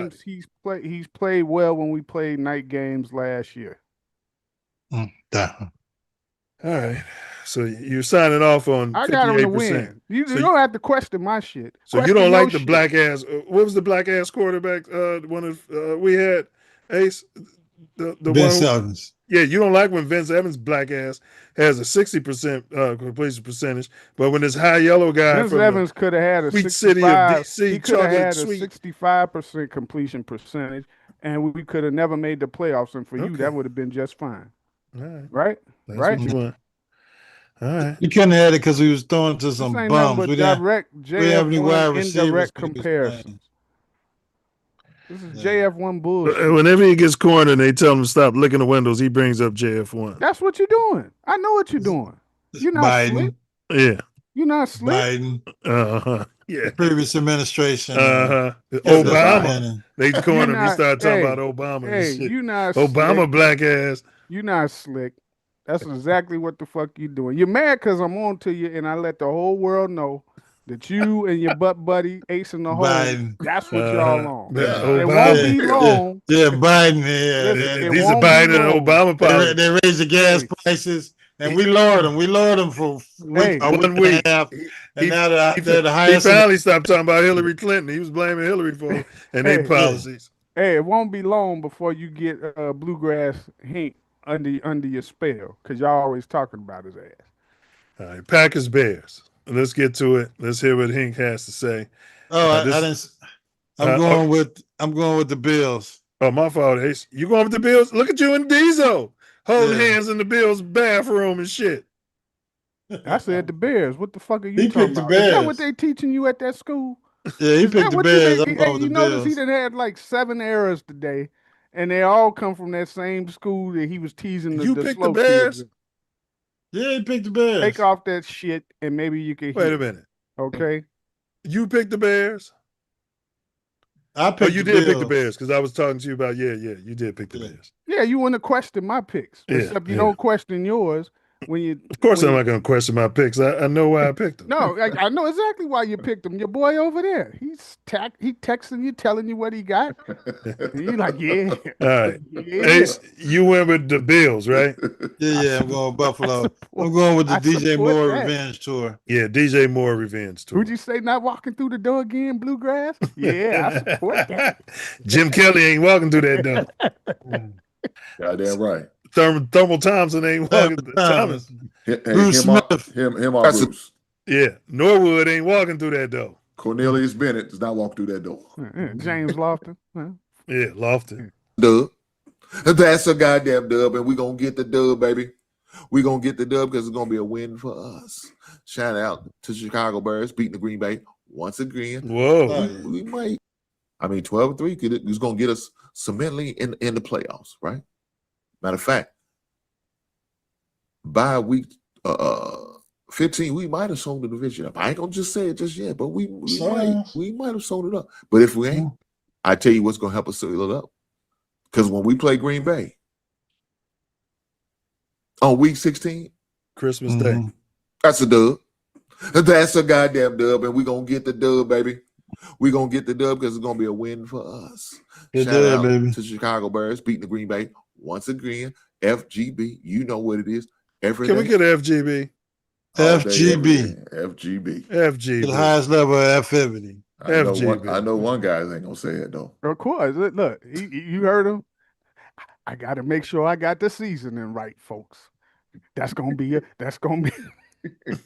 I need to see. Shout out to the South, baby. I got to make sure the seasoning is right. And if that FGB being said, we're going to get a win over Green Bay. Damn it. Yeah. So this is a Christmas Day game at noon. You guys are going to be drinking your eggnog. You know what I mean? Trying to flip back and forth from the NBA games. You know, watching that softening ass. Screw the NBA. I'm watching Bears football. Watching softening ass basketball. But okay. All right, Ace, you going with the Bears? Bear down, Green Bay. There's no way my Christmas present won't be a Bears victory against the FGB Packers. So you got us sweeping the Packers in our way too early picks. No, I think I picked the Packers to win. Oh, you crowned the Packers in week 1. All right, you crowned. No, it's not week 1. It was week. I mean, our first game against the Packers. You crowned. Yeah. You picked the Packers. I picked the NFL shenanigans. Oh, you did. To aid the Packers in their victory. You did. Yeah. All right, Diesel. Who'd you pick in the first Packer Bears week? The Packers. So you and Ace was little butt buddies. No, ours was distinct picks separate, right? Unlike yours. Everything you was picking, Bluegrass went first, and you condoned it. So, coincidence. No, not at all. We got the text messages. He sent them to the chat. I didn't know that. Yeah, so I'm going with the Bears. Like I said, they're gonna split, and I gave Green Bay that first one at home. Yeah. But yeah, the Bears should beat them the second. And it's gonna should have heavy implications on the division and the playoff seeding. So I'm gonna go with I think Ben Johnson is in their head, and I'm gonna go with the Bears. Well, we know Micah Parsons will be playing that game. We would have playing won. both of them. I don't think he's going to play in the first one. He'll be eligible, and if he does play, he ain't going to be Micah Parsons like you know him. Because they going to have him on injury reserve for the first 4 weeks, and that's why the league scheduled us in week 5 because they wanted his black ass out there against the Bears in that rivalry game. I was hoping we would have got him in the first couple weeks. Yeah, but I'm gonna go with the Bears that game. They should beat them. Well, we're gonna have a Micah Parsons healthy. He should be back to form by then. And I'm going to pick the Packers this week. I'm going to deviate from Hink at this point, and I'm going to pick the Packers. I don't have us sweeping them and winning 5 out of 6 games. Mathematically, it just can't happen. So who you picking this game? You picking the Packers? Packs. Okay. Yeah. Picking Green Bay on Christmas to ruin my fucking Christmas day. Well, not my Christmas. I think Bluegrass said he's not getting you your Christmas present for going against his grain at one time. Yeah, well, here we go. The game's on Netflix. If you don't have Netflix, you better subscribe. Wait, if you don't have Netflix, you better subscribe. You ain't lying. Packers game. We get the local feed here, and yeah, we'll still see it. Well, I got the stripped the package TV stick. I get everything. Oh yeah, the 5 sticks. Yeah, I watch it on NFL Network. I'll find it somewhere on that bitch. Let's see. Who is the favorites? Why are y'all doing this? All right, so Packers at the Packers. Green Bay as a 1.5 road. Wait, Minnesota? No. Oh, that's what you're saying. Packers at Packers is the problem. Okay, my bad. Man, that's that slow bus you got on. Yeah, you never find any errors. You just pile on after Ace does the right thing. You're one of those little retarded kids. Slow bus. So you go with Ace, that word again. Ace, you know how the teacher say, what's 1 + 1? Ace be like 2, and then right after you say 2, these will be 2. What's 5 × 5? Ace be like 25. 25. Then the teacher be like, all right, Ace, don't say anything this time. What's 7 times 7? Then it's crickets. Yeah. I remember kids you're like quick you. to say mistakes, right? But you're not holding yourself accountable. Look at the shenanigans the NFL is not yet available by the sports book. That's crazy, but they got it on every other sports book. Why you got to look at the damn spreads of every game before you make your pick? I already made this pick. What's wrong with you? But I noticed that every time you pulling up a game, you want to know what's the spread before you say your pick. But I made this pick already. Yeah. So your theory's right out of the window. You know, close that window so he can lick it again. I was gonna say that's that same window he gonna be licking. You see how mad he got when it didn't show a spread? Like, what is this?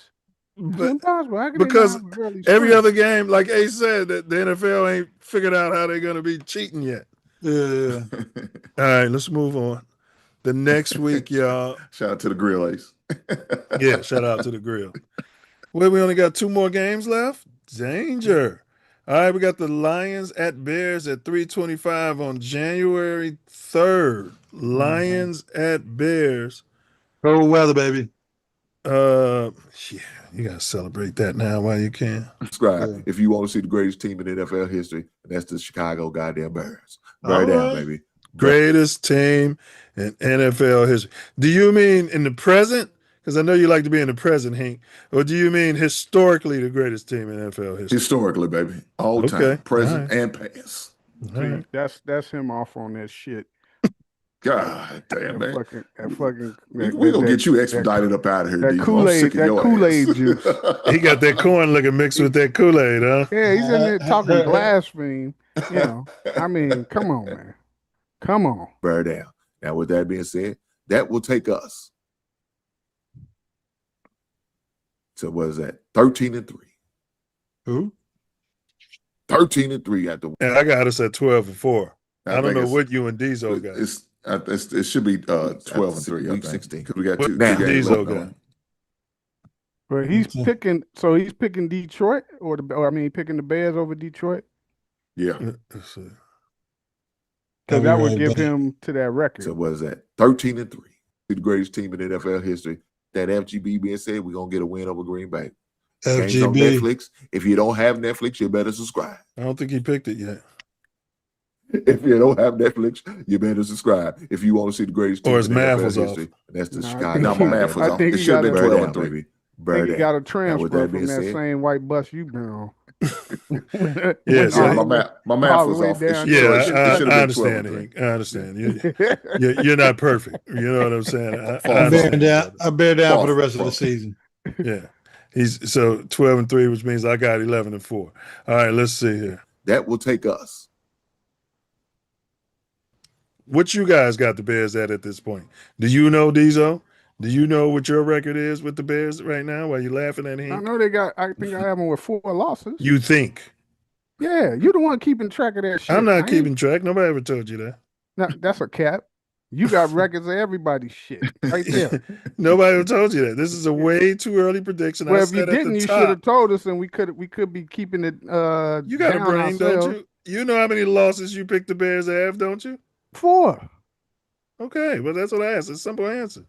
I answered it, but you talking about you don't know how many. No, you wins, said 4. How I many think. losses? You said I think. I said 4. Now what? What you gonna do? See what happens, Hank? I did it to myself again, didn't I? Mills, why you on that short bus? I had to get some money from Diesel. He owed me, man. You know what I'm saying? Like, No, you like, hey, I need to help my buddy out in Kentucky, so I'm gonna send the bus down there to pick him up. Come on, man. Come on, Skipping man. over Come on, man. games. What does my state got anything to do with this conversation? Because you skipping over games talking about. No, I just 14 and miscounted. 4. It was a miscount. That's all it was. That's it. So what is that? 13-3. 13-3 after week 16. Now, going into week 17. Going to week 17, we got them Detroit Lions. Mm-hmm. We on our big payback tour. Shout out to James Brown. We on our big payback tour, and we're not going to let Detroit sweep us like we did last season. It's a dawn of a new era, and they got to come to us. With that being said, we're going to get our victory. You goddamn right. We're going to get our goddamn victory. So we're going to take that win at Detroit on a good Sunday, January 3rd, after the New Year's. We're going to celebrate like a champ should, huh? Like the defending North champs, huh? Like the defending NFC North champs should be celebrating.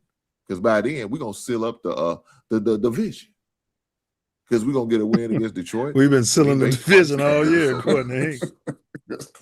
So with that being said, we got to go and get our record. That's going to take us to, what's that, 14-3. All right. So he means 13-3. And let's see, am I going to agree with that? I had the Lions beating us in the first game. So, because it was a short week, all systems are go. We're at home. Revenge game. It's cold out there. January 3, right before J5. So I'm definitely going to roll with a Chicago Bears victory. And so that'll be 15 games. So that means I got us at 4 losses. So I got us at 11-4 at this point. 11-4. All right, Diesel, you have to pick before Ace because he stepped away. Oh, I got the Lions. No, that would take us to 12-4. That would take you to 12-4. Okay, 12-4. I'm doing the old man. He's still on the slow bus. God damn. He passed up and stopped. Yeah. All right. Diesel, who'd you say you went with? The Lions. You got a sweep in the Lions? You sound like you got us getting swept by the Lions. No, I picked the Bears the first game. I got the Lions this game. They beat us in Chicago last year in the winter. So yeah, we got to question you, man. You know, you're a little sketchy about your math. Yeah, he's definitely sketchy.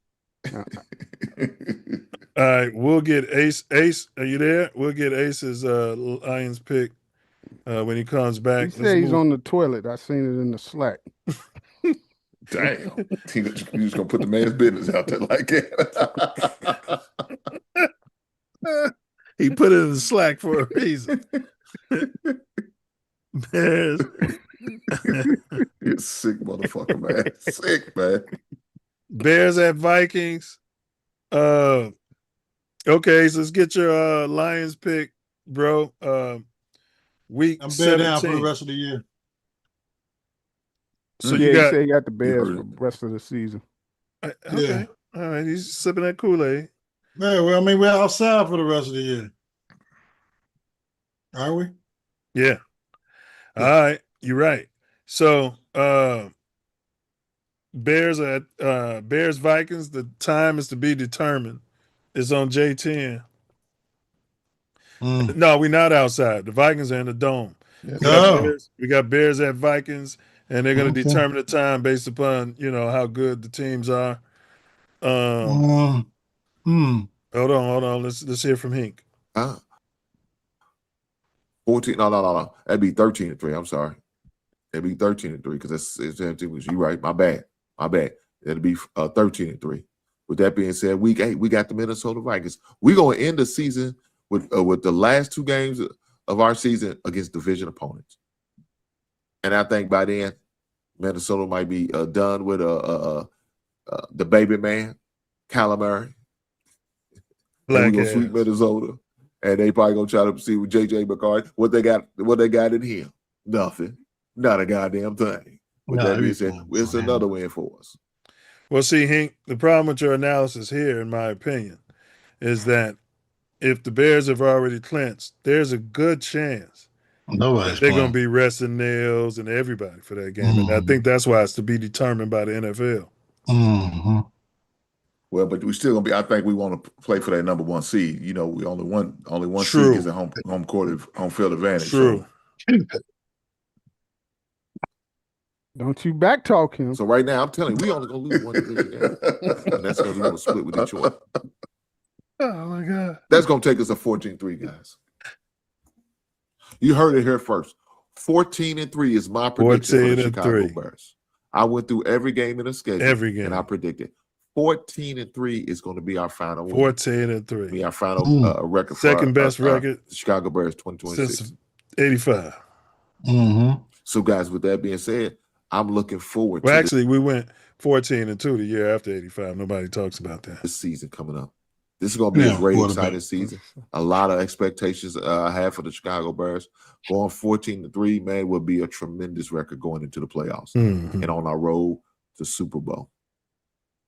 I can't wait. I know it's going to happen. You know why it's going to happen? Because I said it was. I'm Negro Dominus, and I'll put my prediction in right. 14-3, the Bears in the playoffs. Negro Dominus. More than likely be the number one seed. They're going to have the division, the home field advantage throughout the playoffs. That means them boys have to come out the cold to see us. I'm calling it right now. The Chicago Bears will win the Super Bowl for 2027. There you heard it here first. There it is. 2027 Super Bowl champs will be the goddamn Chicago Bears. Oh, Bear down, and I'll catch you beautiful people on the next one. Right on. So y'all heard from Negro Damas. He got the Bears going 14-3 and winning the Super Bowl this season. God damn. All right. That game at Minnesota, that's going to be tougher than y'all think, than Ace and Diesel think. Why you say us? We ain't said our Because you don't, first of all, because you don't have the mental capacities. And Ace is a homer. So it's no us in that. I just threw y'all out there together. Oh, okay. I'm going to go out on a limb here. In Ace's pocket, you might as well. Yeah. We finished last season on 2 losses. To Nick Rodamus and his predictions. What does that say about you? We finished last year. Then the minute you spoke out against him, he was like, show respect. Tell him on the Temptation. Otis, tell you why I ain't going. Tell you why I ain't going. I ain't going to work in no damn factory. Man, I know Diesel's nephews and nieces hate when he been drinking that Tiger Bomb. Talk to him about old movies they How ain't many seen. fucking movies you gonna talk? We ain't never seen this shit before. When Marilyn Monroe, you don't remember when Marilyn Monroe said that to Clark Gable? He said, Sammy Davis Jr. Show respect. Judy Garland. He got his eye put out looking at them white girls. That's why I don't look at white women. The only thing I need to hear next is one of those Gone with the Wind references. Yeah. Now you ain't gonna hear that from me. You ain't gonna hear that from me. He sound like old girl off. Well, I can't believe y'all. You see, what was that? Ace? Up you ain't gonna hear that from me. Terrible thing. The Wayans brothers. There, a girl sitting up in the project windows, but you ain't heard it from me. Ken Wayne. You ain't heard it from me. You ain't gonna hear that.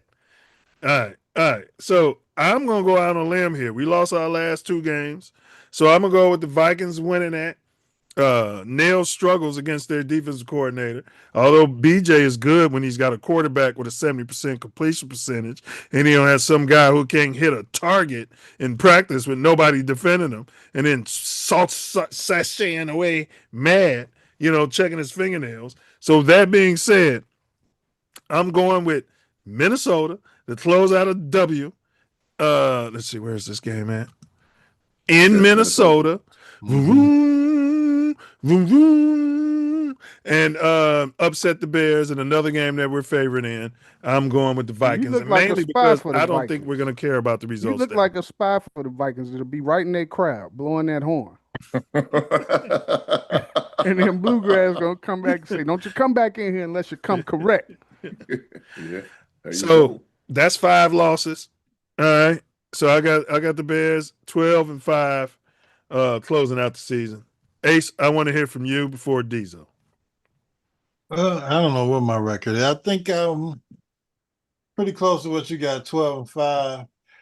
He's not going to give you a problem about it. He better give me a problem. I didn't know the record. I didn't even get a chance. He's not going to say anything to you about your record. I'm letting him finish his tape. He didn't break into it. No, he won't let me finish mine. Do you know what your record is? We'll go over the game once we get to the see who's on the team and who gets put off the team. But I believe if I take that last game, I thought we were playing at home, and if the Bears don't care about the game, that will put me at 12-4, 12-5. But hey, it's going to be a good season. We will have some division. Who are you picking to win that last game? Who am I picking to win the last game? You're rubbing your bum on the fence. I'm not rubbing my bum on the fence. If it's in Minnesota, Yeah. I'm picking the Bears. Damn it, I already said it. I'm going with the Bears. We went out the last 2 games. So yeah, so I think you are at Bears. 12-5, matching me. Lucky you. Yeah. All right, Diesel. I know you're gonna pick with. Look at you holding your hand through the screen. Y'all holding hands through Zoom somehow. Bears. All right, go ahead, Diesel. You're picking the Vikings because Watch they them picked out. the Vikings. Are you deaf? You gotta be. I said 2 times the Bears, and you keep trying to put words in my mouth. So All right. I'm gonna do you like he did them on. You know why I didn't hear it? Dead Because Presidents. you weren't asked. You were probably Remember, talking and giving your Bluegrass, pick during remember in somebody Dead else's Presidents? assessment. When he That's kicked why I Clarence didn't hear it. Howard's ass out of the bar, the pool table, the pool hall Yeah. the first time. Yeah. He told him, "Don't you come back in here unless you come correct." It's the same thing I'm telling your ass. I didn't hear it because somebody else was probably giving their take. So what's your No. final season with the Bears? Bears. You had them at what? 12-5? Yes. Yeah, I picked the Bears for the last game, I think. Did I? Okay. No, you Yeah. said the Vikings. No, did I? No. I No, said you picked the Bears. I picked the Bears because I said I'm going with them the rest of the season. So Yeah, they're you down. picked the Bears out for the last 2. Yeah, he did. He did pick the Bears. All right, y'all. We closing out, but I got a segment here, Ace sent. And I don't think anyone will have a problem with this except for Hugo and Diesel and the Packer fans.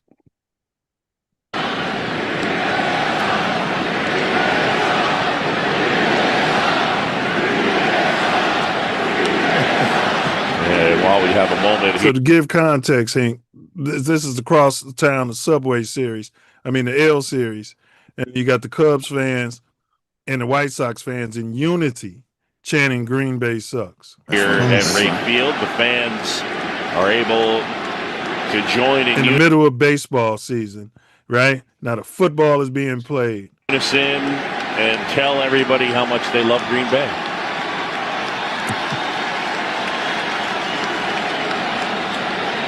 And I guarantee you, Diesel was at the game like, shut up. We at the game trying to watch the game. Why Leave my y'all team screaming that? It alone. ain't even football season. I want you to play that at one of them Dodger games. Leave my team alone. Let's see you do that. Yeah. Let's see you do that. He Play was that probably at a walking Dodger around with that hat on. They thought it was a Green Bay Packer hat. Play and it as at he a was walking Dodgers through there, game. they started screaming, Green Bay sucks. I'm tired of you claiming Chicago when you His been green front flag. shorts on and his He's on the other side of the San green Andreas. flag Man. hanging out. Wearing that booger He's green, really a California guy. the booger Green Bay Packer. That's why he's so in love with the Juju. Okay. Yeah. All right. Then, Really a then Cali FGB. guy. Can you say Green Bay sucks? No, I'm not listening All right. to you. All right. Not listening Green to Bay you. sucks and FGB. Pink. Not listening All to you. day, every day. FGB. Yeah. Does Green Bay suck, Hink? All day. They forever suck to me. That's why I'm gonna sweep them. Yeah, Green Bay sucks. I don't see why that's so difficult for you, Diesel. You know, I don't answer to you. Yeah. It's not a matter of that. No, I don't You answer think to everybody you. who says Green Bay sucks and FGB are doing that for this show? You think people have been saying this before they even knew who the hell I was? Yeah, well, you know, let me hear you go to the Dodgers game, any of them football games, the basketball games, and you yell out them chants like we do in Chicago. I swear he sounds just like Hugo. Yeah. So Don't he? you got to get both of them on here. Him. That's their only defense. You don't Yeah. even live in the city. I can still say fuck Green Bay. No, it ain't that you don't live here. I could be Your on ass Mars. low-key. I could be on Mars and say fuck It's Green your Bay. ass be low key supporting the LA shit. I've You noticed live that in over that the shit past whole few country, years. state, I California. noticed that. You Right. be low key From watching state to the state. Lakers. It's Bears rooting fans for all them. over the country. Everywhere I go. No, I'm telling you, I seen the change in you. Okay. Now Hold on. only Bluegrass knows your darkest sports secrets. Okay. Hey, Hank, this is South Florida. Documents Go ahead. WPTV uncovered show the Okeechobee County Sheriff's Office reviewed their Now, Big Nick, South Florida. He's a South Florida guy. He's been on the pod before. Yeah, well, I'll get there. deputies' actions This is after about Warren arresting Sapp. NFL Hall of Famer Warren Sapp last February. Sapp's attorney, according to a notice of a claim, is now asking the county for $20 million in damages. His attorney in that notice says Sapp's constitutional and civil rights were violated during the February arrest. And our Ethan Stein requested the sheriff's after-action report, in which a lieutenant details how several things could have been handled differently. He joins us. According to this after-action report, a lieutenant was assigned to review the circumstances of the incident in which Warren Sapp was arrested. That lieutenant identified several things he said could have been handled differently. We used a public records request to obtain the body camera footage from the arrest. This is body camera footage we obtained from a public records request filed with the Okeechobee County Sheriff's Office. It shows the moment a deputy confronts a driver she suspects is speeding. I got you going 63. It's a 35 through town. All you guys are hauling down the road. It happened around 4:10 in the afternoon on February 24th, 2024. The group pulled over at a gas station. According to the Okeechobee County Sheriff's Office computer-assisted dispatch system, deputies got multiple calls related to luxury and high-end cars almost causing crashes. The blue Lamborghini right in front of you and the other one that just pulled in. These other cars, I don't know how fast they were going. Body camera footage WPTV received shows it takes 23 minutes to create the ticket. Footage shows the deputy could not print the ticket. I can't print my thing won't print. My thing I just did, my ticket. Go. I need someone to print it for me. Can't they mail it to him? According to an after-action report WPTV received from a public records request to the Okeechobee County Sheriff's Office, a lieutenant says if there is an equipment failure on a traffic stop that cannot be quickly resolved, we should either handwrite a citation or let the violator go with a verbal warning. During the Don't they have the address? Can't they mail the ticket? No. They would write You gotta give it to him. You gotta give it to him. Write it manually. Well, yeah. According to the rules, is either write it manually or give them a verbal warning. Yeah, they're not even teaching them how to write in cursive no more. 3 minutes it took to print the ticket. Footage shows a crowd gathering. On the footage, you can see NFL Hall of Famer Warren Sapp among them. He speaks to the deputy issuing the ticket. 63 is not double 35. In the video, Sapp continues to talk to the deputy. Then a different deputy instructs Sapp to stop. What do you mean? Stop what? Are you serious? I'm dead. Going to jail today? 63, but I don't know. Would you like to go to jail for obstruction? Obstruction is a physical thing. I'm not in between. Obstruction is a physical thing. You do know that, right? You do know that, right? Obstruction is a physical thing. What did I do that physically obstructed? What did I physically do? It's a physical action. Obstruction is a physical action. If you don't see your name, not freedom of speech. You know, that's constitutionally protected, right? Yeah, that's right. What's your name, guys? 588. If you don't remember your name during an investigation, that's obstruction. What's your name? What's your name and badge number? Coon Fair, 734. Coon Fair, 734. Yeah. Detained for what? I'll take that. Detained for what? What am I being detained for? In the video, you can hear Sapp repeat the question multiple times. According to the after-action report, a lieutenant says neither deputy gave a clear command to Mr. Sapp informing him he was interfering with a traffic stop or gave him verbal commands to step away. The after-action report says deputies are obligated to explain how to handle or pay a uniform traffic citation prior to handing a violator a citation. After that is done, we are not to argue or continue interaction with the violator. Any further involvement on our part is an unlawful continuance of a traffic stop. You're going in the back of my car. Why would I get in the back of your car? Because I'm surrounded by about 20, 30, 40 people. Yeah, exactly. It's not a safe situation. It's a safe situation. Ain't nobody doing anything. Come on. According to the investigation narrative, the deputy says Sapp continued to plant his feet to the ground, refusing to get in the back of the patrol vehicle. I don't have to answer you. I'm not getting in the car. I'm not getting in the car. Why am I in the car? Back up! Back up! Back up! Get back! Get back! Get back! Why am I being put in this car? Why am I being put in this car? That's all I want to know. Where's the supervisor? Can I get a supervisor? Sit down! Can I get a supervisor? Sit down! He told me I'm being detained because I didn't tell him my name. Yes, that's obstruction. That's obstruction. Obstruction is a physical That is act. obstruction. So obstruction is a Stand up so I can physical search act. you. No, it is not. Yes, it is. Yes, it is. Yes, it is. Yes, it is. Stand up so I can search him.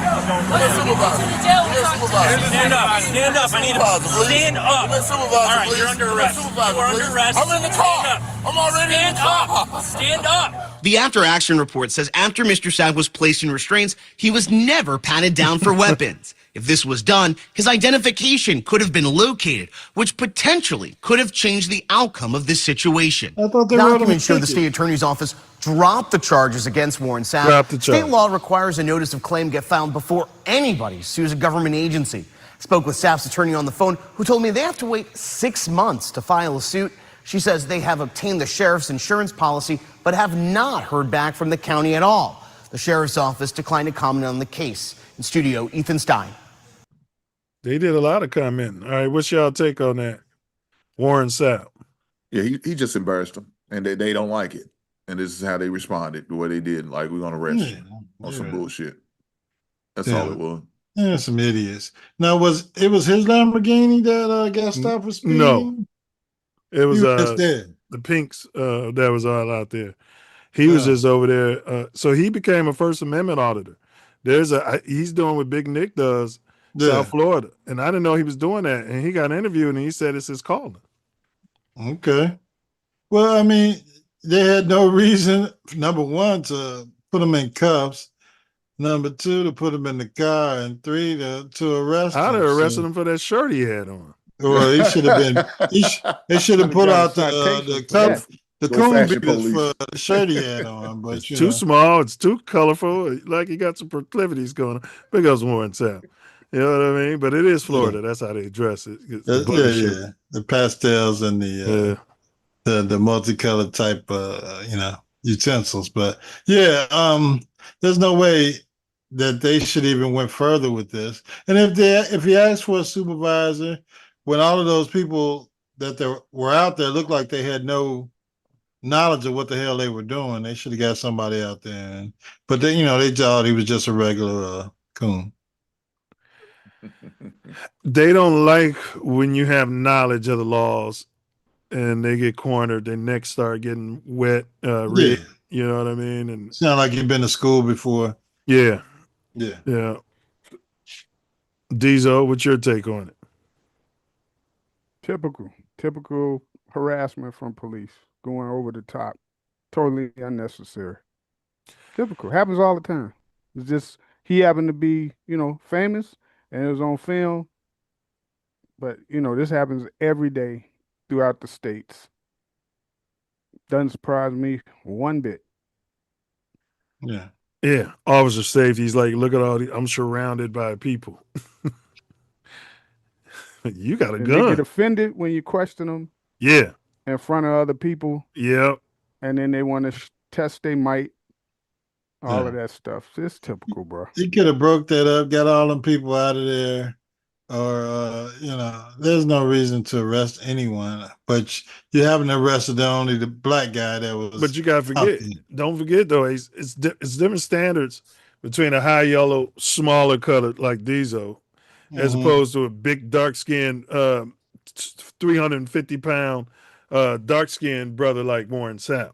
So they feel more intimidated. Yeah, down there in Florida, I'm sure they take a liking to blumber clot looking people with American colored headbands on their head. They'll get him a pass, a verbal warning. He said bumble clot. Yeah. But they're gonna haul him in, Doesn't surprise me at all. I mean, I gave you a compliment. I said you're high yellow. You know what I mean? You He don't want to take it and run with it, huh? Yeah, he wasn't taking and run with it. He don't understand. I said they're more likely to listen to you than they are some 350 pounds, and I think it was accurate. No. I know what it is. You want to throw karate stars and all of that stuff. I'm on to your tactics. Oh shit! Now the rest of your parade may not be on. Is that American Ninja reference? Yeah, with your complexion and you threw your military credentials at them, they probably would have let you go. Yeah, exactly. You tell them you're a Green Bay Packer backer, and they like, oh, this guy's smart. What do you tell them about you and Ace in the Hole? Your karma and mine, they are connected.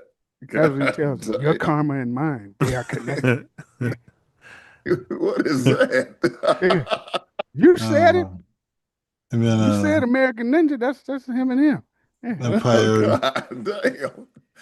So the brother was getting interviewed, and one of those sports shows, damn, what's his name? Fuck. I thought I had pulled this up, and I don't think I have it. But anyway, he didn't want to cover this dude didn't want to cover BJ Rossini. That was his friend, but he was all over the Sapp thing, and they were calling Sapp crazy. The same people who don't want to be making medical advice about other people and don't want to get in people's personal lives. Well, they was all up in Sapp's personal life, and basically calling him wrong and saying that, he's suffering from CTE, that this is all a result of CTE. Although Sapp did say he has CTE, but I think he's trying to run up another check. He's trying to get to the money. Yeah, well, he is. Oh, I seen him on he did like a Drink Champs interview, and he was kind of talking about it. So I don't think he's capping at all. Yeah. What he was talking about wasn't just about him; it was about somebody else who was really like the first person to bring it up before this doctor, this popular from it. The African? Yeah, I think before. I don't know if it was that African who brought it up, but like from the 70s. Okay. He was talking about this. Man, he was a center or something for this. I'm guessing to say the Steelers, but he said that the guy had he went to see the doctor, and he was, I want to say he was in his 60s, right? When the guy went to go see the doctors, like I think he just barely turned 60, but he said all his toes was like this, and the doctor's like, "Man, it's like we need to examine," and he was like, "Man, this guy's got the body of like a 90-year-old," and he was like, when they went and looked at the brain and all of that stuff, man, and they were like, the CTE looks like black tar or something, and it can spread. And he was saying, and the way he was explaining it, I was like, damn, that's kind of deep. But yeah, if you get a chance, check out the Drink Champs and look for that segment. Where he's centers talking and nose tackles, bro, they be getting banged up. That's why our Dallman retired early. Yeah, but he's talking about it. I can't remember the exact player. It could be that guy from when you said Africa, because the guy did have like an African name. But yeah, it was a African that broke the story on CTE and did all the science and the research. Yeah, I just thought when Sapp was describing this thing that it happened like in the 70s. So I'm thinking like, well, maybe this was before that guy's time, but it could be the same guy. Yeah, it's the same guy because he was old. He would have retired, and then that's the guy maybe in the 90s doing it. You know what I'm saying? Yeah. Yeah. But here's what I was talking about. Dan Lebertard. He the one who, is real funny about journalism, but then he's all over Sapp's ass. Great, providing an exclusive interview to Sapp. But this I saw this piece last night on the local news. Fair use.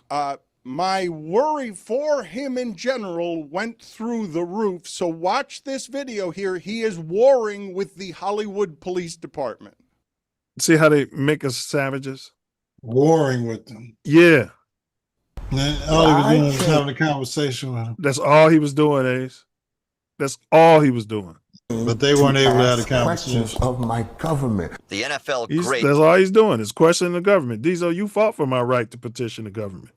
Thank you very much. Providing an exclusive interview to 7 News, days after we broke the story of a court order he must follow connected to testy on-camera encounters with Hollywood cops and city employees. He was issued a notice to appear in court after another contentious encounter. You feel this is your calling now? This is. Now that you're doing this and a champion of people's rights and the First Amendment, why do you need to go into the police department and to City Hall and get to the point where you're this close to getting arrested? Am I? It looks that way. Sergeant, I'm making you arrest me today. I promise you I am. What do you think of the judge and the court order from Thursday? Have you seen it? Yes, I have. What am I required to do? You got to call twice a week. I call every day. Okay. You can't be around. You can't be around the third floor in the records department. Don't you think there's a thin line, though, between being a steward of the First Amendment, someone who is paying attention to laws and trying to get people to ask questions and think and take video, and being someone who comes across as a jerk? I've never been a nice guy. So You think I give a damn about what you think of me? Do you like being perceived as a jerk? Is that it? I'm asking. No, I'm saying, is that's the word? Didn't you just say No, that you've I just always asked- not been a nice guy? So is that No, like your nice thing? guy and jerk are two distinctly different words. All right, What let's do you just say See, the little guy is being a little prick. He never said he liked being perceived as a jerk. Right. How about asshole? That's a different word too, right? That's a word you used, but if No, you no, wanna use no. that I'm word, definitely using the word. I'm giving you examples. Okay, so jerk. What degree would you put jerk? What is the end game? Transparency and accountability. Because what happened to me in City Hall was a crime. I was assaulted by the officer. Sapp says he was assaulted by a cop during a 2025 exchange. There's a court order. Are you going to stay away from the third floor? You're like an officer. I don't need to answer you. I'm asking. I don't need This to is my answer. job, I is know, to ask you I know. questions. So That's all. Next question. What about the city employees they told you to stay away from? You going to stay away from them? You don't want to answer that one either. Next. Hollywood police say his demeanor has become increasingly aggressive when encountering city employees, to the point where some feel unsettled and intimidated. It isn't done. It ain't done. Tell me. Tell me what you mean. I got a June 10th court date, brother. It ain't even done. It ain't done. No, not even a little bit. I got to go and listen to them. You saw they moved it to the mental health division, right? I did not, no. Check that one. So do they think you're mentally unwell? I don't know. Are you mentally well? Excuse me? Are you mentally well? Are you a doctor to be able to diagnose that? No, Okay. but I'm a reporter who has got to ask questions. Me either. I feel well every morning. I wake up, brother. That's I important. hate when they act like, when those pink people act like this. Right. And they're not willing to, but you know what I mean? And then if he was slapped the shit out of him, they'd have been all in court. I was just asking questions. Yeah, but they don't want to be litigious and technical with every word that you say and every interaction you have with them in an official capacity. They badger you and act like they innocent to the police. Yeah. Then when the police show up, that you know. Yeah. Then he's like, well, you know, if you don't have the credentials to assess me, what are you talking about? What are you asking me? Right. Are you mentally ill? He should have asked that dude, are you mentally ill? Right. Did you ask the officer, was he mentally ill? Right. What are your thoughts there, Greg, Okay. as someone who's covered him since he was in college? Please. I'm a little Sticking the worried ass for in him. You mentioned Yeah, Lebertard, I'll stop it there. Lebertard went on to start talking about CTE. Yeah, well, he has people who are mentally ill, and he's showing all the ear markings of that. Yeah. I reached out to Big Nick, South Florida, because you know that's his stomping grounds. He does the First Amendment. He's got like 400,000 subscribers. He be fucking around with Willie D, you know, on YouTube. And I was like, man, you should reach out to him. He said, he communicate with Sapp every day. So apparently they're in alignment with what's going on. With that reporter was saying, you know, oh, people don't feel this way and that way. The law has nothing to do with how you fit your feelings. Right. The law is the law, especially either local law, constitutional law. It is the law. So. So is this a bigger discussion on CTE or is this a bigger discussion on First Amendment rights? I would say probably First Amendment rights and, you know, the perception of Warren Sapp's status in society now. That, you know, they figure that you made all this money. Why are you worried about what are the law and the Constitution is saying are your ability to move about according to the law. So it's tough.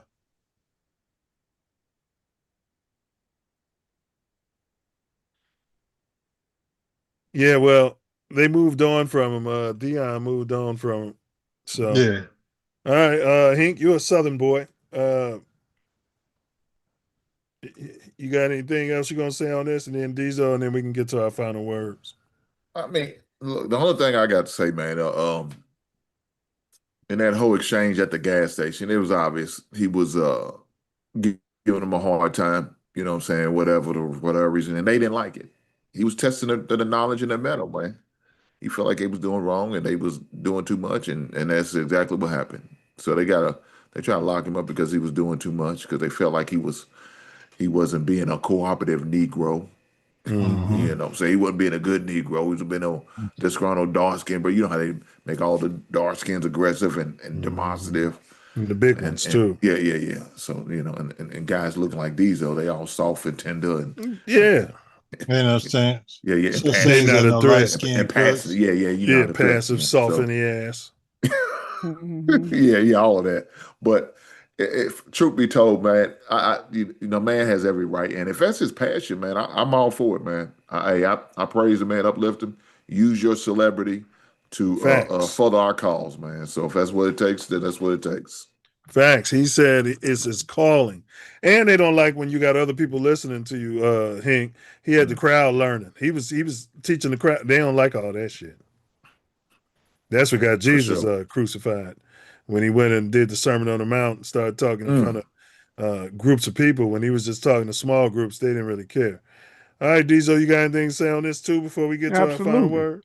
First of all, it's a SEC type of mentality, right? Come on, man, Diesel. I ain't interrupt you. They gonna make you bend over. They gonna make you bend over. God damn. You're gonna be the center, and they gonna take 20 snaps. But they never want to go back and throw the ball. They gonna stay right under center while Hank is playing center.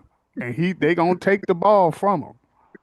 And as long as he can stay in that position for 20 snaps, What the hell, man? he's gonna get a verbal warning and go on about his merry day. Okay. Yeah, but you could tell with Sapp, man. I mean, something's really going on with him, man. He probably does got CTE because he's talking about donating his brain. If you watch that episode of Drink Champs, he's talking about he's gonna donate his brain. You know, whenever he expires, and let them look at it. And but that really doesn't have anything to do with if he's being harassed by city officials and the police. That's like separate. So we ain't really see the stuff that city or counties charging them with. That's separate. You know, talking about he had issues with them. Well, where's the video? You quick to try to show the video when it vilifies you, when it lets you off the hook, but they ain't show that, right? And instead, they got some guy sitting there questioning him like a smart aleck deposition guy. Seems like he would be on the payroll for Mercer. Like, yeah, go ahead and tighten them up. Get all of the good stuff out of them on Go out there and get that mooly agitated. Yeah. But yeah, man, it's unfortunate, man. It's unfortunate. And he's from there, man. So I think they just piling it on.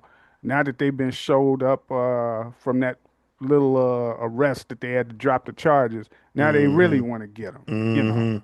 So that type of stuff, man. Yeah, uppity N-word. So we're going to get to the final words. Slimbo Boogie, he said he's excited for Xavier Thomas. He said Ben Johnson is a certified football guru. He created the culture. He is to get 100% credit for unlocking Milz' potential. Bears offense is about to go supernova this year.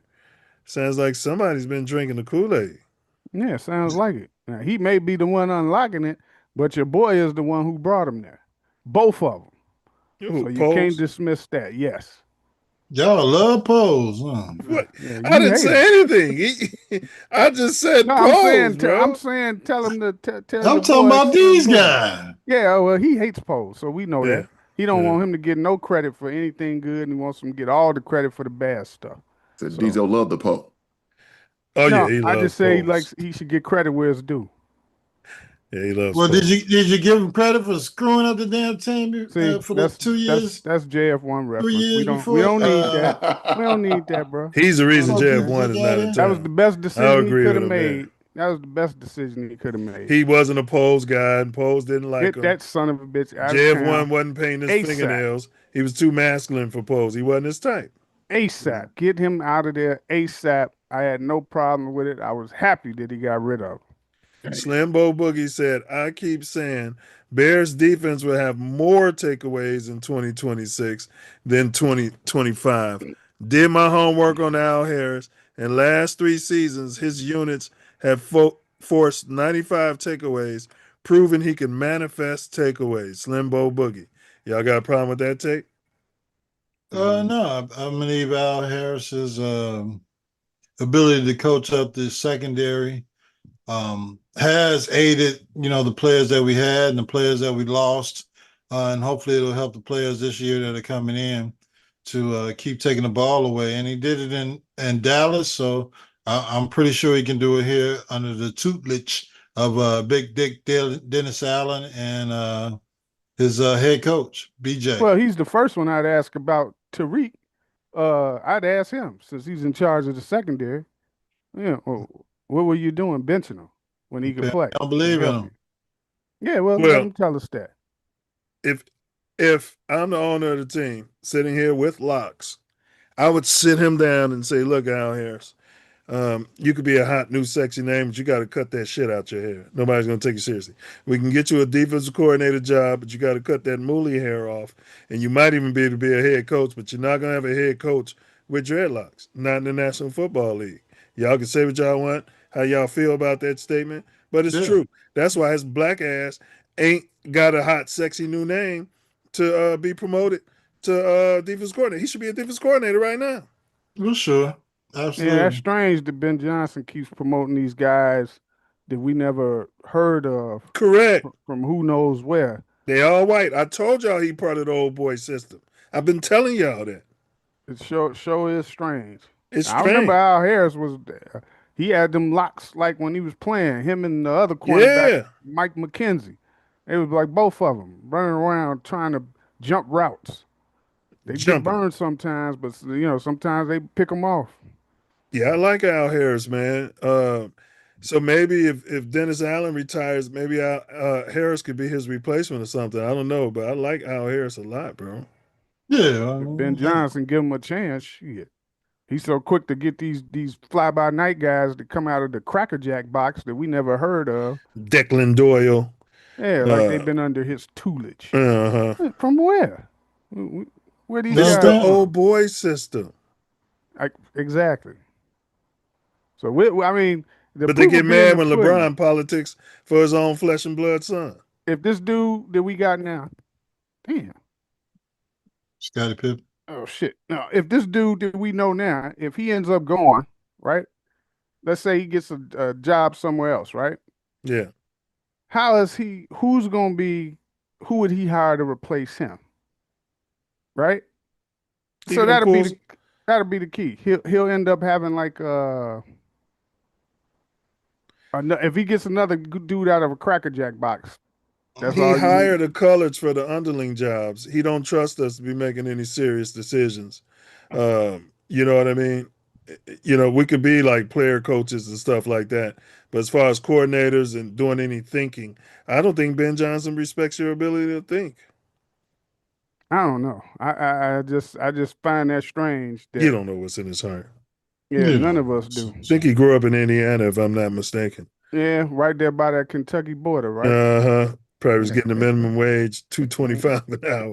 175. I used to intern. What's the what do you think name? about 175 an hour? Yeah, well, this South hate it's crazy work. Ace sent me a video. I meant to run it up with McConnell. He was talking, and that motherfucker was ending the whole meeting. There was like, Senator, 4 people haven't spoken yet. Huh? All right. Slim Bo said, win now league, no time for a slow cook soup. 2026 Bears going to be showtime. Okay. We talking about the greatest show on turf type offense? Yeah, apparently is. We got Roma Dunze and 3 tight ends. And don't get Diesel started on Roma Dunze. And Luther Burden. Luther Burden Jr. And what's the other guy? A guy out of LSU. And we got all the tight ends in the world. We lost our all-pro center. Jahade Walker. Yeah. Did you see that we deficient at left tackle? Was it the Chargers signed Njoku to a 1-year deal? Big African. From Cleveland? Yeah, man, we could have had that dude. Yeah, The Bears are broke. They don't like big Africans. They want trying to build You a could have new, cut Komet and stadium. paid him the same thing. They're This not dude gonna got cut 12 Komet. million. 12 million. No interest. Way better tight end than Slimbo Komet. Boogie is honestly a man Way of better. He's a man of culture. He said trade pick number 4 and Giddy to Memphis for Ja. Slimbo Boogie, I would tip my hat to you if I was wearing one. Oh, no. You see, they don't like Pookie Morant. Nah. They don't like them Southern boys, Hank.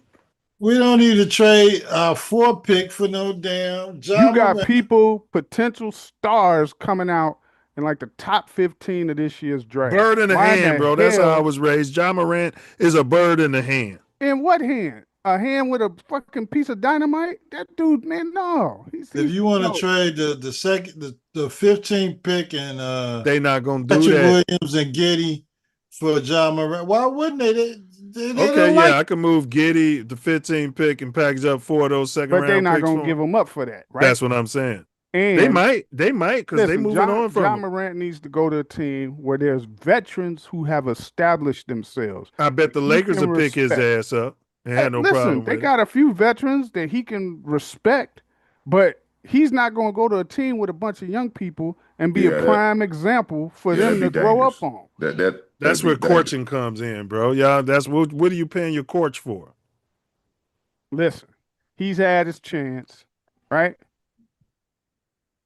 Then I bring Yeah, Valus Jones in here, show him the city. You know what I'm saying? All right. I agree, Slimbo Boogie. He said trade Matas and pick number 15 to Milwaukee for Giannis. Now, you might have to put the glass dick down on this one. Trade Matas and pick number 15 to Milwaukee for Giannis. I'm Is not anybody trading going to do Modest. that? I'm not trading Modest for no. Giannis, look, Giannis. You're not trading Modest for Giannis? Not in the 15 pick. I Are trade you him. serious? Hank, you're I not trade him moving Modest in the 15 pick? I would be okay with that. Listen, I trade him I Patrick don't Williams want and the John Modest. Morant thing, man, because John Morant, like Diesel said, I don't agree with Diesel a lot, but he's right on this. He's too volatile. He got a lot of young players, man. I just can't do that. I don't want to put them young players around it, man. I hear Listen, Giannis is Giannis, I'm older. okay with. I'm okay with older. Giannis. He stays hurt. And then I heard about some of the stuff that he kind of like this LeBron type stuff. Yeah, he's a diva. Like the stuff that he wants with the team and stuff. I'm like, I couldn't believe Late it. for the plane, I was like, late for what? practice. Yeah, I was like, are you kidding me? Doc Yeah, Rivers, and the coach is letting him who was get that away with came it, out and too. said Doc Rivers don't the dude who used to be in Indiana. But I've been on Doc Rivers' ass from day one. He said Doc Rivers never fined nobody on that team for being late. Doc Rivers has been overrated since day one, even his days with the Clippers, all that. All right. He said if Bulls really chasing a championship, trade Giddy, Matas, pick 4 and 15, and get Ja and Giannis duo in 2026. I hear you, Slimbo Boogie. No way. No way. Modest is a star in the making. You just got to get the right coach to keep developing him. You're not giving up. Listen, man, you can't give up young talent like that. Look at OKC. Half of them dudes got traded or their draft picks, and look at them now. The teams are even SGA. But they traded for SGA. But it don't.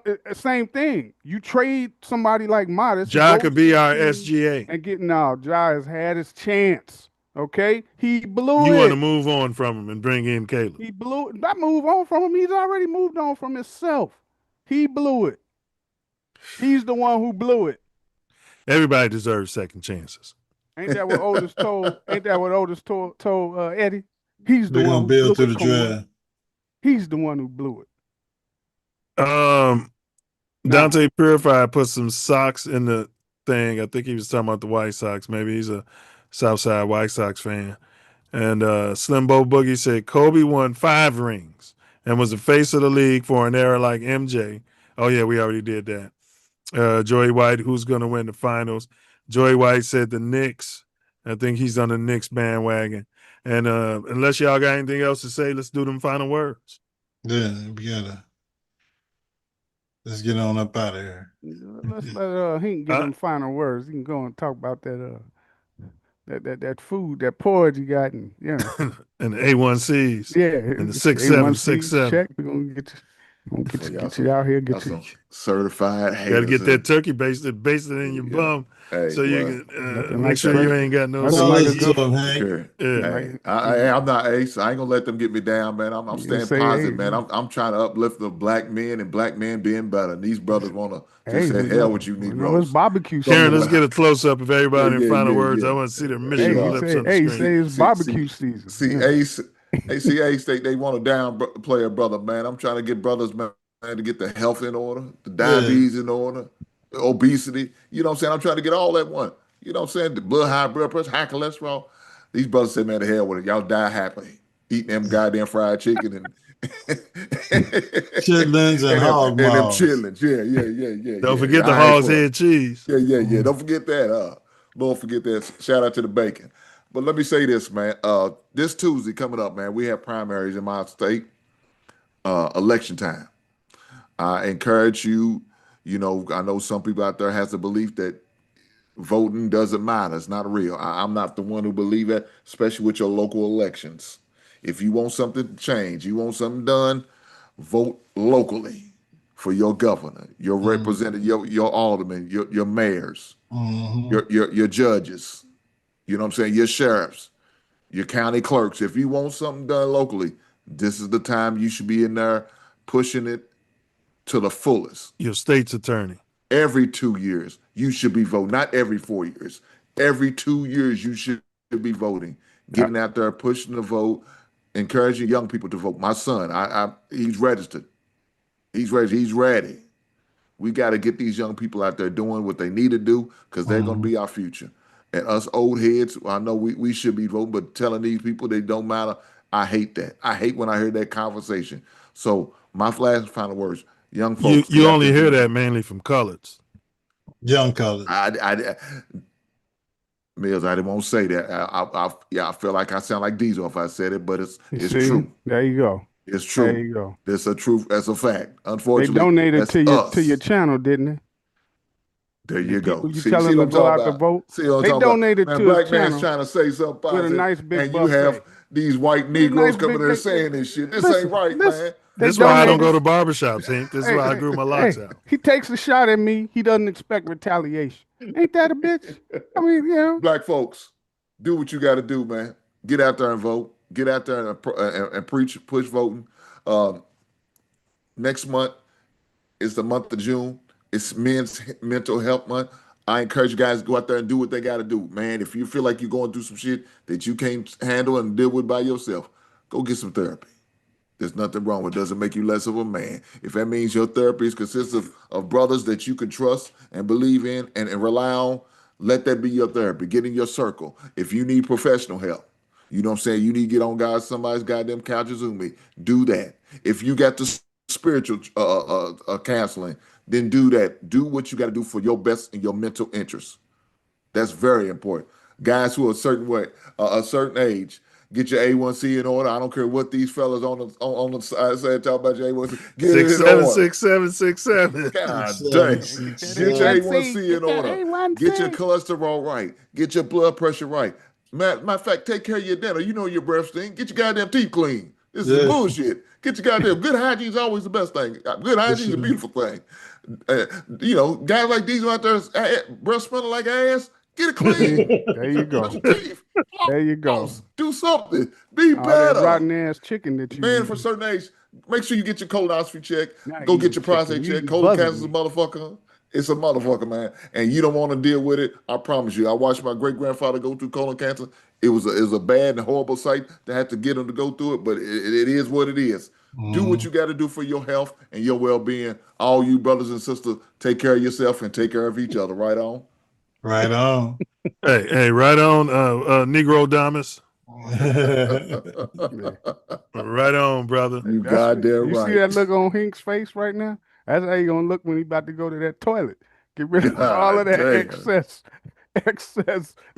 luggage right up out Diesel, the you just mad because I'm regular. You ain't. Right. No, you not regular. Moose head motherfucker. You going right into the concussion. Maybe for your final words. You go straight into the wall. Boom. Big ups, Hank. Appreciate you pulling up, man. Hey, man, y'all take care, brothers. Y'all do the right thing, man. Y'all be safe out these streets. Yeah, have a great week. Hey, yes, sir. Bear down. Bear down, brother. FGB. FGB, brother. FJF1 all night and day. Yes, sir. Man, the Pistons are beating the brakes off Detroit in Game 7, 110-75 on the road. Listen to what you just said. See, that type of slowness. You said the Pistons are beating the heck out of Detroit. Cleveland is beating the brakes off Detroit. Cleveland is beating the brakes off Detroit. You should quit teaming up with Bluegrass because it's not helping your case. Well, you should be. It's 7 minutes left in the fourth quarter. You should be able to infer from the text, though. Huh? You should be able to. What do you mean, huh? You should be able to infer from the text of what. You all night.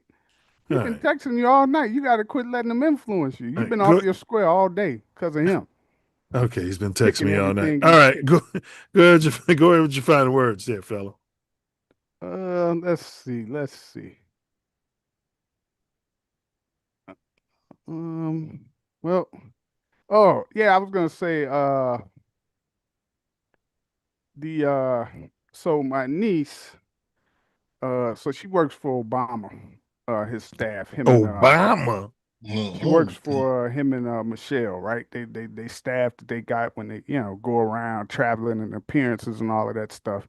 So a few weeks ago, man, my brother and his wife popped up. Now they live in DeKalb. So I'm like, man, what y'all doing here? It's like, oh, we just went to the Obama library. I was like, man, it's not open yet. They was like, yeah, we know. But my niece, she got access, right? So she had got them tickets. They went check. You told this story last week. Stop drinking the Tiger Bomb. And what's the next time? Stand the fuck down. I'm not finished. See, you little cock. Man, let me hold that. This is why you're licking the windows. Fast forward to this past week. My mother, I get home. Mother's like, yeah, I went to the Obama Museum. I was like, damn, how you? I was like, how you? She's like, my niece, and my niece was there this time. So she had my brother, wife, mother, my sister, her husband, all of them went. And she said it was super, super nice. Like, took them all through, and it still ain't open to the public. You wasn't privy? You wasn't privy? I was at work. I didn't know. So they snubbed it? Yeah, so I mean, I wouldn't have went if it was a weekday like they did, but you wouldn't have put a personal day in an experience like that. No. Just going to the plant. I gotta go to the because I'm like, I can go whenever, because my niece there. So, but from the way my mother explained it to me, she's like, man, the basketball court that they got in there is super duper nice. Just everything. She was like, oh yeah, you got to tell your friends or whatever. They got an indoor court, bro? Man, say it's nice. My sister husband, he like to hoop like us. My brother don't necessarily. He like, man, that basketball. That's gonna be some high-end basketball, ain't it? It's super dope. And so I'm like, shit. I was like, man, when the house picnic come up, we always walk right past there. But I'm like, shit, I might want to go before the house picnic. Yeah. Because I'm not sure when it opened to the general public or how much the tickets are, but pretty much. Is that when it opens? Juneteenth? Yeah. Is that the same weekend for the Chosen Few? No, it's in July. And they moved it back. It's no longer the first Saturday. It's the second Saturday. So it don't coincide with the fourth. Oh, that's cool. Then it ain't bumping with Wordsworth's music fest he got. Yeah, so Ancestral Echoes.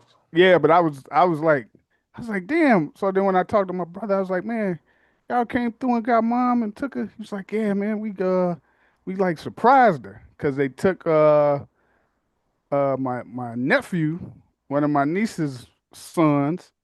He went too, and he ain't but like 2, 3. Yeah, but he like loved it. He was like loving it, everything. So I was like, everybody but you. Yeah, everybody. Yeah, right. Everybody but me. Everybody, but they know if they would have told me in the weekday, I was like, nah, I can't go. You I was like, if y'all would have. Now, when they went on the weekend, I had no idea they were going. You couldn't have went in there with your head up high and told your job, I'm going into the Obama Museum and I'm putting in a personal day. I'm not or doing vacation that. time. I'm not doing that. No, I'm not doing it. Came back with pictures. No, I would have told him, save the ticket for my friend who's out there in Inglewood. He acts like he's from here, but we really don't know what's in his heart, and that type of thing. But yeah, so says the guy who was born in California. Everybody know to go check it out. I don't know. I told him don't give me no details. Your birth certificate got California on it, and you talk to me like that. Yeah, my birth certificate do got California. Yeah, it does. Yeah. No, it don't, actually. It got here. My social security card, though, was made there. Mm-hmm. Yeah. But yeah. Allegedly. Mm-hmm. But yeah, allegedly. So I figure I'd tell everybody to get a chance to go out there and check it out and everything. Oh, hell yeah. We're going to check it out. Don't tell me nothing about it. They had to tell me the basketball court because, they was like, oh, you love the basketball court and everything. I was like, a basketball court? They was like, yeah. Yeah, Obama was perping like he could hoop, smoking them Newports and one Newport a day. Do they got any pictures of inside on there? No. No. Damn. I think everything's on the outside. Everything I've seen. Yeah, renderings. Yeah, it looks nice from the outside, though. Oh yeah, they got like a little museum campus and yeah, and they said it was quite a few. Oh, there goes some. They go to court. They go to court, man. Damn. Obama court. Yeah. Oh, that's gonna go up unless it ain't too much money to get in. It's gonna be some high end basketball there. I'm sure. I'm sure. I would have loved hooping on that in my hoop prime. Nice. Because we used to go to Jackson Park. Yeah, that is nice, bro. That is nice. Had Noob hoops up in there. They might not let your colors up in there, but they'd have let the Noob hoops in there. Divine Nine, they can't win no elections without us. Yeah, but so I just figure I'd tell everybody, get a chance, go there, because I'm gonna definitely go. I don't know when, but I'm gonna. You just had a chance to go for the free. I could go for the free at any time. I didn't know. The first time they went, I didn't know. And the second time they went, they didn't win twice, Ace. Yeah. A staffer on the Obamas is inviting them there, and he's going to the plantation. I didn't get invited either time. I didn't know the first time, and I dig deep in your soul and figure out why they didn't invite your high yellow ass to the Obama Museum. Bet they would have invited you to Trump's museum. They're gonna shake you down at the door. This is blumber clot looking Rastafari. They'll let me in with this on my head. Nah, the hell they ain't. They gonna got to be make America great again. The type of dude. Don't let his ass in. Nope. I'd had a Newport 100 for Obama walking in there. You know what I mean? Hey, if you got a square, square, yeah. He smoked one square a day. That's some discipline, bro. Ain't it? Ain't it? That is that Mark smoked one Newport 100 a day. Depending on what's in it. Yeah. You're right. It's probably Primo. I don't know if we can say Primo. Some of that Hawaiian tobacco. Yeah, some of that. All right, you got anything else, bro? Nah, it looked like this game is a done deal. It's over, left bro. And they down like 34. Good God. At home. This modern NBA is stupid as fuck. Stupid as hell. This game 7? Yeah, it's game 7. It's at home. And you get the brakes beat off you. They real good players, but they can't shoot a lick, man. Who, Detroit? No, the Thompsons, the one of them play for Detroit, one play for Houston, and they real good defenders and athletic and everything, but they can't shoot. So it's Cleveland, New York. Y'all got New York in that series? Yeah, I got the Knicks, man. Look at Harden, 30 points in a game 7, 5 of 8 from the line, 5 boards, 6 assists, 2 for 10 from 3. Harden balling a little. Yeah, Harden finally got a good game, but nobody's scoring for Detroit. These motherfuckers point shaving. No, it's only one player in double figures. Cade Cunningham, he got 12. Okay, Duncan Robinson got 13. Caris LeVert got 11. Those are their highest scores. The biggest letdown has been a power forward, Jalen Duran. Throughout the playoffs, he's been less than what he was in the regular season. I mean, this dude was like an all-star, but he hasn't been playing. Man, even his defense, which is like, he's a top-tier defender, It ain't been in the playoffs. Man, when you're a number one despite seed and him. you can't get to the finals, Eastern Conference Finals, it's time to look at the coaching. Against a team like Cleveland. I don't think I think dude is a good coach. I think he needs more scores on his team. It's like they full of the defender guys, and if Cade Cunningham don't play good, he still need like a without dude who's been like an all-star during. It's like no hope, man. This is horrible. One team is 10 for 29 from three, Cleveland. Detroit's 11 for 32 from three. Free throws, 26 for 42, 61% Cleveland. 15 for 22, 68% Detroit. This is why I don't watch this shit. Yeah, it's hard to watch, bro. Hard to watch. But on that note, I'm out, fellas. Catch y'all next week. Yes, sir. All right, blessings, bro. FGB, man. Bear down. FGB to the highest level. AF1 all. That's why he muted himself. I didn't mute you. You muted yourself. Yeah. All right, Ace. Go ahead with your final words, bro. Dean. My final words, short and sweet. We had a long session today. But yeah, get yourself checked out, get your health checked out. On the back of what Hank put out there, I had my yearly echocardiogram a couple days ago, waiting on the results. Blood pressure's good. So take care of yourself, take care of your family, love your friends, and do what it takes to enjoy this life while you're here on this planet. Those are my final words. And also, our elections are up, but vote. Make sure you vote. Tell the young people to vote. Tell them to do what it takes to get represented in this particular government. You know, don't give them the whole this party, that party spiel. Tell them to think. Join the thinking party and develop the thinking party as they get older, because we're getting older, so they're the next generations of leaders, and they don't have to be part of a two-party system that wasn't created for them. So those are my final words. FGB to the highest level of activity. Shout out to the White Sox for winning 2 out of 3 in the Crosstown Classic this weekend against our crosstown rival, the Chicago Cubs. And we'll where were they at? In that shithole stadium? Yeah, they were on the south side. The Cubs still got a chance to make amends on the north side when they start cheating and probably putting rats and crap in the south siders locker room. Once we go over there, you can't use the bathroom or the showers, but for our Hinter virus from the rat poop.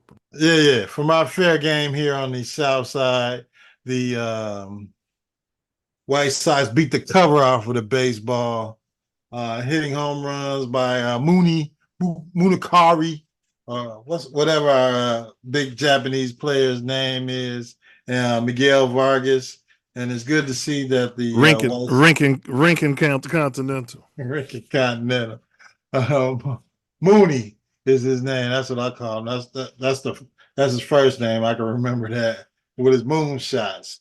And he had his first multi-homer game yesterday against the Cubs, and blasted 2 out and hit another one today. So bear down, White Sox up. Go Sox, go. Go Sox, go. What did the Cubs have to say today? Go Sox, victory today. Final word. I mean, can't have nothing. Nothing. Don't hate. Those are good final words. Man, I'm happy for the White Sox.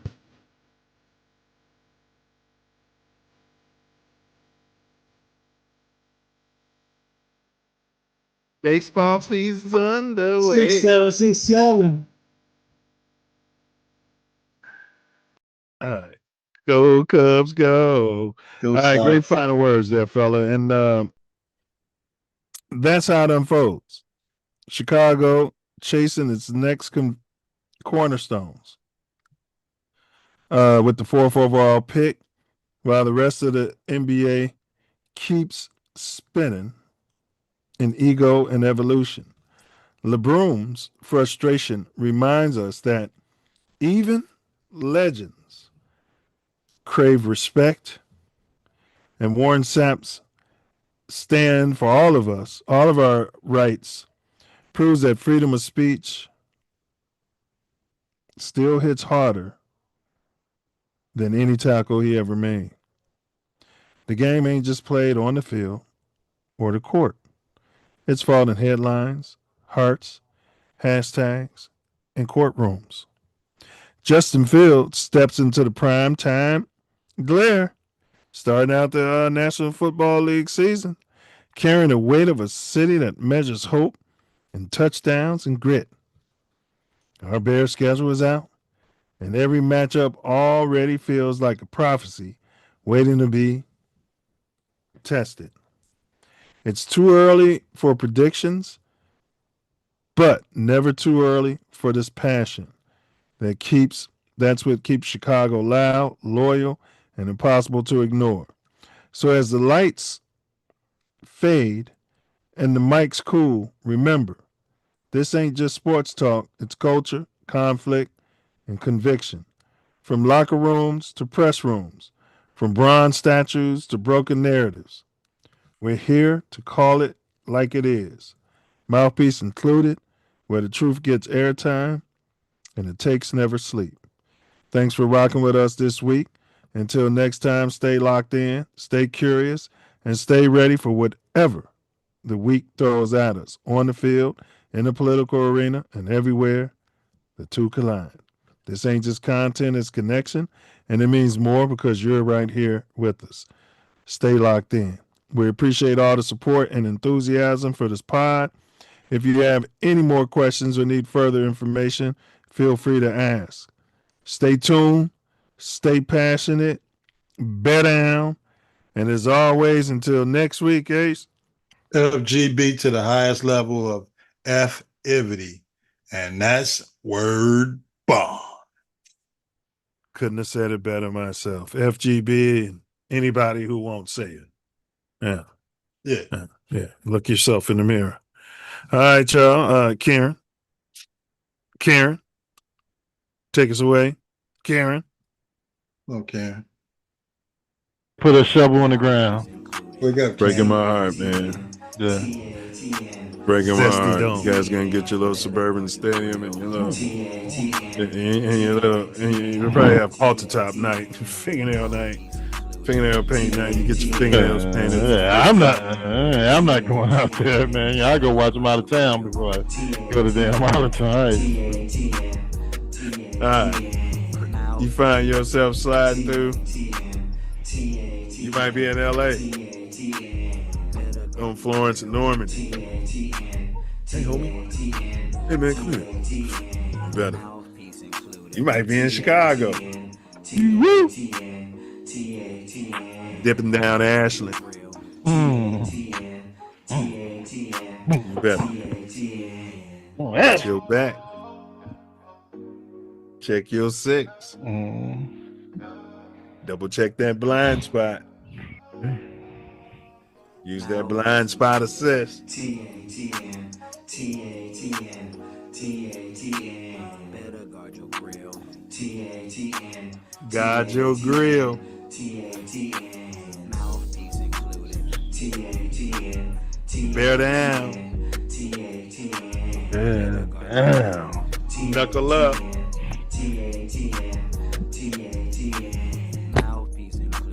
And don't forget it, baby. And don't forget to. Whatever you do, don't forget it. Like, share, subscribe. Hey, butterfly.